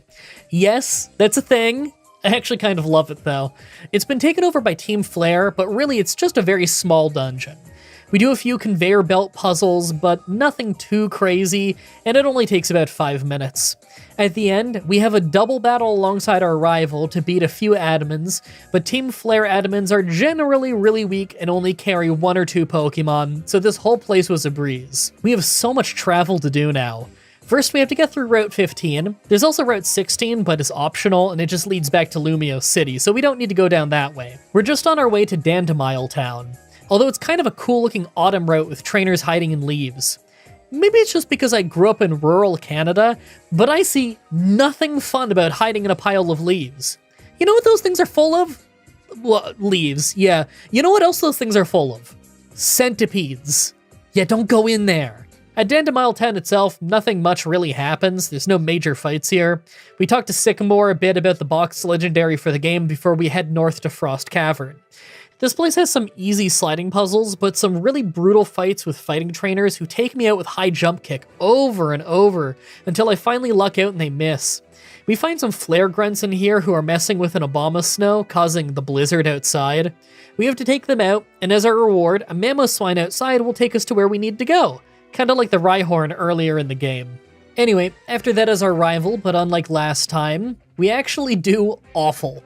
It's hailing the whole fight, so although we have to stall, we take a lot of damage. By the time we take down Meowstic, we're already almost at half health. And now Delphox has Flamethrower and Drain Punch. Not only that, but she's faster than us even after we get our act together. We're hardly a higher level than her, so I think I'm gonna have to grind a bit before we stand a chance here. You know what? Leftovers could help us a lot. I'm gonna go fly back to Route 12 to pick that up. Apparently I missed it forever ago. See, this is what happens when it's a generation that I haven't played a million times. So I come back with leftovers, and this time it isn't hailing. I kinda thought that would get me a win, and it did let me get farther in the fight, but Delphox is still a huge issue. I couldn't get past her without taking huge damage. Then the Jolteon right after is obviously faster than us and just takes us out with Discharge. Okay, I'll try a few more times. Maybe awesome confusion luck can save us. Well, that's not what I thought would happen. Next try goes more or less the same as last time, other than us taking out Meowstic early. I confused Delphox and she didn't hit herself, but then our first strength was a one-shot when it wasn't last time. Thanks to that, we had more health against Jolteon, and it just used a much weaker quick attack instead of discharge, so we one-shot it. Last is Absol, but we just outsped it and one-shot it with strength. Well, that went fine. How do you think the Psychic Gym will go? Sigalith is first, so I just confuse it right away and start hitting Payback for pretty good damage. We have the TM for that move, so I can learn it on command. We nearly take it out, and thankfully she uses a Hyper Potion so we can stall longer. We ended up getting hit really hard, but she shook off Slow Start at the same time that her Reflect wore off, so we just took her out in one hit after her heal. Slowking is next, and we took huge damage after Payback wasn't a one-shot, so we had to hit it again to finish it off. Meowstic was last, but like before, it wasn't that tough, so we just one-shot it with Payback. That wasn't too bad, but man, Slowking really hit hard. Alright, so with that done, we fly back to Lysander's cafe and enter his underground lab. I know this seems random, but Team Flare basically just put out a news broadcast admitting that he's going to revive an ancient ultimate weapon to destroy everybody on Earth who isn't part of Team Flare. Yeah, that might be the craziest plan of any Team whatever from the previous games. This is our Team Flare hideout for the game, and in it we have to fight Lysander about 1,000,000 times. Okay, it's actually 3, but that's still crazy for all happening in basically one place. Or at least one little chunk of the game. I mean, I thought it was weird when we had the second and third Cyrus fight so close together in Platinum. This is even crazier. His team actually levels up and evolves between fights, so I guess he's somehow grinding while he's in his own base. I don't know, maybe he's beating up his own grunts or something. So this one took a few tries. First is Mindfu, who just uses a lot of high jump kicks, but sometimes he uses Swords Dance. I was trying to get him to waste turns, but on our best runs, he only wasted a bit before we took him out with a Zen Headbutt. Water Onyx almost always takes us down because our health is just so low, but on this try we had amazing confusion luck and actually took him out. Pyroar was next, and we just one-shot it with Revenge after taking a bit of damage, but last is Murkrow, and it outspeeds us and finishes us off. That was such a lucky run, too. I need to rework things. Okay, so after failing a few more tries, I decided to finally learn Return and see if that can help us. Right away, we finally had a lucky run against Mindfu, where it wasted a bit of time, and we didn't get totally destroyed. Then against Water Onyx, we got lucky with Confusion again. Pyroar came out as we got our act together, but Return wasn't a one-shot. I thought we'd faint as he went for a second Fire Blast, but we lucked out and he missed, so we got to take him out. Last is Murkrow, but now that we get to use Return instead of Revenge, we went first and took him out. Man, if I failed so many times against the first Lysander fight, how am I supposed to beat him the other 2 times? Anyway, we have to navigate our way through the Flare HQ now. It's kind of like the Team Rocket base in Kanto, where there's the puzzles with the arrows that send you flying to other areas. Pretty classic Pokemon puzzle. The area wasn't really that big, but there's a lot of grunts to fight, so we get some much needed levels. There's even a break room in here so we can heal for free while we're here. I need an area like this to level up a little bit, so I'm thankful. As we make our way into the basement, we find that tall old man in a jail cell, explaining the history of the ultimate weapon to Lysander. Turns out the old man is... Az? A-Z? I'm not sure how they want me to pronounce it now that I think about it, but he's a king from thousands of years ago or something. We kind of just let Lysander walk past us as he says for us to come to his chambers. We end up winning another easy fight with another Flare admin. Then the ultimate weapon is awoken. So we're told to go back to Geosenge Town, a small town we passed through way earlier on our journey. I think that was where the fighting gym leader fought us with the 2 Lucarios. Now, we rush into the Flare base in town, and there's Lysander, ready to challenge us to yet another fight. Now Mindfu has evolved into Mind Shao, somehow, and he instantly cracks us with a jump kick for most of our health, while we confuse him and then knock him out. Water Onyx hits Aqua Tail before getting confused. He hit himself as we did a bit of damage. He hit himself again, then we got our act together and took him out. Pyroar was a one-shot with Return, and last was Haunch Crow, who was nearly a one-shot, thankfully didn't crit us with Night Slash, then we took him out. Hey, it actually went better than last time. Good thing I fought all those trainers. So we fight our way to the basement through 1,000 grunts to free this game's box legendary Xerneas. Then we catch it with a Master Ball. Obviously, we're not allowed to use it though, and the game puts it at the front of our party as Lysander's final fight begins. So I just spam gravity until it faints, and it wears off the moment we go down, so it doesn't affect the fight. Right away, we luck out against Mine Xiao, with it missing jump kick on us to take a bunch of damage. We confused it hit itself, and we took it out. Pyroar Fire Blasts us for decent damage as we hit return. The second Fire Blast really hurts us, and we take it out. Honchkrow's next and crits us with Night Slash right away, as we took it to low health. Then we shook off Slow Start and took it out. Last was Water Onyx though, and although we did great damage, he Mega Evolved and took us out. Man, that was a lucky run too. This is gonna take a while. Okay, 2 levels and many tries later. Right away, we just take out Mine Xiao in one hit as it was trying to buff its stats, and second is Pyroar, who starts with Fire Blast as we confuse him. He hits himself, we hit him hard with return, he hits us with another Fire Blast, and we took him out with half of our health left. Honchkrow crits us yet again with Night Slash, but at least on the second turn we shook off Slow Start to outspeed him and take him out. Last is Water Onyx, but knowing he's Mega Evolved, I just confuse him. We still got hit next turn, but the extra turn of him not hitting us let us heal just enough with leftovers to not faint and actually take him out. That fight was brutal. With that victory, we stop the big evil weapon from destroying everyone, and everyone comes to congratulate us, and you know, that's cool and all, but we have a challenge run to go do, so I just go right back to making progress. We have a whole boss rush of our friends to fight on the next route, starting with Professor Sycamore. First is his level 50 Venusaur, who hits us with Petal Dance before we confuse him. He hits himself, and we Zen Headbutt to take out most of his health. He starts healing with Synthesis, we take him to a Sliver, he hits us with Petal Blizzard, then he goes down. Second is Blastoise, whose Water Pulse hardly hurts us, so we just use Return twice to take him out as our slow start ends. Last is Charizard, but we just one-shot him with most of our health left. It was an easy fight. Next is Shauna, starting with Delcatty.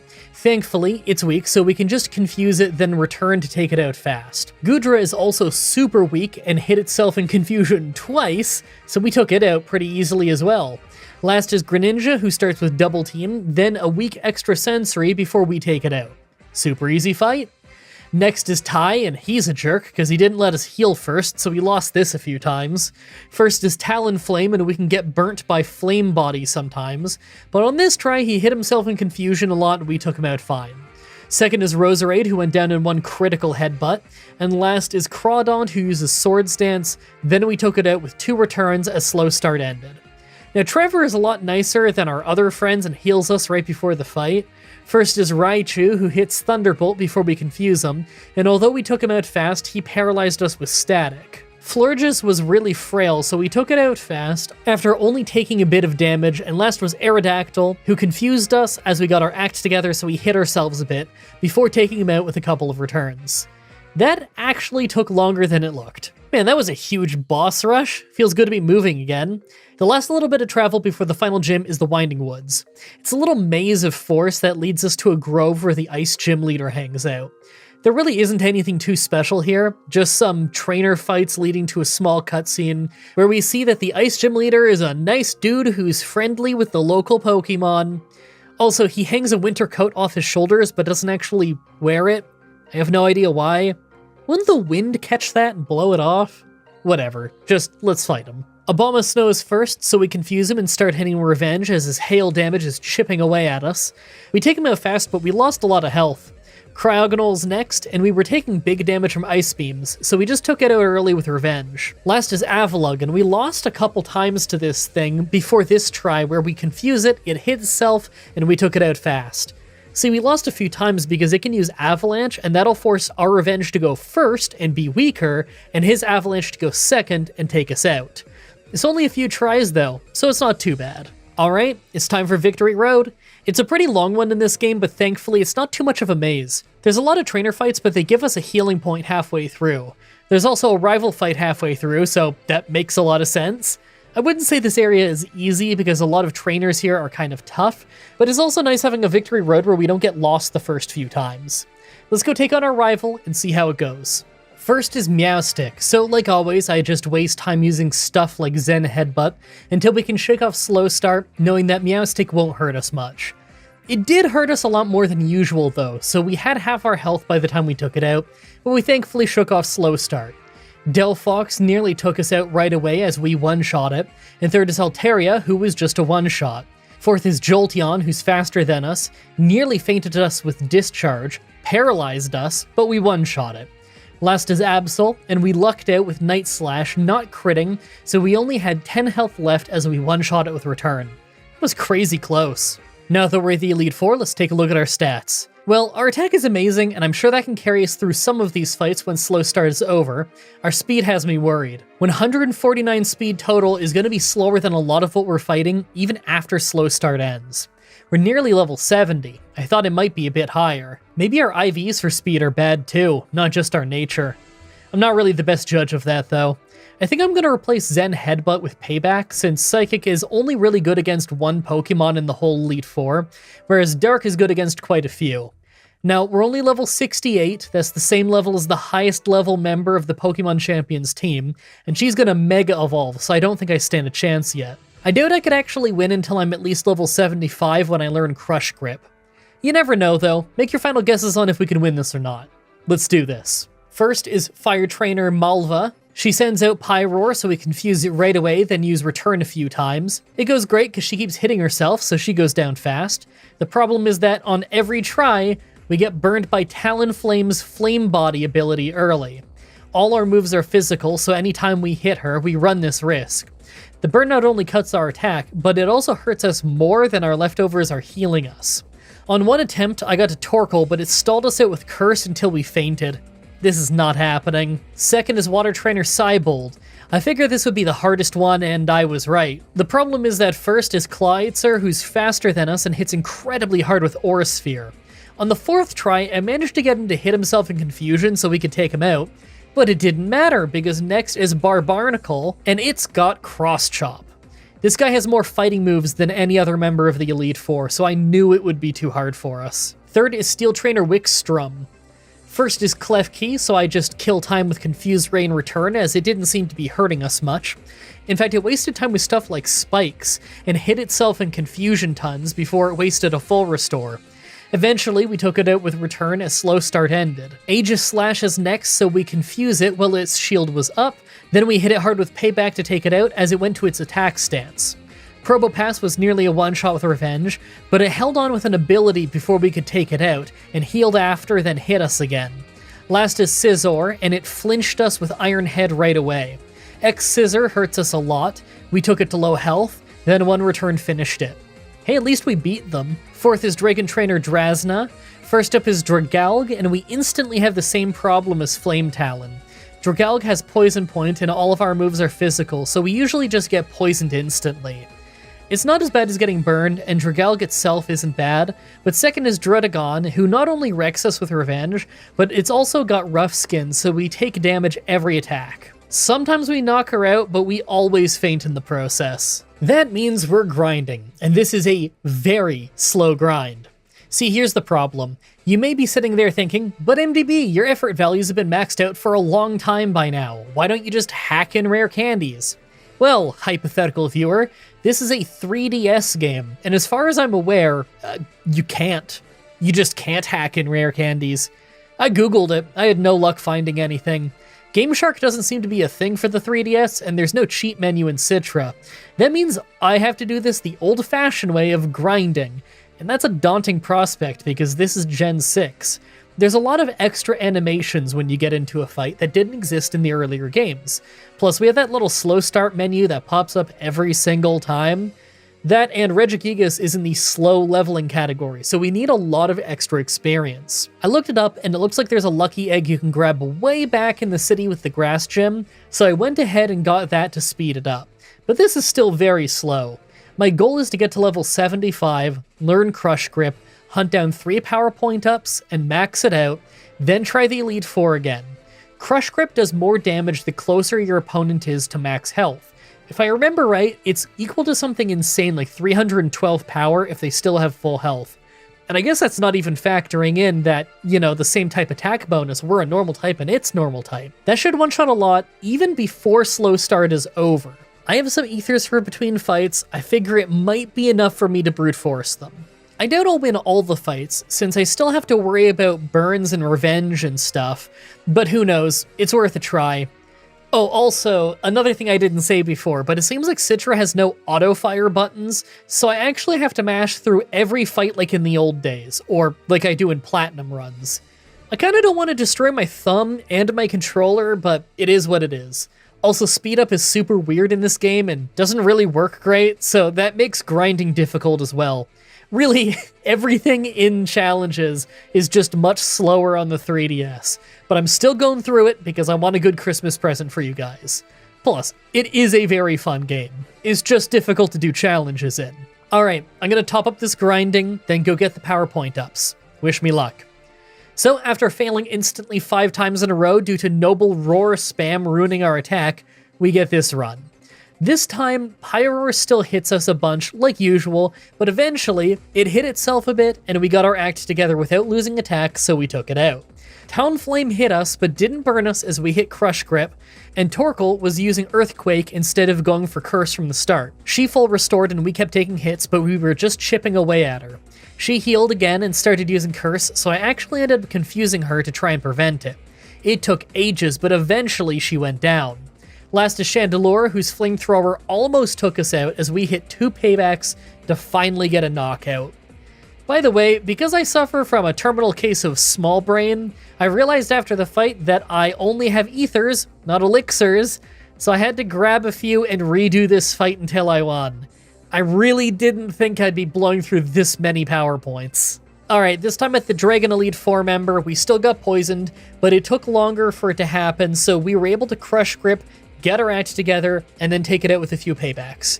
Dredagon was a one-shot this time, as was the Altaria right after. Last is Noivern, who nearly took us out before we one-shot it too. That was so close. Okay, so this one took a ton of tries, but eventually we got this run where Clyetzer hit itself early, we kept hitting it back down to low health, and eventually took it out with a crit. Second is Barbarnacle, who hits Cross Chop.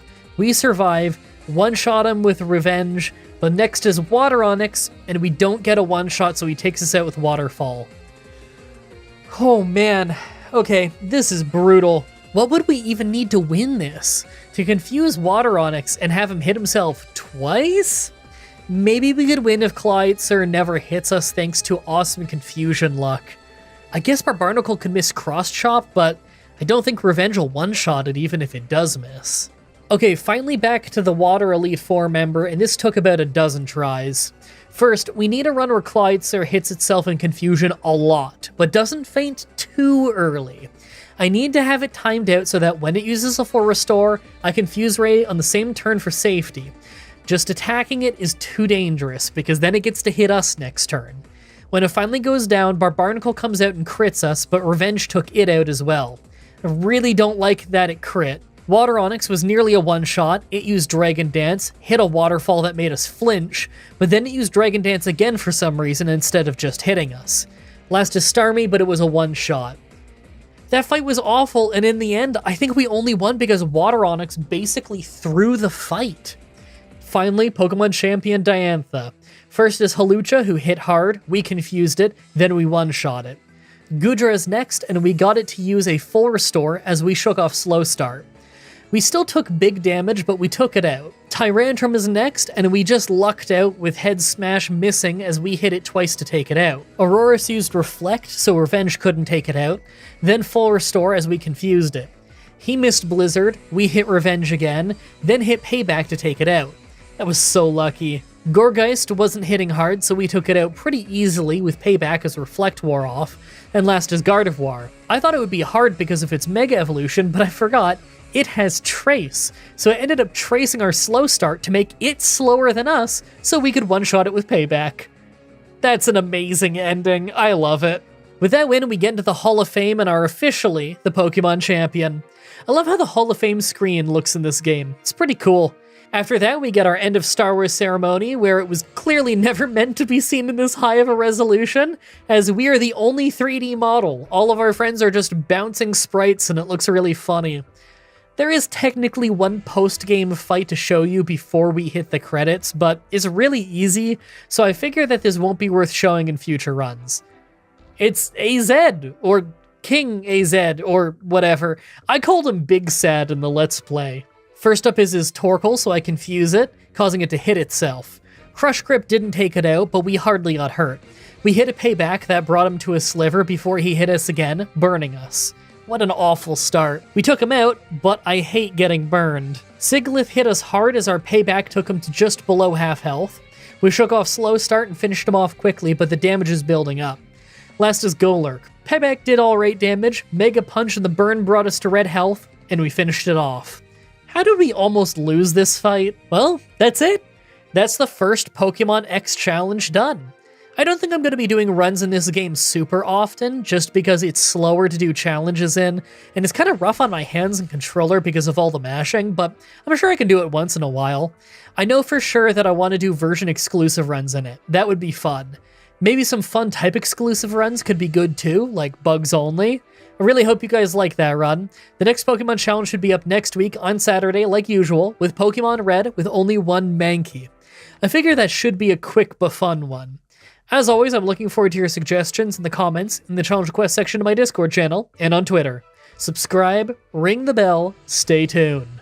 Alright, outro time. Oh man, I've been doing this voiceover all day. I took a break partway through to shovel the snow because it's been snowing. I'm recording this voiceover on, what it was today, the 20th of December. I have to edit this so fast to get it out on time. I guess, you know what? I was going to say, this is coming out after Christmas, but I guess the people on Patreon might be seeing this before Christmas, depending on when I have it edited. Well, I hope that you had an awesome Christmas. I hope that you're going to have an awesome New Year. Hope you've been having a great month in general. Hope the weather hasn't been too horrible where you are, because winter, it can be. I've had a pretty fun season so far. I haven't hung out with my family for Christmas yet because I'm actually doing that on Christmas Day for once. And I have not, I'm recording this on the 20th, and that's the 25th, obviously. But I'm sure I'll have a fun time with that. I would love to ramble forever, but the video, I can already tell it's a really long one.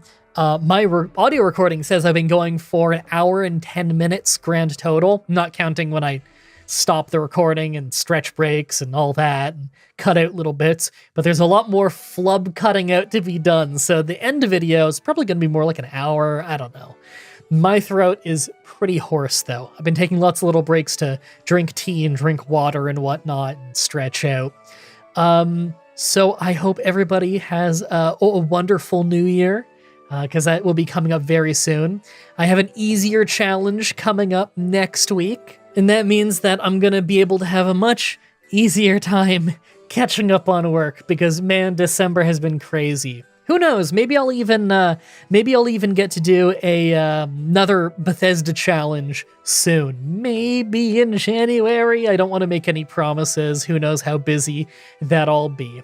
And I should be getting back to streaming again soon. The only reason I barely streamed in December is because I've been so busy with these December videos, the Pokemon X run, which I wanted to make extra long, and the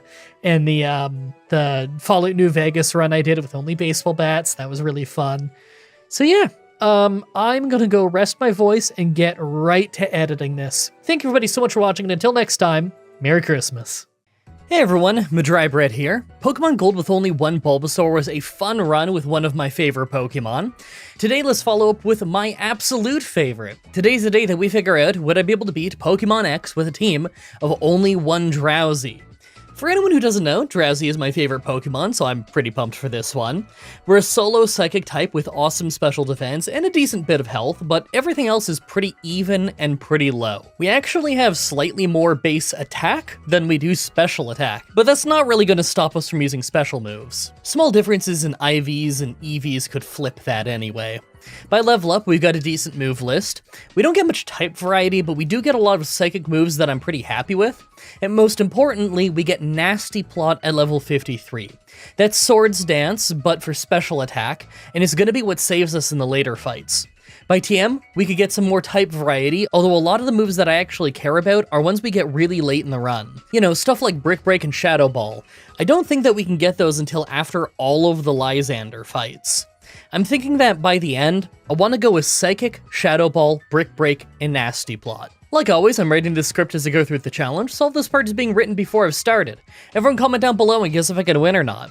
I figure that I'm probably going to lose near the end, but if I can make it to the Pokemon Champion, then I'm going to be pretty happy. Let's explain the rules. In combat, I can only use Drowsy. I'll need other Pokemon to use HMs, but I won't be allowed to use any of those Pokemon in battle.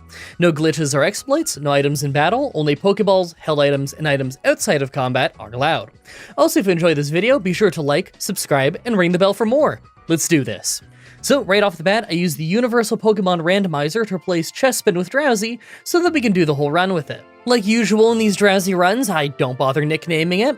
Our nature is Bashful, so neutral stat gains. I think I'm fine with that. Alright, so despite there being a lot of travel right at the start of the game, there aren't any major fights.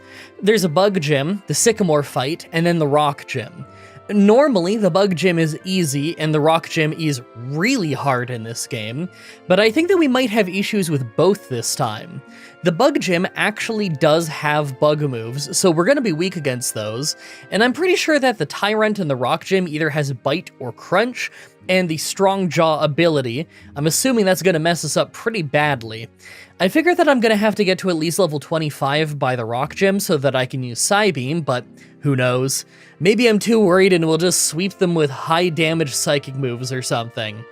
I'm pretty skeptical though, so I'm going to be fighting every trainer I can see for sure. Let's just get to the Bug Gym and see how that goes. So I got to the Bug Gym, and this was actually a lot closer than I thought it was going to be. Surskit was taking pretty big damage early on, but thanks to a potion, she held on for just long enough to take out half of our health. I kinda thought Vivillon would take us down instantly, but it didn't. We put it to sleep and took it to pretty low health, but we did get tackled down. I'm not sure why she was just using Tackle, but that does give me hope. Being slower made us lose that fight, but I think even just getting a little more health could turn the tides. I could win by level 15 for sure. So, my first try back at the Bug Gym at level 15, and although we were doing tons of damage now, we got crit twice in a row at the start. Okay, that was just insanely unlucky. Then Vivillon comes out, and it's still faster than us, and we miss a Hypnosis. Okay, that was horrible luck. I'm gonna keep trying, it can't actually be this hard. Alright, next try, and we still do get crit by one of the tackles, but we put Vivillon to sleep twice, and managed to whittle her down. We aren't hitting that hard, but at least Hypnosis gets us a few free hits. I don't really like relying on it though, it's really inaccurate. Alright, first try at this fight, and right away we get Leech Seeded. Now, watch over the course of the fight as I very slowly trade hits with them. We aren't taking much damage, but because we don't do much, we're hardly out-damaging the Leech Seed. In the end, we were one turn away from winning when it finally got us. So I went right back into the fight and hit Hypnosis right away. Obviously the fight was pretty easy after that. Man, I can't wait for level 25. We need a better move so badly. I have a ton of travel to go do before I reach the Rock Gym. I'll try and hit level 25 on my way. Did I even mention the last fight was the Sycamore fight? It was the Sycamore fight. Sorry, I should mention that for people who are just listening in the background. Anyway, on our way to the Rock Gym, I took the Jaw Fossil. I knew that if I didn't say what I took, you'd all ask. Actually, now that I think about it, everyone ask anyway. Comments are good for the YouTube algorithm. Oh, you know this is gonna be a bad one. I grinded to level 25 and we did almost nothing in the fight. Even with Hypnosis, we were so useless at this Rock Gym. I'm holding a Rocky helmet, so they take a little bit of recoil damage, but man, we were hardly hurting them at all. I might have to grind a lot before I can win this. So after grinding for ages to get to level 30, we had 6 attempts in a row where we missed Hypnosis at the start and instantly got paralyzed. Literally, 6 times in a row. I recorded each one. After 7 tries, we finally got one where we put him to sleep, but we still didn't do much damage. We took him out for the first time just thanks to all the recoil damage, but we were paralyzed, so as soon as Tyrant came out, we got taken out in one bite. I'm not gonna win this for a while, am I? And for the record, grinding here really sucks. This is an area with the highest level wild Pokemon that I can reach, but it's really not a great place to grind a Psychic type. Plus, we don't hit hard in general. I really didn't think the early game would be this hard. Hey, at least I think that things are going to get a bit easier after this. Once we beat the Rock Gym, we have a rival fight in the Fighting Gym, then another rival fight in the Grass Gym. I think the Fighting Gym and both rival fights are going to be pretty easy. There's a chance the Grass Gym is going to be a bit harder, but I'm not really sure. It's been easy every other time we've faced it. We won't find out until we're done the Rock Gym, though, so let's get this one out of the way. This is insane. We're level 35 now, and still losing every single time. Hey, there's gotta be some kind of modifier I'm not thinking of at the start of this fight, by the way, right? Because I missed another 3 Hypnosis before getting this 4th try. That's a 60 accuracy move in this game, so I know it's unreliable, but I should be hitting more than I miss, right? There's probably just some mechanic I don't know. Anyway, I figure by level 40, we could probably just do enough damage to get Tyrant with full health, as long as Hypnosis works. Okay, so finally, at level 40, after missing Hypnosis a couple of times, we get this try where it works, and we never get hit. Tyrant is also slower than us, but we missed Hypnosis, so he hit Rock Tomb. Then his second one was faster, so we got hit again before putting him to sleep. Once he was out, though, we just hit 2 Psybeams for the win.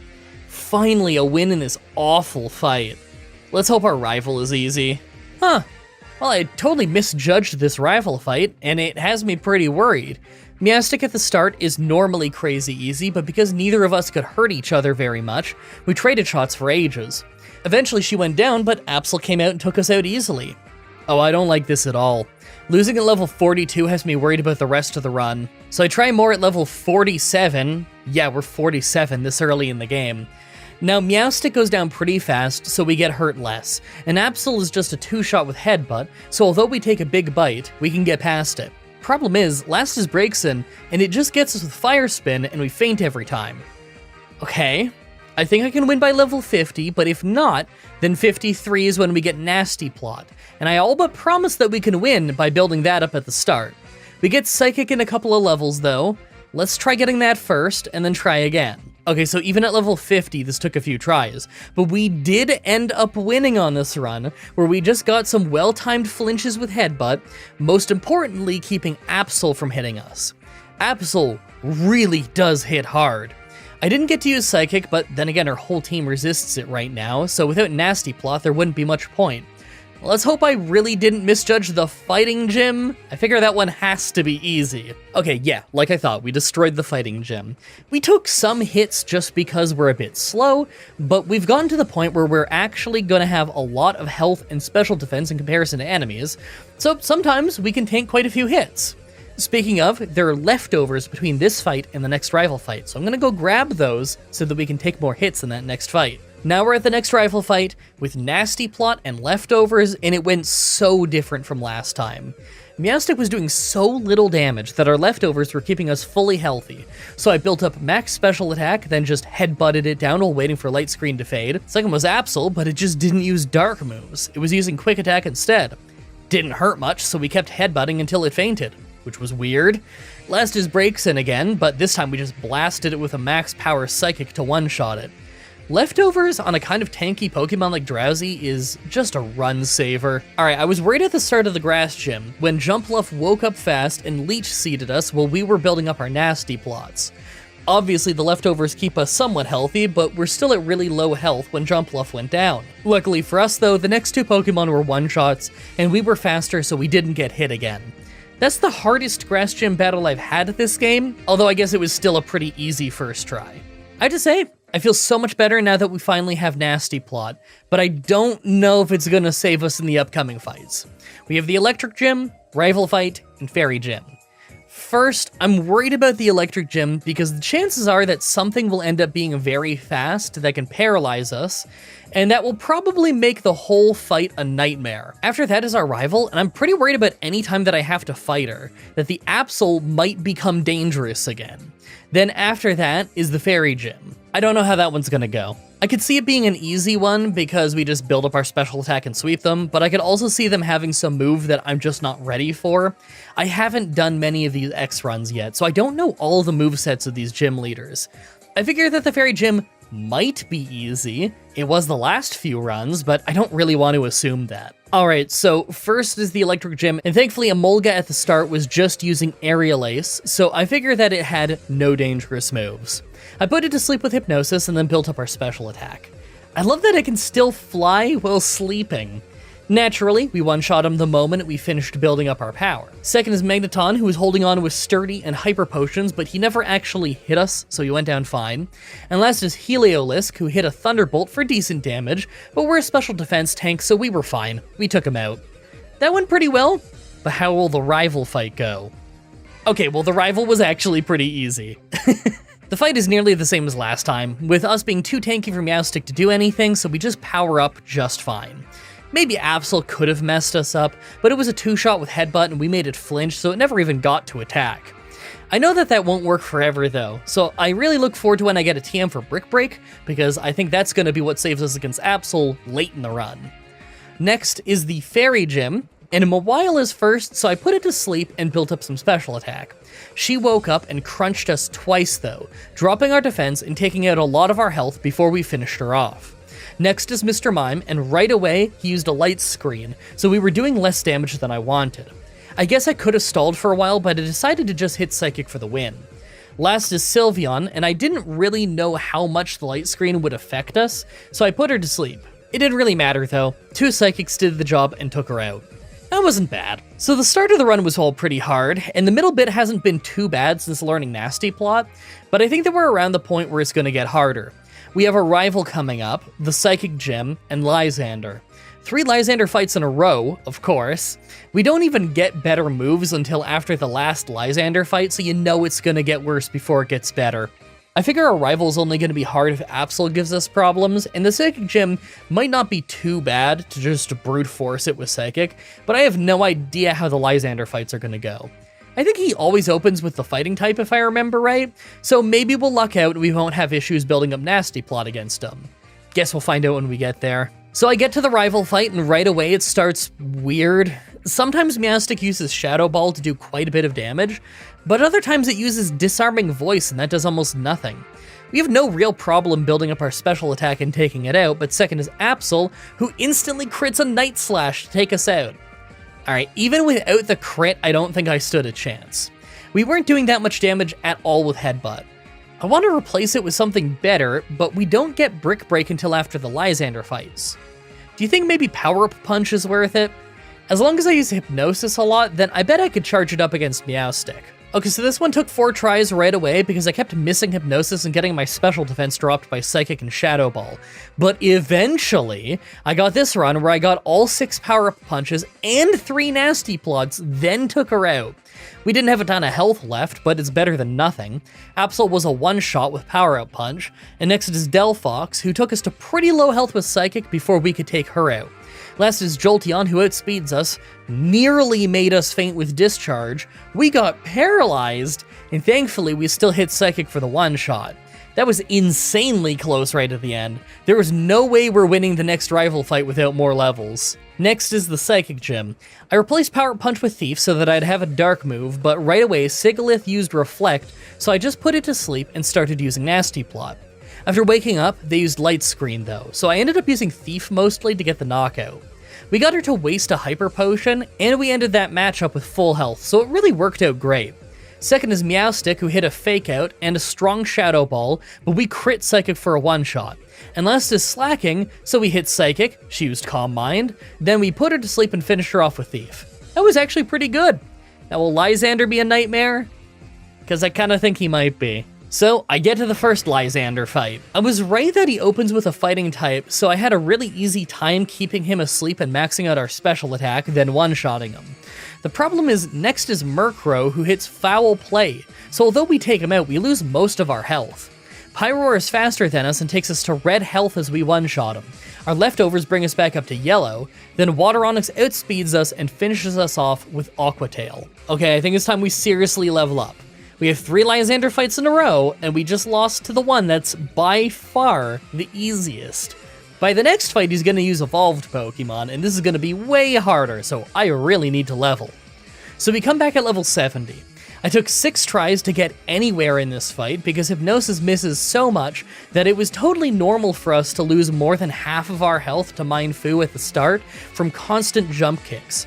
But eventually we got this one that went the exact same as our best one at level 64, but we're faster than Water Onix, so we win. Look, I know there's a lot of trainers between this Lysander fight and the next Lysander fight, but I strongly think that I'm still going to end up losing. That Murkrow is going to wreck us the moment it evolves. Well, this is a new problem.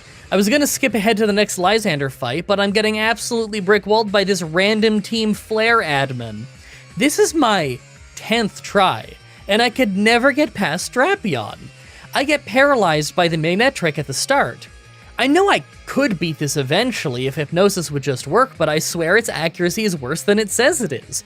I swear I've missed it 3 times in a row, more in this one run, than I've ever missed another move of the same accuracy 3 times in a row in my life.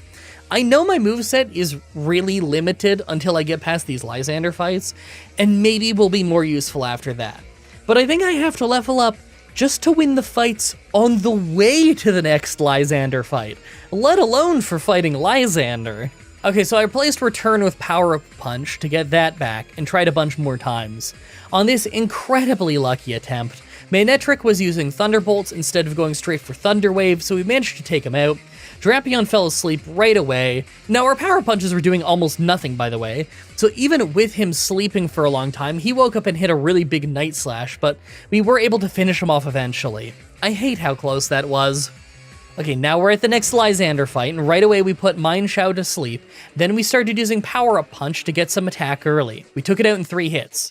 Pyroar hit a weak Fire Blast, but we missed Hypnosis, so we took it out with a Dark Pulse before we put it to sleep. He only took 2 punches though, so I probably should have just attacked it in the first place. We nearly one-shot Honchkrow, but can't quite, so it nearly takes us out as we finish it off. Last is Water Onix, but even though we had to put it to sleep, he wakes up fast and takes us out. That was our best of 5 tries. You know, if we just had a few levels, I bet Power Up Punch would have taken a few of them out in less hits. So I come back at level 80 and try again. This time we didn't take out Honchkrow any faster, but Water Onix just stayed asleep longer, so we won with a few hits of Psychic. It wasn't horrible, but I have that third Lysander fight in like 10 minutes. I don't know how I'm supposed to win that one without great sleep luck. Okay, so I took a few tries of the last Lysander fight. Really, it goes the exact same as the previous one, other than that I always feint a Honchkrow. Really, the problem is that I never seem to get past Mineshaw at the start with enough health to survive later on. We either need to be faster than most of his team, or to make some of the team faint in less hits. I don't like how high my level is getting when I'm not even close to the Elite Four though. So I try more at level 80, and as expected, we can take out Pyroar faster now. We also finally survived getting past Mineshaw without getting hit, just thanks to good sleep luck. Because of this, we could survive Honchkrow and finally get to Water Onix. He Mega Evolves, we miss Hypnosis, he hits a huge Aqua Tail, then we put him to sleep and managed to one-shot him with a Power Up Punch. Man, I should have just gone for that punch in the first place instead of Hypnosis. I didn't think it'd be enough for a one-shot. Okay, it feels good to finally be past all of that, but all this showed me is that we're so horrible against most Dark types. Like, obviously we would struggle fighting Dark types, but there were so many different Dark types that random Team Flare people had that gave me issues. Power Punch saved us a bit, but I need something that does more damage from the start. I go right to the Terminus Cave to get the TMs for Shadow Ball and Brick Break. It sucks to lose out on Hypnosis, but it was really unreliable anyway. I think that we've got a better chance of winning if we have better attacks. Now we need to beat Sycamore, our friends from the start of the game, the Ice Gym, and then our rival. Sycamore is probably easy, and I figure that our friends won't be bad either. The Ice Gym seems to be easy every single time, but then we have our rival fight, and we've had a hard time with the rival fight in the Victory Road every single time. I can only imagine how horrible it's going to be this time. I just have to hope that the new moves carry me through. So the Sycamore fight is crazy easy. It's funny, I actually started this fight with Shadow Ball just because I was so used to Hypnosis being in that slot. I pretty easily won the whole fight with one Nasty Plot and some Psychic Spam. Next is Shauna. This took a couple of tries actually. Not because she's difficult, but because I don't get to heal between this fight and the next one, so I actually ended up with too little health to survive the next fight the first time I tried. This time though, we took out our team pretty easily with nearly all of our health left, so I feel like I stand a way better chance. Next is Tierno, and his Crawdaunt always survives Brick Break. And on my first try, he was easily taking us out with Night Slash, but on this try, we had more health, so he wasted time with Swords Dance instead. We took out his whole team, no problem. Last for our friends is Trevor, and although he paralyzes us early, Raichu can hardly hurt us, so we still pretty easily charged up our special attack and swept his team. We took a bit of damage from Aerodactyl using Crunch, but I don't think we could have fainted unless we got really unlucky with the paralysis. Last after that is the final gym, the Ice Gym, and it's hailing the whole fight, but our leftovers are keeping us pretty healthy. Abomasnow goes down pretty easily, but Avalugg was spamming Curse, so it was getting tanky fast. I had to switch to Psychic to take it out, and thankfully it wasn't really hitting us, so it's still mostly just hail damage. Last is Cryogonal, but is physically frail, so one Brick Break took it out. That went well, but I'm kinda worried about that upcoming rival fight. Alright, so we get to the rival fight at level 90, and after 3 failed tries, I realized the perfect amount of Nasty Plots to use at the start is 2. If I do all 3, we take too much damage, and if I use 1, then we can't one-shot some of the stuff that we need to one-shot. Anyway, after 2 Nasty Plots, we take Meowstic down. Delphox is next, and thanks to us using Nasty Plot twice, it's just a one-shot, although we're outsped and hit by a Shadow Ball that lowers our special defense, so we are pretty hurt. Absol is thankfully a one-shot with Brick Break, and Altaria ends up being a one-shot with Psychic. Last is Jolteon, who's faster and hits Discharge, but we hang on and take it out. It wasn't easy, but I thought it was going to be worse. Now that we're at the Elite Four, let's take a look at our stats. Our special defense and health rock, but either than that, we're really not that good. I fully believe that I'm gonna lose to the Elite Four, but maybe if I'm really lucky I'll get to the Pokemon Champion? I don't think there's any chance I win though. Make your final guesses on if I can win or not. Let's do this. First is Steel Trainer Wickstrom. Klefki was first, and it was doing almost nothing, so I maxed out our special defense and then one-shot him. Second is Scizor, and on my first try it survived Psychic and one-shot us with X-Scissor, so this time I one-shot him with Shadow Ball instead. Aegislash is a one-shot with Shadow Ball, and last is Probopass, who survived Brick Break, hurt us a little bit, then went down on the follow-up. Hey, that's really not a bad start. Only took a couple tries. Second is Dragon Trainer Dressna. Right away we're taking Sludge Bombs as we get our special attack up. They hardly hurt us, but the last one poisoned us, and we're taking more damage than leftovers heal us, so it's a race against the clock. Second is Altaria, who's a one-shot, but our health is low. And third is Noivern, who outspeeds us and hits Dragon Pulse to take us to red health. As Druddigon came out, we only had 3 health left, but we got the one-shot. That was crazy close. Third is Fire Trainer Malva. Right away we get 2 Nasty Plots in as Pyroar hits us, then we took it out with Psychic when our health was low. Chandelure was slower than us, so it was a one-shot, but next is Talonflame, who outspeeds us and takes us out with Brave Bird. That happens even if I only do 1 Nasty Plot at the start too, so I think I have to level up. We're so close to max level, I'm just gonna top up and keep trying. Okay, so at level 100, just thanks to taking less damage, we can take out Talonflame with a little bit of health left. All that's left is Torkoal, and we just one-shot it, so that's another win. We might actually make it to the champion. Still don't think we're winning, but I think we might make it to the champion, and that's pretty cool. Fourth is Water Trainer Cybold. Right away, we use 1 Nasty Plot, then one-shot Claw Aether, since I was worried about his dark moves. Barbarnacle is next and did huge damage with X-Scissor as we 2-shot him. Water Onix had me worried when he survived a hit and used Dragon Dance, but then he kept full restoring. In the process though, we dropped a special defense, so one of our hits actually made him faint. If he just attacked, then I think we would have fainted. Last is Starmie, and he survived a Shadow Ball, but he was just using Light Screen, so we got a second hit for the win.